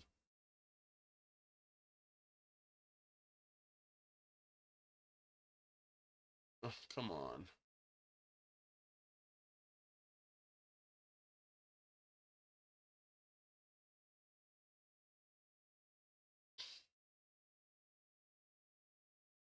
That's it. So that one is, here you go. 8 of them for $71. Or 12 of them for 104. But there, that's a sweet spot right there. 8 of them for $71. If you're going to mess with a lot of these.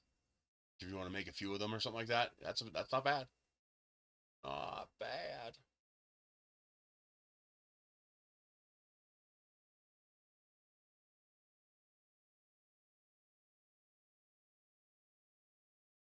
They're just such a big battery.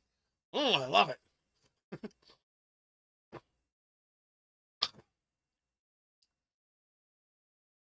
Damn snot.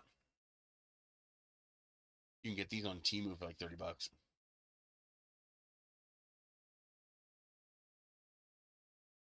But yeah, the magic sauce is the Dollar Express section, just because everything's free shipping, and usually a little bit cheaper. I could probably get that to show up just by doing a search here for LED driver. That's not what I wanted. Why did you skip the E? Why would you do that? Why would you skip the E? I hit the E, but you didn't type it. So there it is. LED drivers. Now, if we go back to Dollar Express, let's see if it pops up. Usually it's smart enough to realize, oh, you were looking for that. Here.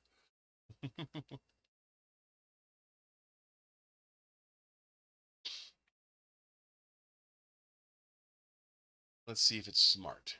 Or it just might not be available on Dollar Express, but that's okay. It's available on choice. As long as it's available choice, you're fine.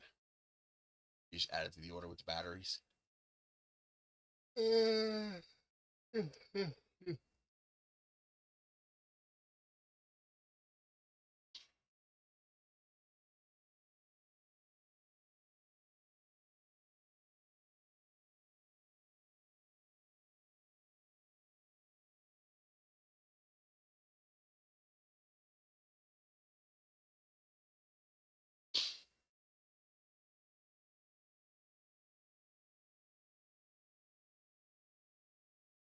The only thing that's hard about messing with these batteries is that you got to make sure whatever you get is lithium iron phosphate compatible. I'm waiting for sodium ion BMSs to come out. Sodium ion's a completely different voltage range.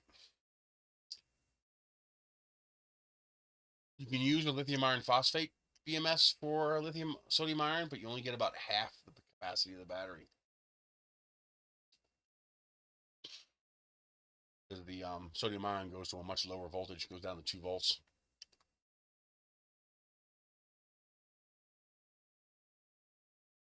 Oh, what you guys?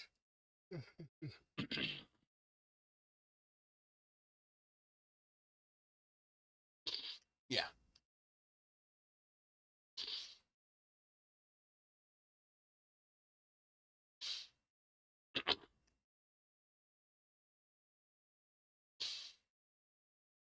Sometimes I just, these earrings are great, by the way. That's what I'm wearing right now.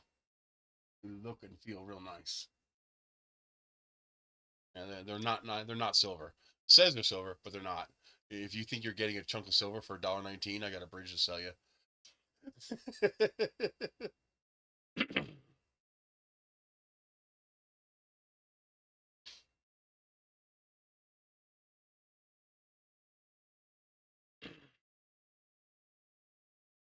I'm always looking for new gadgets and trinkets to play with. One thing I'm going to try to do is I want a multicolor printer really, really badly. I so badly want a multicolor printer. And was it AliExpress or was it Temu?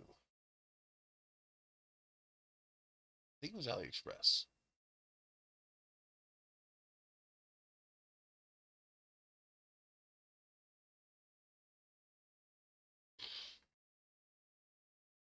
Yeah. Ooh, the price has gone up. Or is it this one? Yeah. Maybe it hasn't gone up. Just that seller's gone up.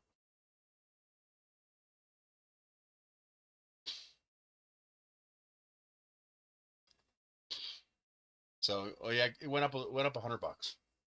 But I want this, and then I want to add a another Ace Pro, so I can have 8 color printing with a 420 by 420 by 500 millimeter build volume. And then I'd like to get that new $278 4-color unit they have. So, um, but what I'm going to try to do is I'm going to order parts to make more of these flashlights. I'm going to sell short kits. Call it like a donation drive to or not a donation drive, a sponsorship drive. If I can sell like 10 of these flashlight kits, you'll figure 130, 140 bucks, because I'll include the battery as well, and you'll of course have to pay shipping. You print the flashlight, I give you all the parts you need.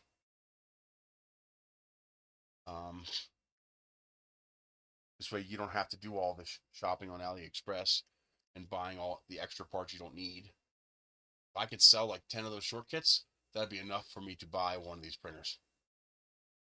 I could finally do some multicolor printing.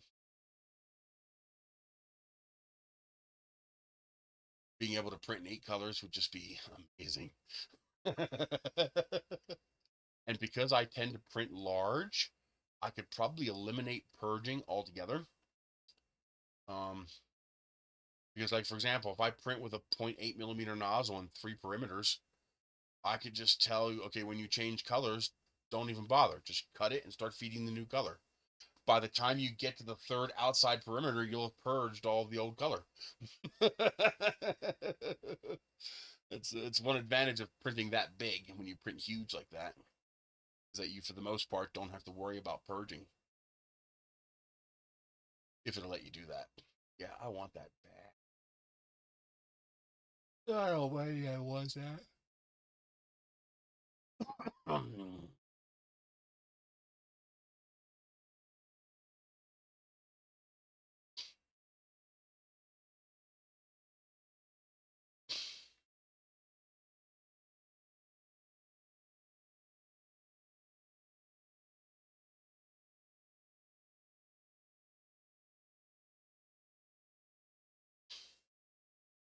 I can dream. Go away. Super deals.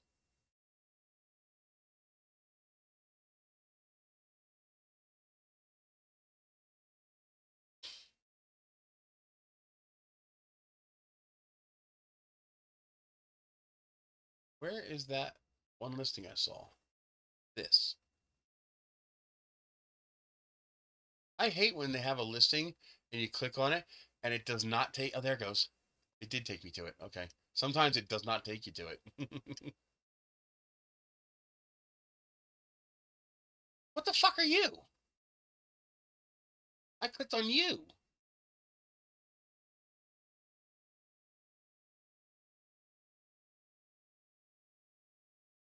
So this isn't even available. This is not even available. Whatever this is, it's not available. None of these is that. Are you kidding me?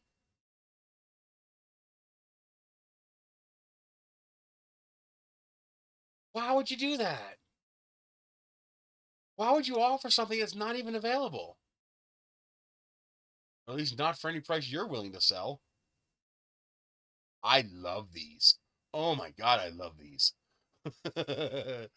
Now, I combine them with regular heat shrink.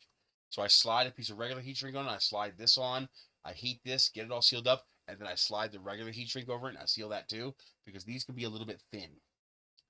But yeah, I love these things. It's not available. I want this. I want this case with this gazillion of them inside. Well, the reality is what I need is a whole bunch of the white ones. Just not going to show a picture. So 26. What's it called?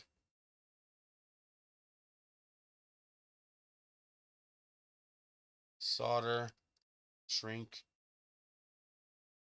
tube, 26, AWG. Well, you can overheat them, so you got to be careful with that. Very easy to overheat them. See, this is what I want. I want these little white ones. But I want a lot better deal than that. That's usually what I use, is the white ones. That's the same price. Maybe I'm hitting the minimum. Oh, there we go. That might be better. Let's see. Was it $2 for, no, $4. So $40. And it's $40. So that must be their price minimum. They just can't go below that.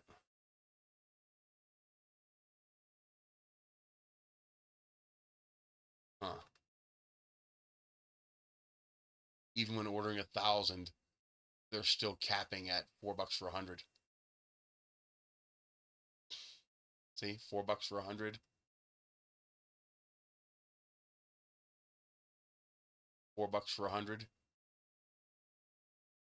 Yeah, it seems like they're that must be right at their profit limit. So these must genuinely cost them more. The best deal is you get it through if you don't need a specific size, if you just want to have a little assortment on hand, the best deal is through Dollar Express. See, $1.99 for a set. It's smart enough to know what you're searching for, and it tries to give you what you're searching for. So here, this little assortment here. Ooh, that's expensive. Ew. That's not bad, but it doesn't come with the case. Yeah, $2 for 50. Yeah, that's what I usually get. But usually it comes in a little plastic case. That's kind of disgusting.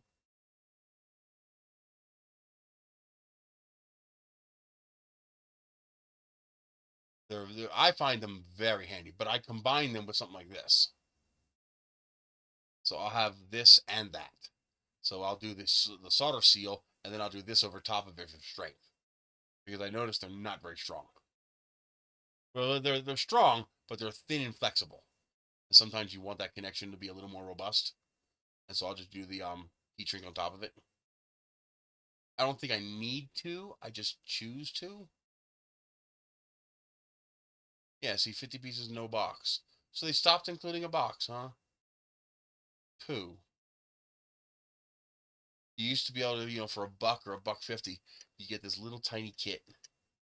It's just like it was a little smaller than this. It's a smaller kit than this. Little tiny kit had like 50 of these in it.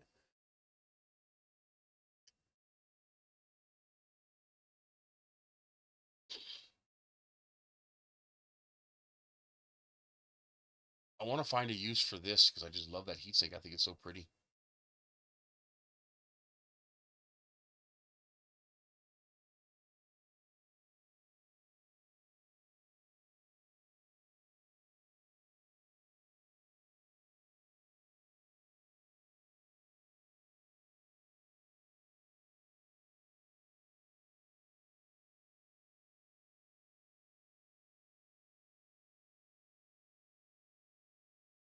Okay.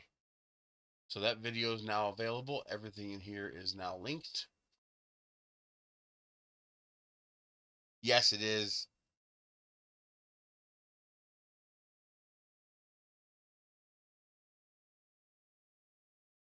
There it is. Good.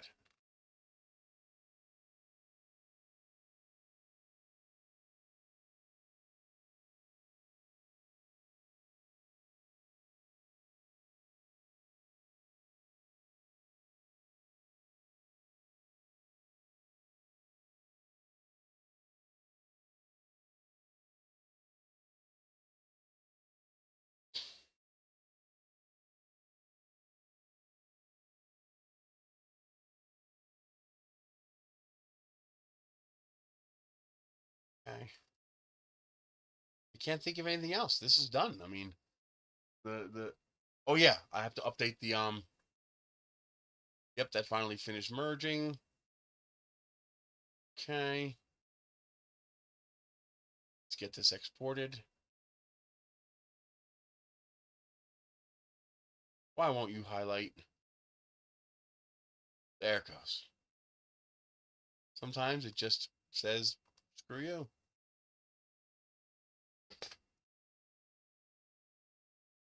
Body, export. This will stop the pinching.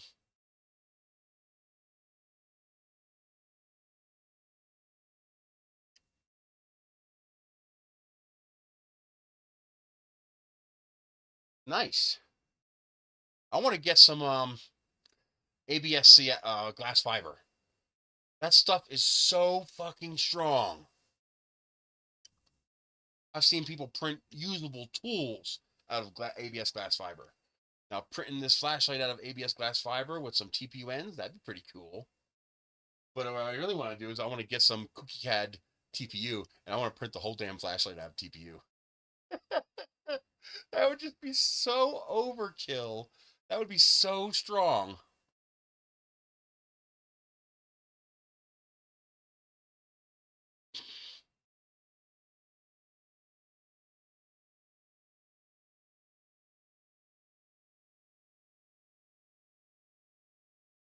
Yeah, I think you're going to like this. This is nice. This is one of my better models.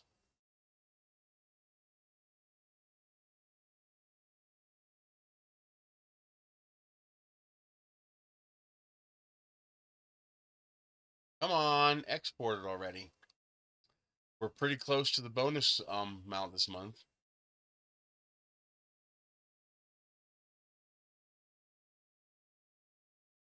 So far, I've hit $80 in commissions this month. And we are at 2609.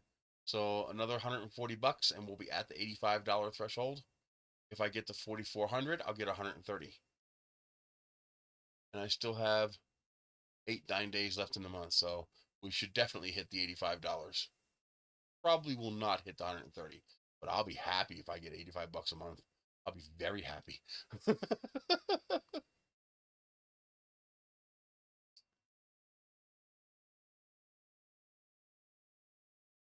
I love that you get these chains for so cheap on here, but it's so hard to find ones long enough for me.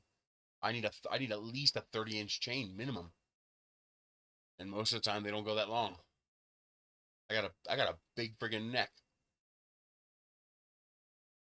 These are wonderful. I love these. I got almost all the colors. These are kind of cool looking too, but I haven't messed with them yet.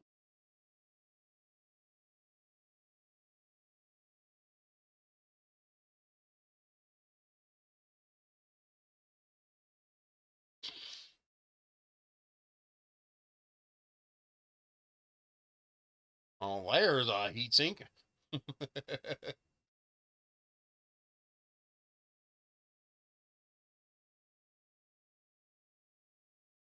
Hmm.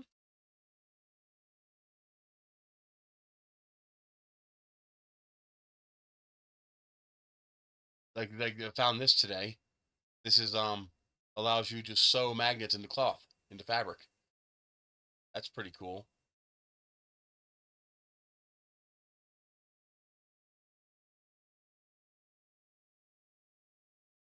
Yeah, here's PD triggers for $1.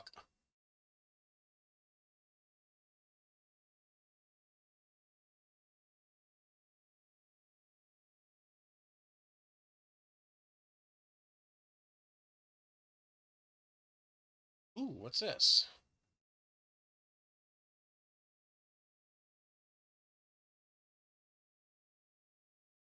Oh, it's for a power bank. Nope, I don't want a power bank. I'm looking for 20 or 30 watt PD modules. I can't find them. I found 65 watt modules, but that limits me to 4 per power supply.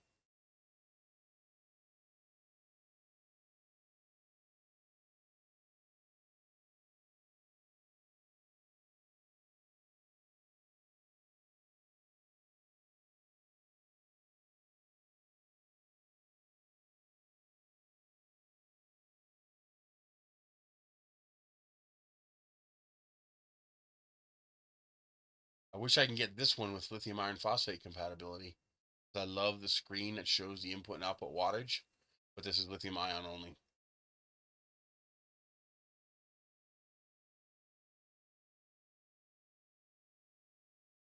What's TPU 45?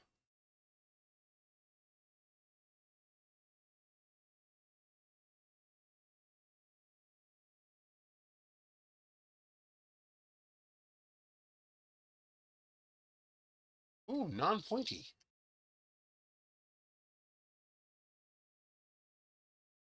And they have M4. Ooh.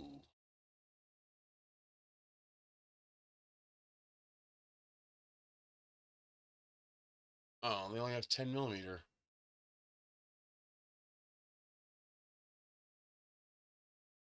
Oh, there's longer. So we can go 16 millimeter. Interesting. They're expensive though. See, the lack of a tip means more of the threads will bite when you thread it into the plastic, and you don't have that point to puncture the battery. But it's also not a modified truss head. That's right, can't use that. You need the modified truss head or you don't have enough bite.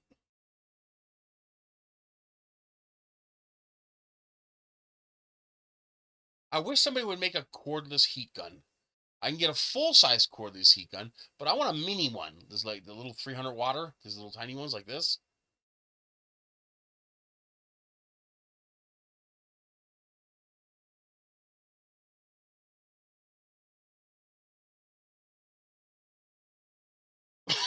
See, it's all big ones. Like, I want this one cordless. I want the little handheld one cordless. Just for doing the little shrink tubes.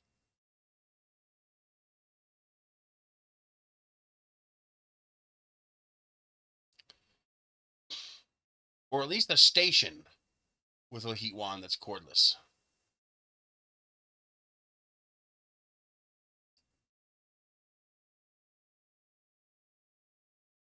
You know, something like this.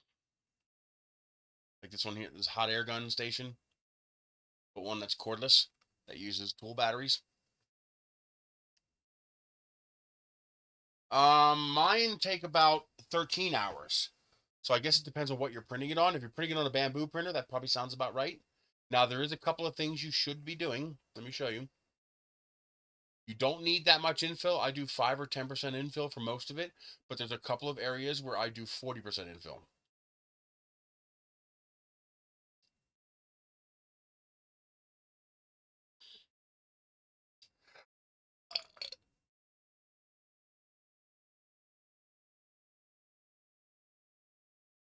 So here's the body.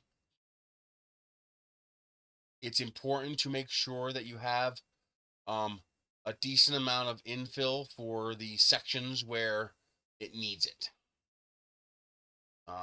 So for example, I have 40% infill here to make sure these screw holes actually bite into something. I have 40% infill here to make sure these screw holes are actually attached to something, because you're going to be attaching things to those holes. So you want to make sure the infill is solid enough to, number one, properly form those holes, and number two, to make sure those holes, you know, form correctly, evenly, and have a firm attachment to the rest of the plastic. The rest, you can print at 0.3 millimeter layer height and 5% infill, and it should be fine. Like if your top layers here get a little sloppy, that's okay. It's going to be hidden. You won't be able to see it. You might want to use a little finer here, just because you have lots of overhanging top bridging going on here. But as you, especially if you print ABS, I mean, I love how freaking clean ABS prints. I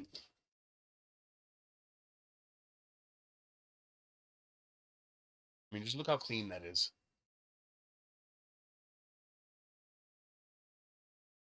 What's that? Oh, that's just a piece of plastic. But ABS prints so freaking clean.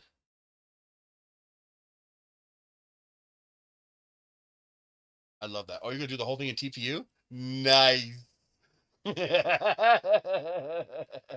um, well, if you're using AMS TPU, that means it's already pretty stiff. So normally I would say 3 walls and 20% infill, just to make sure it's not too floppy. But that TPU is already pretty stiff, so you should be okay at whatever settings that you're comfortable with. Um, I'd be amazed if it prints that in 7 hours. That's impressive. That's really impressive.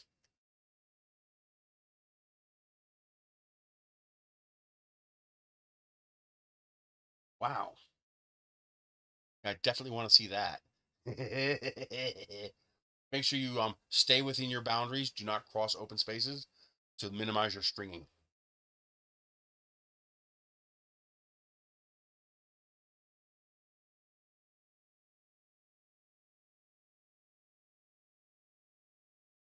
I want to get some nice TPU.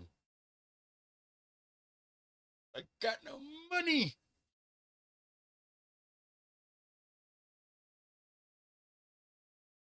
Well, remember, PETG CF is a weaker plastic.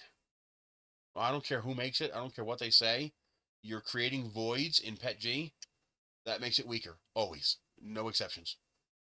The only thing that carbon fiber is going to do is make it slightly stiffer, which you don't need. You want less stiff, not more stiff. The more stiff you are, the more brittle you are. Um, and you want and carbon fiber will give you a nice finish. It'll have that nice soft, almost woven like finish. Otherwise, don't use carbon fiber unless you're putting it in like nylon.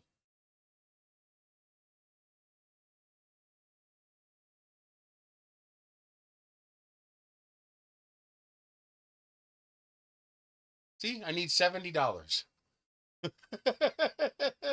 So I can get, this for the body and this for the end caps, or vice versa. Okay, so this is important distinction to understand. This is something that confuses a lot of people. When you say something is strong, that's a meaningless statement. When you actually get into material science, it's strong doesn't mean anything. Is it hard? Is it soft? Is it tough?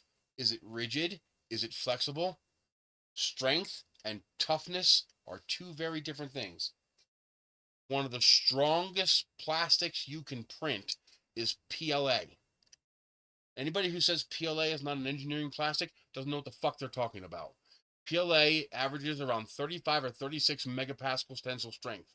That means it's as strong as fucking plywood. Okay? PLA is strong as fuck, but it's not tough. Meaning you whack. If I were to take this and whack them together, one of them is probably gonna break. It's like glass. Glass has incredible strength, but not so much toughness under certain conditions. If something has a Mohs hardness of 6 or more, and you could just take it and go dink, and your glass will shatter. TPU is kind of crazy because TPU is both strong and tough. It's a little flexible, but you can print it with a high density that gets rid of most of that flex. Like if you print this with 3 perimeters and say 25% infill, it's going to be pretty damned rigid even out of TPU. So it's going to be pretty darn strong. It's also going to be tough as balls. You can run it over with a fucking car and it ain't going to give a shit. Anytime you introduce a foreign substance into a homogeneous matrix of a polymer matrix, you weaken it. 100% of the time, no exceptions. Every single material on Earth that you put through a 3D printer that has a fill of some sort in it, this includes glow-in-the-dark powder, by the way, but that's a little different because it's so fine. We're talking about macro scale here. Wood fill, glass fill, carbon fiber fill, stuff like that. Now, we're talking about a non-directed fill. Have just clumps of material and you're mixing it in with the plastic. So it's not focused, it's not directed, it's not oriented in any manner or controlled in any way. You're basically creating voids. And when you create voids, unless those two materials merge together, you basically have two separate materials. Now, let me ask you this. What is stronger? A solid hunk of glass or a shell of glass filled with jello? Or filled with wood? Or filled with metal? Well, obviously the solid hunk of glass, because you're going to have a tough time breaking a solid hunk of glass an inch thick. But if I have a 1 millimeter thick glass shell and I put a piece of steel inside, I could just take, I don't know, this and go fap and shatter that glass, and the metal's going to be all over the floor. That's because the glass is only as strong as the glass. The steel doesn't add any strength. It can't. It's not melded with the glass. Now, you can use fills to alter the physical properties of the material. But it's important that you understand you are giving up substantial strength in order to have those modified properties. This is why one of the worst filled materials you can use for anything mechanical is carbon fiber PLA. Because the PLA suffers the worst from having carbon fiber added to it. Because it's already incredibly strong and you're throwing away that strength for stiffness that you don't need because PLA is already stiff. Now, PLA carbon fiber is nice to print with. I love carbon fiber PLA as a cosmetic plastic because it's beautiful. If you've ever printed something out of carbon fiber PLA, the finish is gorgeous. I mean, this body printed out of carbon fiber PLA would look beautiful. It just wouldn't be very strong. um, Now, there are some materials that work with carbon fiber fill. For example, nylon carbon fiber. You say, well, what about nylon carbon fiber? I am not stuttering here. My words have not changed. The nylon is weaker when you add carbon fiber to it. However, the nylon is so strong that you can afford, in most cases, to give up some of that strength in exchange for altering its properties. So one of the problems nylon has is that it's soft. That means it's kind of like TPU, it's flexible. And sometimes you have a part you don't want to flex. So the question is, if you lose, say, I'm going to pull a number out of my ass. I'm not a material science expert. I don't know the actual numbers here. So I'm going to make a number up. Can you afford to lose 20% of your strength in exchange for stiffness? With PLA, most of the time, no, you cannot. Because you will now be too weak to complete the mission. So the whole point here is mission completion. So what are your mission objectives? What is the mission objectives of your print? I want this to survive being dropped on a tile floor or a concrete floor or asphalt, roadway. Okay. Asphalt's actually pretty soft. The big deal is tile floors and concrete. I want this to be able to survive. Printed all out of PLA or PETG? Mm-mm. The flashlight itself? Sure. With a 400-gram battery and all the rest of the stuff inside? Nah. It's going to shatter. It's going to shatter as soon as it hits the ground. It's going to hit the ground and go, So, I make the tail cap and the bumper cap TPU. Now, of course, if I were to drop this on a curb and it hit right here, it's probably going to break it in half. Okay? But most of the time, you're dropping to the ground. And that means this and this is going to hit the ground, not this. And this will provide enough absorption, even though it doesn't flex very much, it's flexible enough to give you that little bit of give when you hit the ground, so that now instead of 1500 Gs for a millisecond, you might have, 80 Gs for 10 milliseconds. And you can survive that. You can't survive the 1500 Gs, even for 0.0001 milliseconds, but you can survive 100 Gs for 5 milliseconds. It's all a matter of distributing the energy over time. You're exchanging energy for time. Now, in many applications, you can afford to give up some of nylon's strength in exchange for needed stiffness. Because even after weakening the nylon, it's still strong enough to complete the mission, to perform the mission objective. Most of the time, PLA and PETG are not. Most of the time, those materials are not strong enough to give up 20% of their strength in exchange for stiffness that they don't really need. Now, there are some exceptions. Like maybe you have a specific niche case scenario where that works. And then you also have different ways of adding materials, because now we're not getting into undirected material adding, meaning adding stuff to plastic. If you do it in a particular way. So, for example, there was I forgot the name of the company. They had a 3D printer that would print the plastic, and then another head would come in and lay down a continuous strand of carbon fiber. Not carbon fibers, but like a string, literally a string of carbon fiber through the whole layer.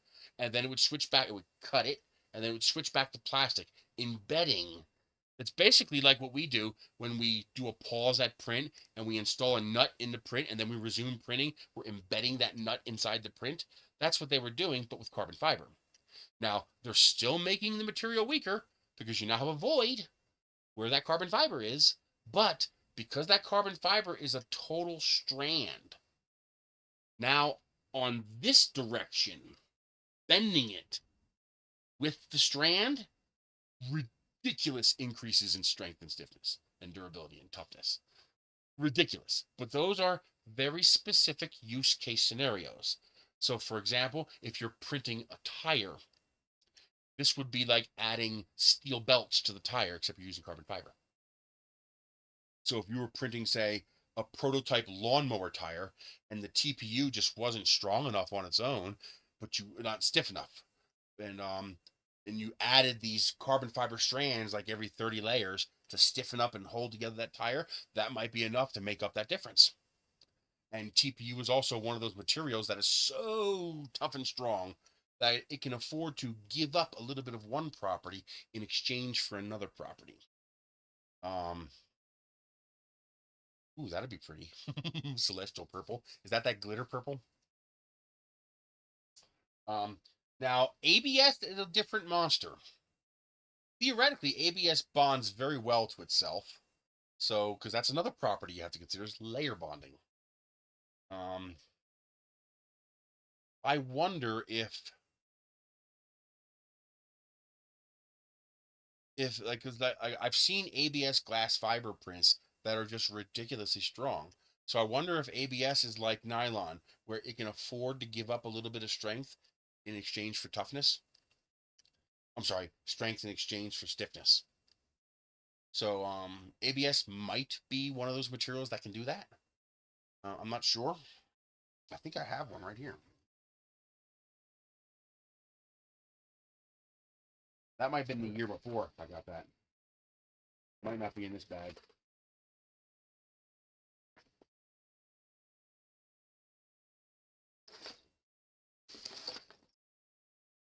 Yeah, I think that was the year before. The first year for Denver. There was a guy there who was making little pairs of pliers out of glass fiber ABS that were really impressively strong. Um, it depends on the part. I think I used 10% or 20%. It varied. Like I think I used 10 or 15% for this part and 25% for this part. But I mostly controlled my stiffness with the number of walls. So I think I used 2 walls down here and 3 walls up here because I needed this part to be stiffer so that the threads wouldn't bulge when I tightened it. But I wanted this part to be a little softer so that I tried to cushion.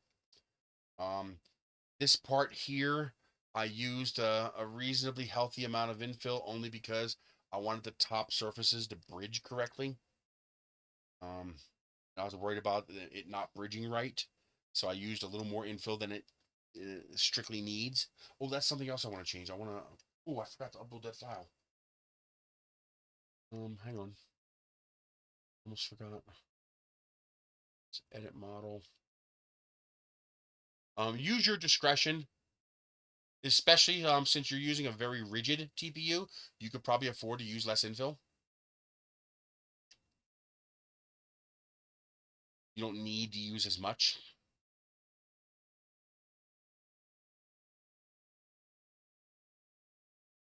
Where is that? Oh yeah, we have to go into Prusa Slicer and clean up the file. Don't need this anymore. Loads. It still didn't download that file? You shitting me?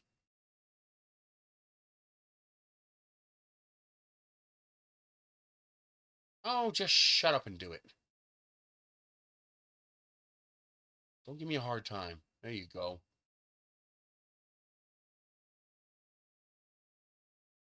This is not mission critical, so it's okay if you don't have this update. Uh-oh. Okay, it's fine. The rendering was glitched. One shell auto-repaired errors, so let's do the fix by Windows repair algorithm.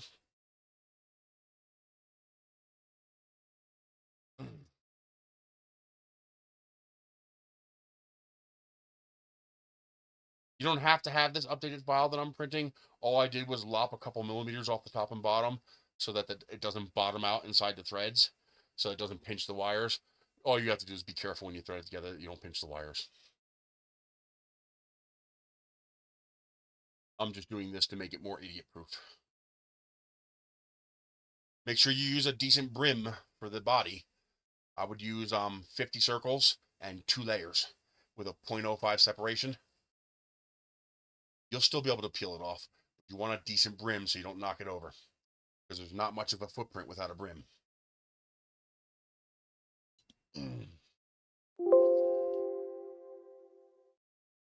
Okay. All right. This goes in here.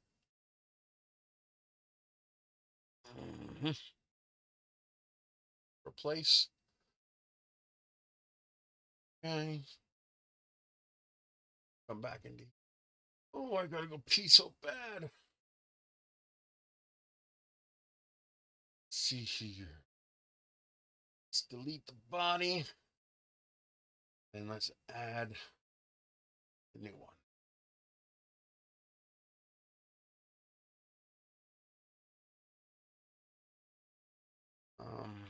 Body.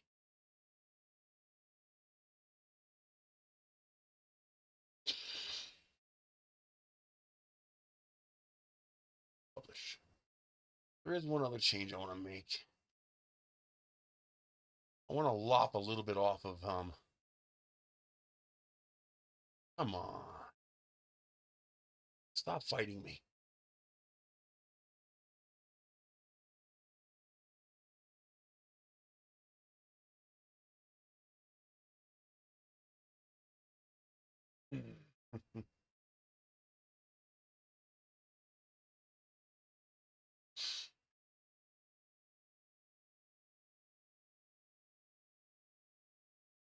Come on. Why is it working so slow?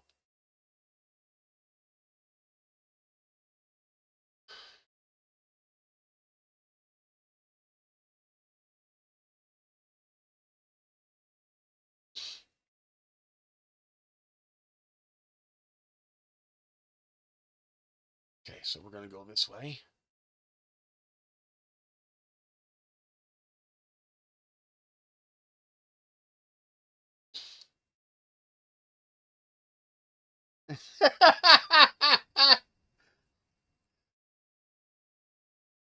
Okay.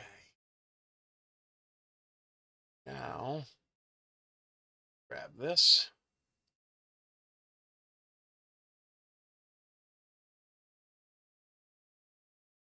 Sides.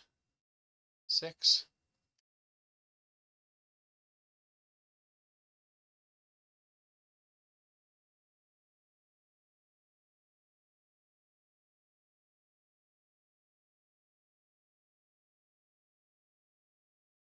Wall thickness 10.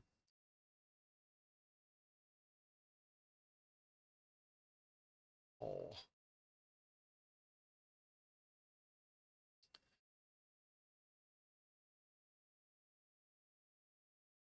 Come on.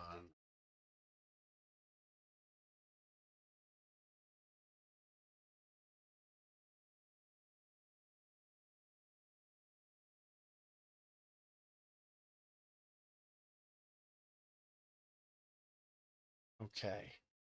So it's 60 degrees, which means I need to rotate 30 degrees.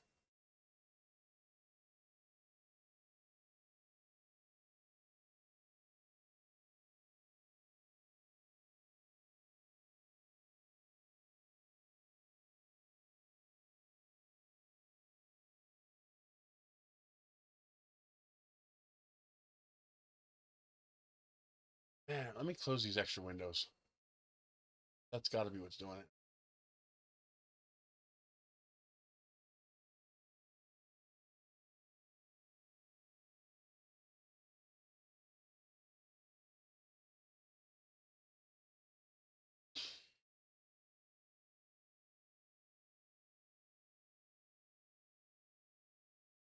I don't like how sharp these are, so I want to take a little bit off the edge there.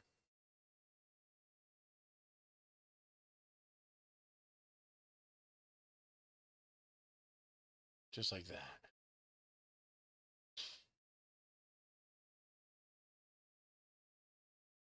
Just so it's not so sharp.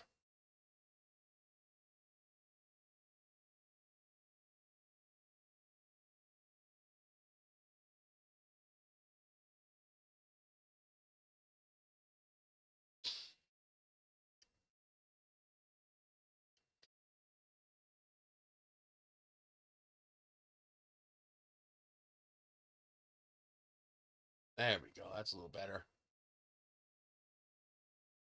I think this is bumper. EPU.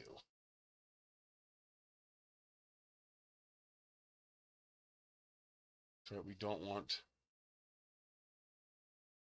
these spaces.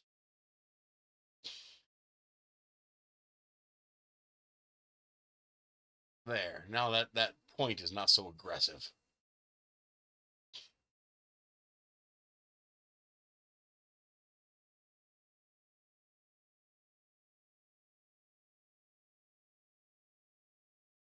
Shrink this. Oh shit, I'm not showing you my screen. Derp.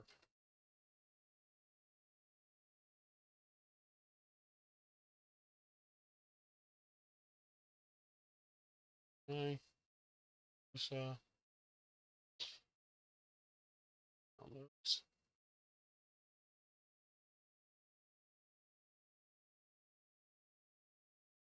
Plus, the pointier it is, the more G-force impact transfer there is. Ideally, you want round, since that would be the best case. Actually, the best case is square, and you always land flat on a face, but that never happens. So round is your next best bet. But problem is round means the flashlight will roll away, which we wish to avoid. One shell, no errors detected. Okay. Really? Really? You're all the way out here?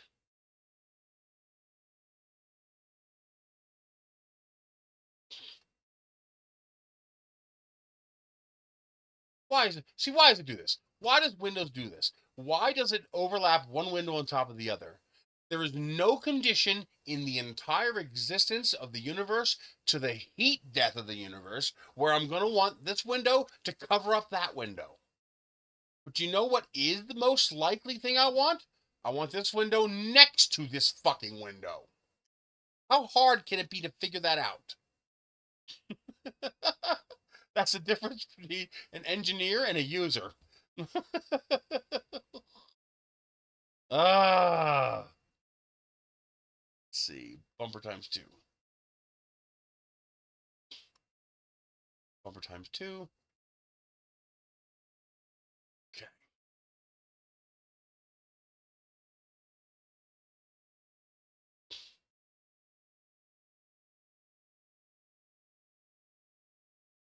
Okay.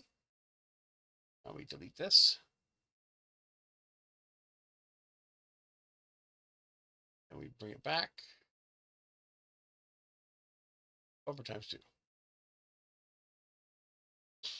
You might want to re-download these files now. The only thing I updated was the body and the bumper times 2. I'm probably going to just get rid of the bumper times 1. These beams are so cheap. It's stupid to use 1. So let's just get rid of the bumper times 1.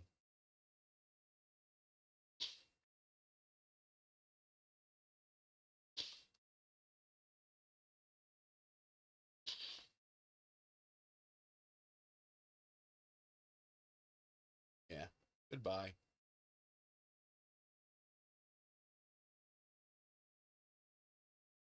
Okay.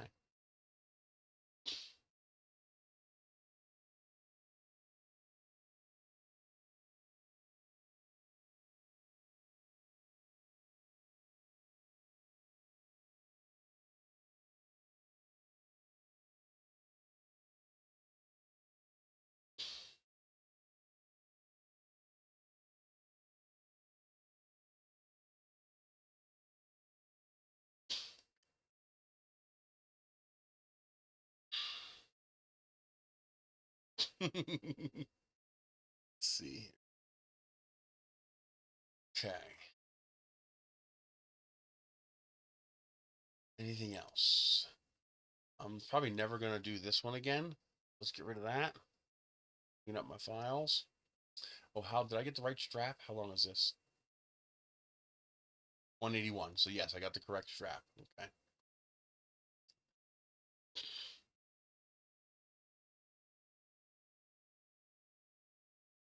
Mm-hmm.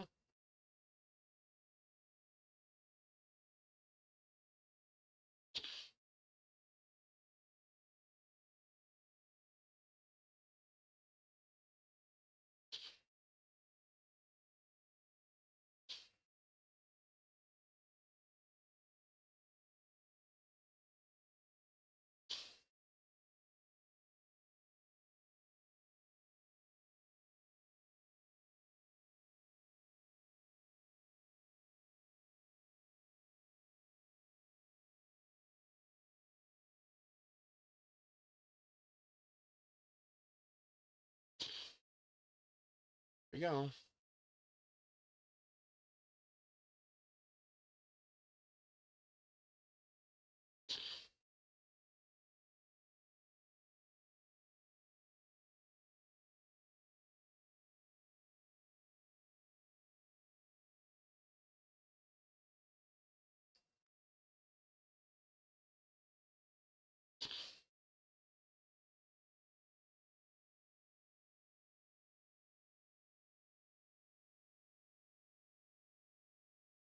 I don't know. What day was the 15th? First episode was on the 15th. Why the fuck won't you move?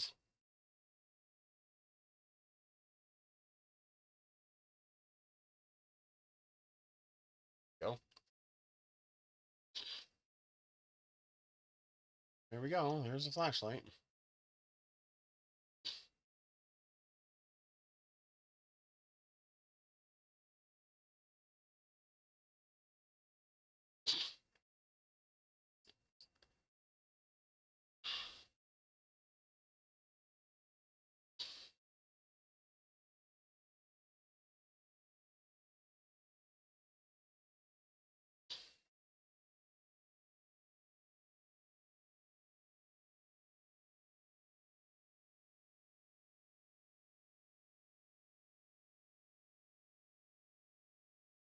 Can't think of anything else I need to do.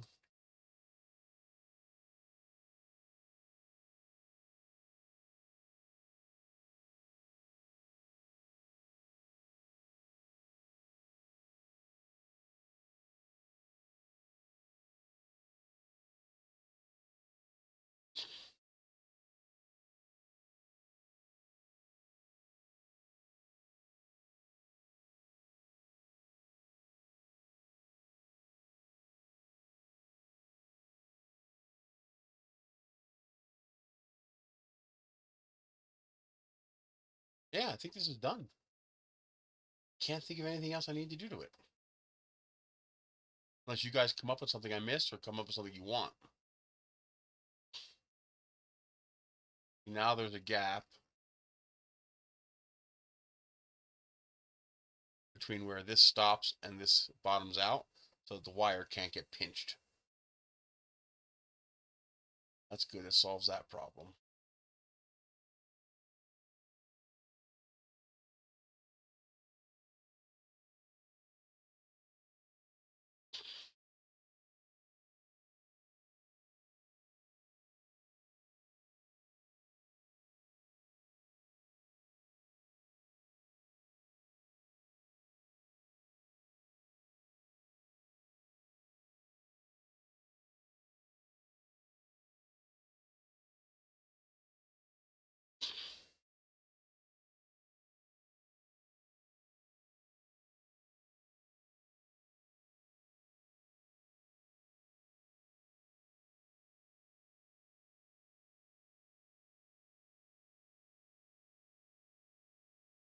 I might as well bring those other parts into here so I can get rid of the extra workspaces.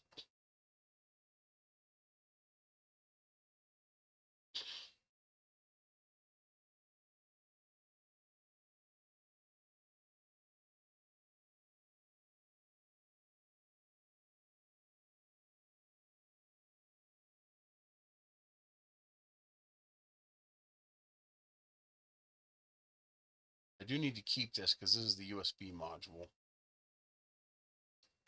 Where's the new one? I made a new one that's one piece. Or did I not do that yet? 2 clips, 2 rings, and the retention. Okay. Going to copy, delete. I'm going to switch back to this one.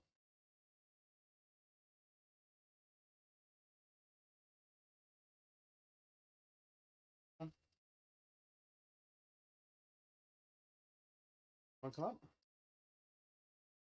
Oh, straight jump. I don't want you calling me when you jump up. I'll have to kick your ass if you do. Yeah. Okay. Let's bring this forward. Let's paste in our extras. Really? Really? That's what you're going to do? You're going to stick it right there, right in my face.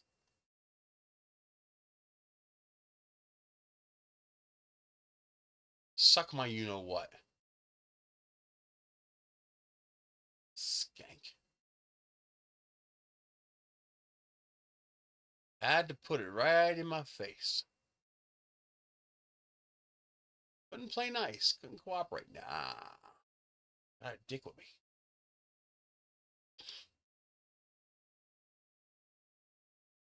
Hi. You want to mess with them now? There we go. All right, now all these parts are in one workspace.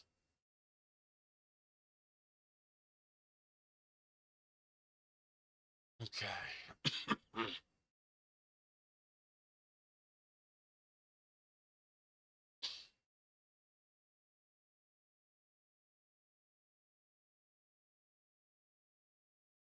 No, tomorrow night. It was Thursday last week, so it's probably gonna be Thursday this week. Boy, a lot of people are saying the downfall of Star Trek was the Starfleet Academy. I like it. I think it's fun.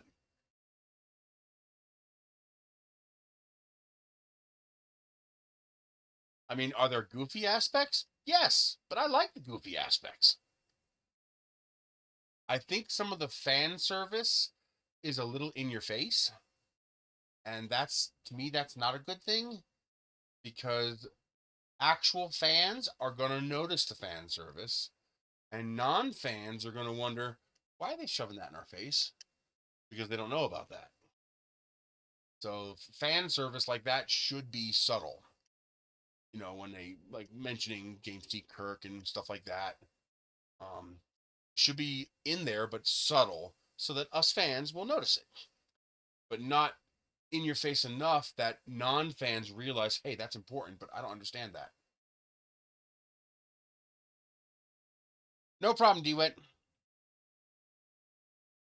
Nice. I look forward to seeing it.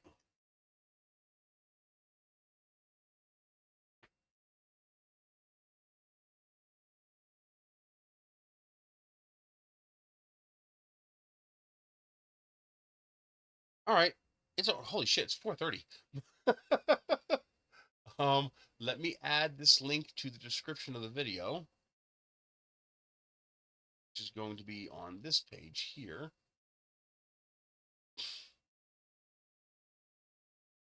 I can edit this while I'm here, right?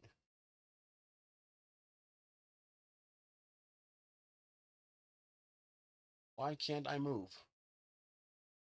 I can't edit? Oh, here. Edit.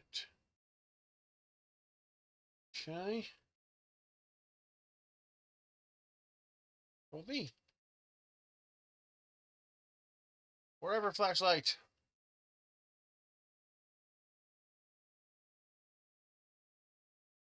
There. Now it's part of the description. Alrighty. That is it. I'm going to start refining and cleaning up the USB battery box. I'm going to dog bone and slim out this body like I did the flashlight, since it really doesn't need to be this super thick. And I have just enough TPU left to print one more of these, I think. What do I got here? Yeah. Yeah, I think that's enough. It'll be tight, but I think it'll be enough to print one more of these. I'm going to try to print this in one piece. Well, two pieces. I'm not counting this. But if that works, I will clean this up, get that uploaded, and then I'll get this uploaded too. And that's it.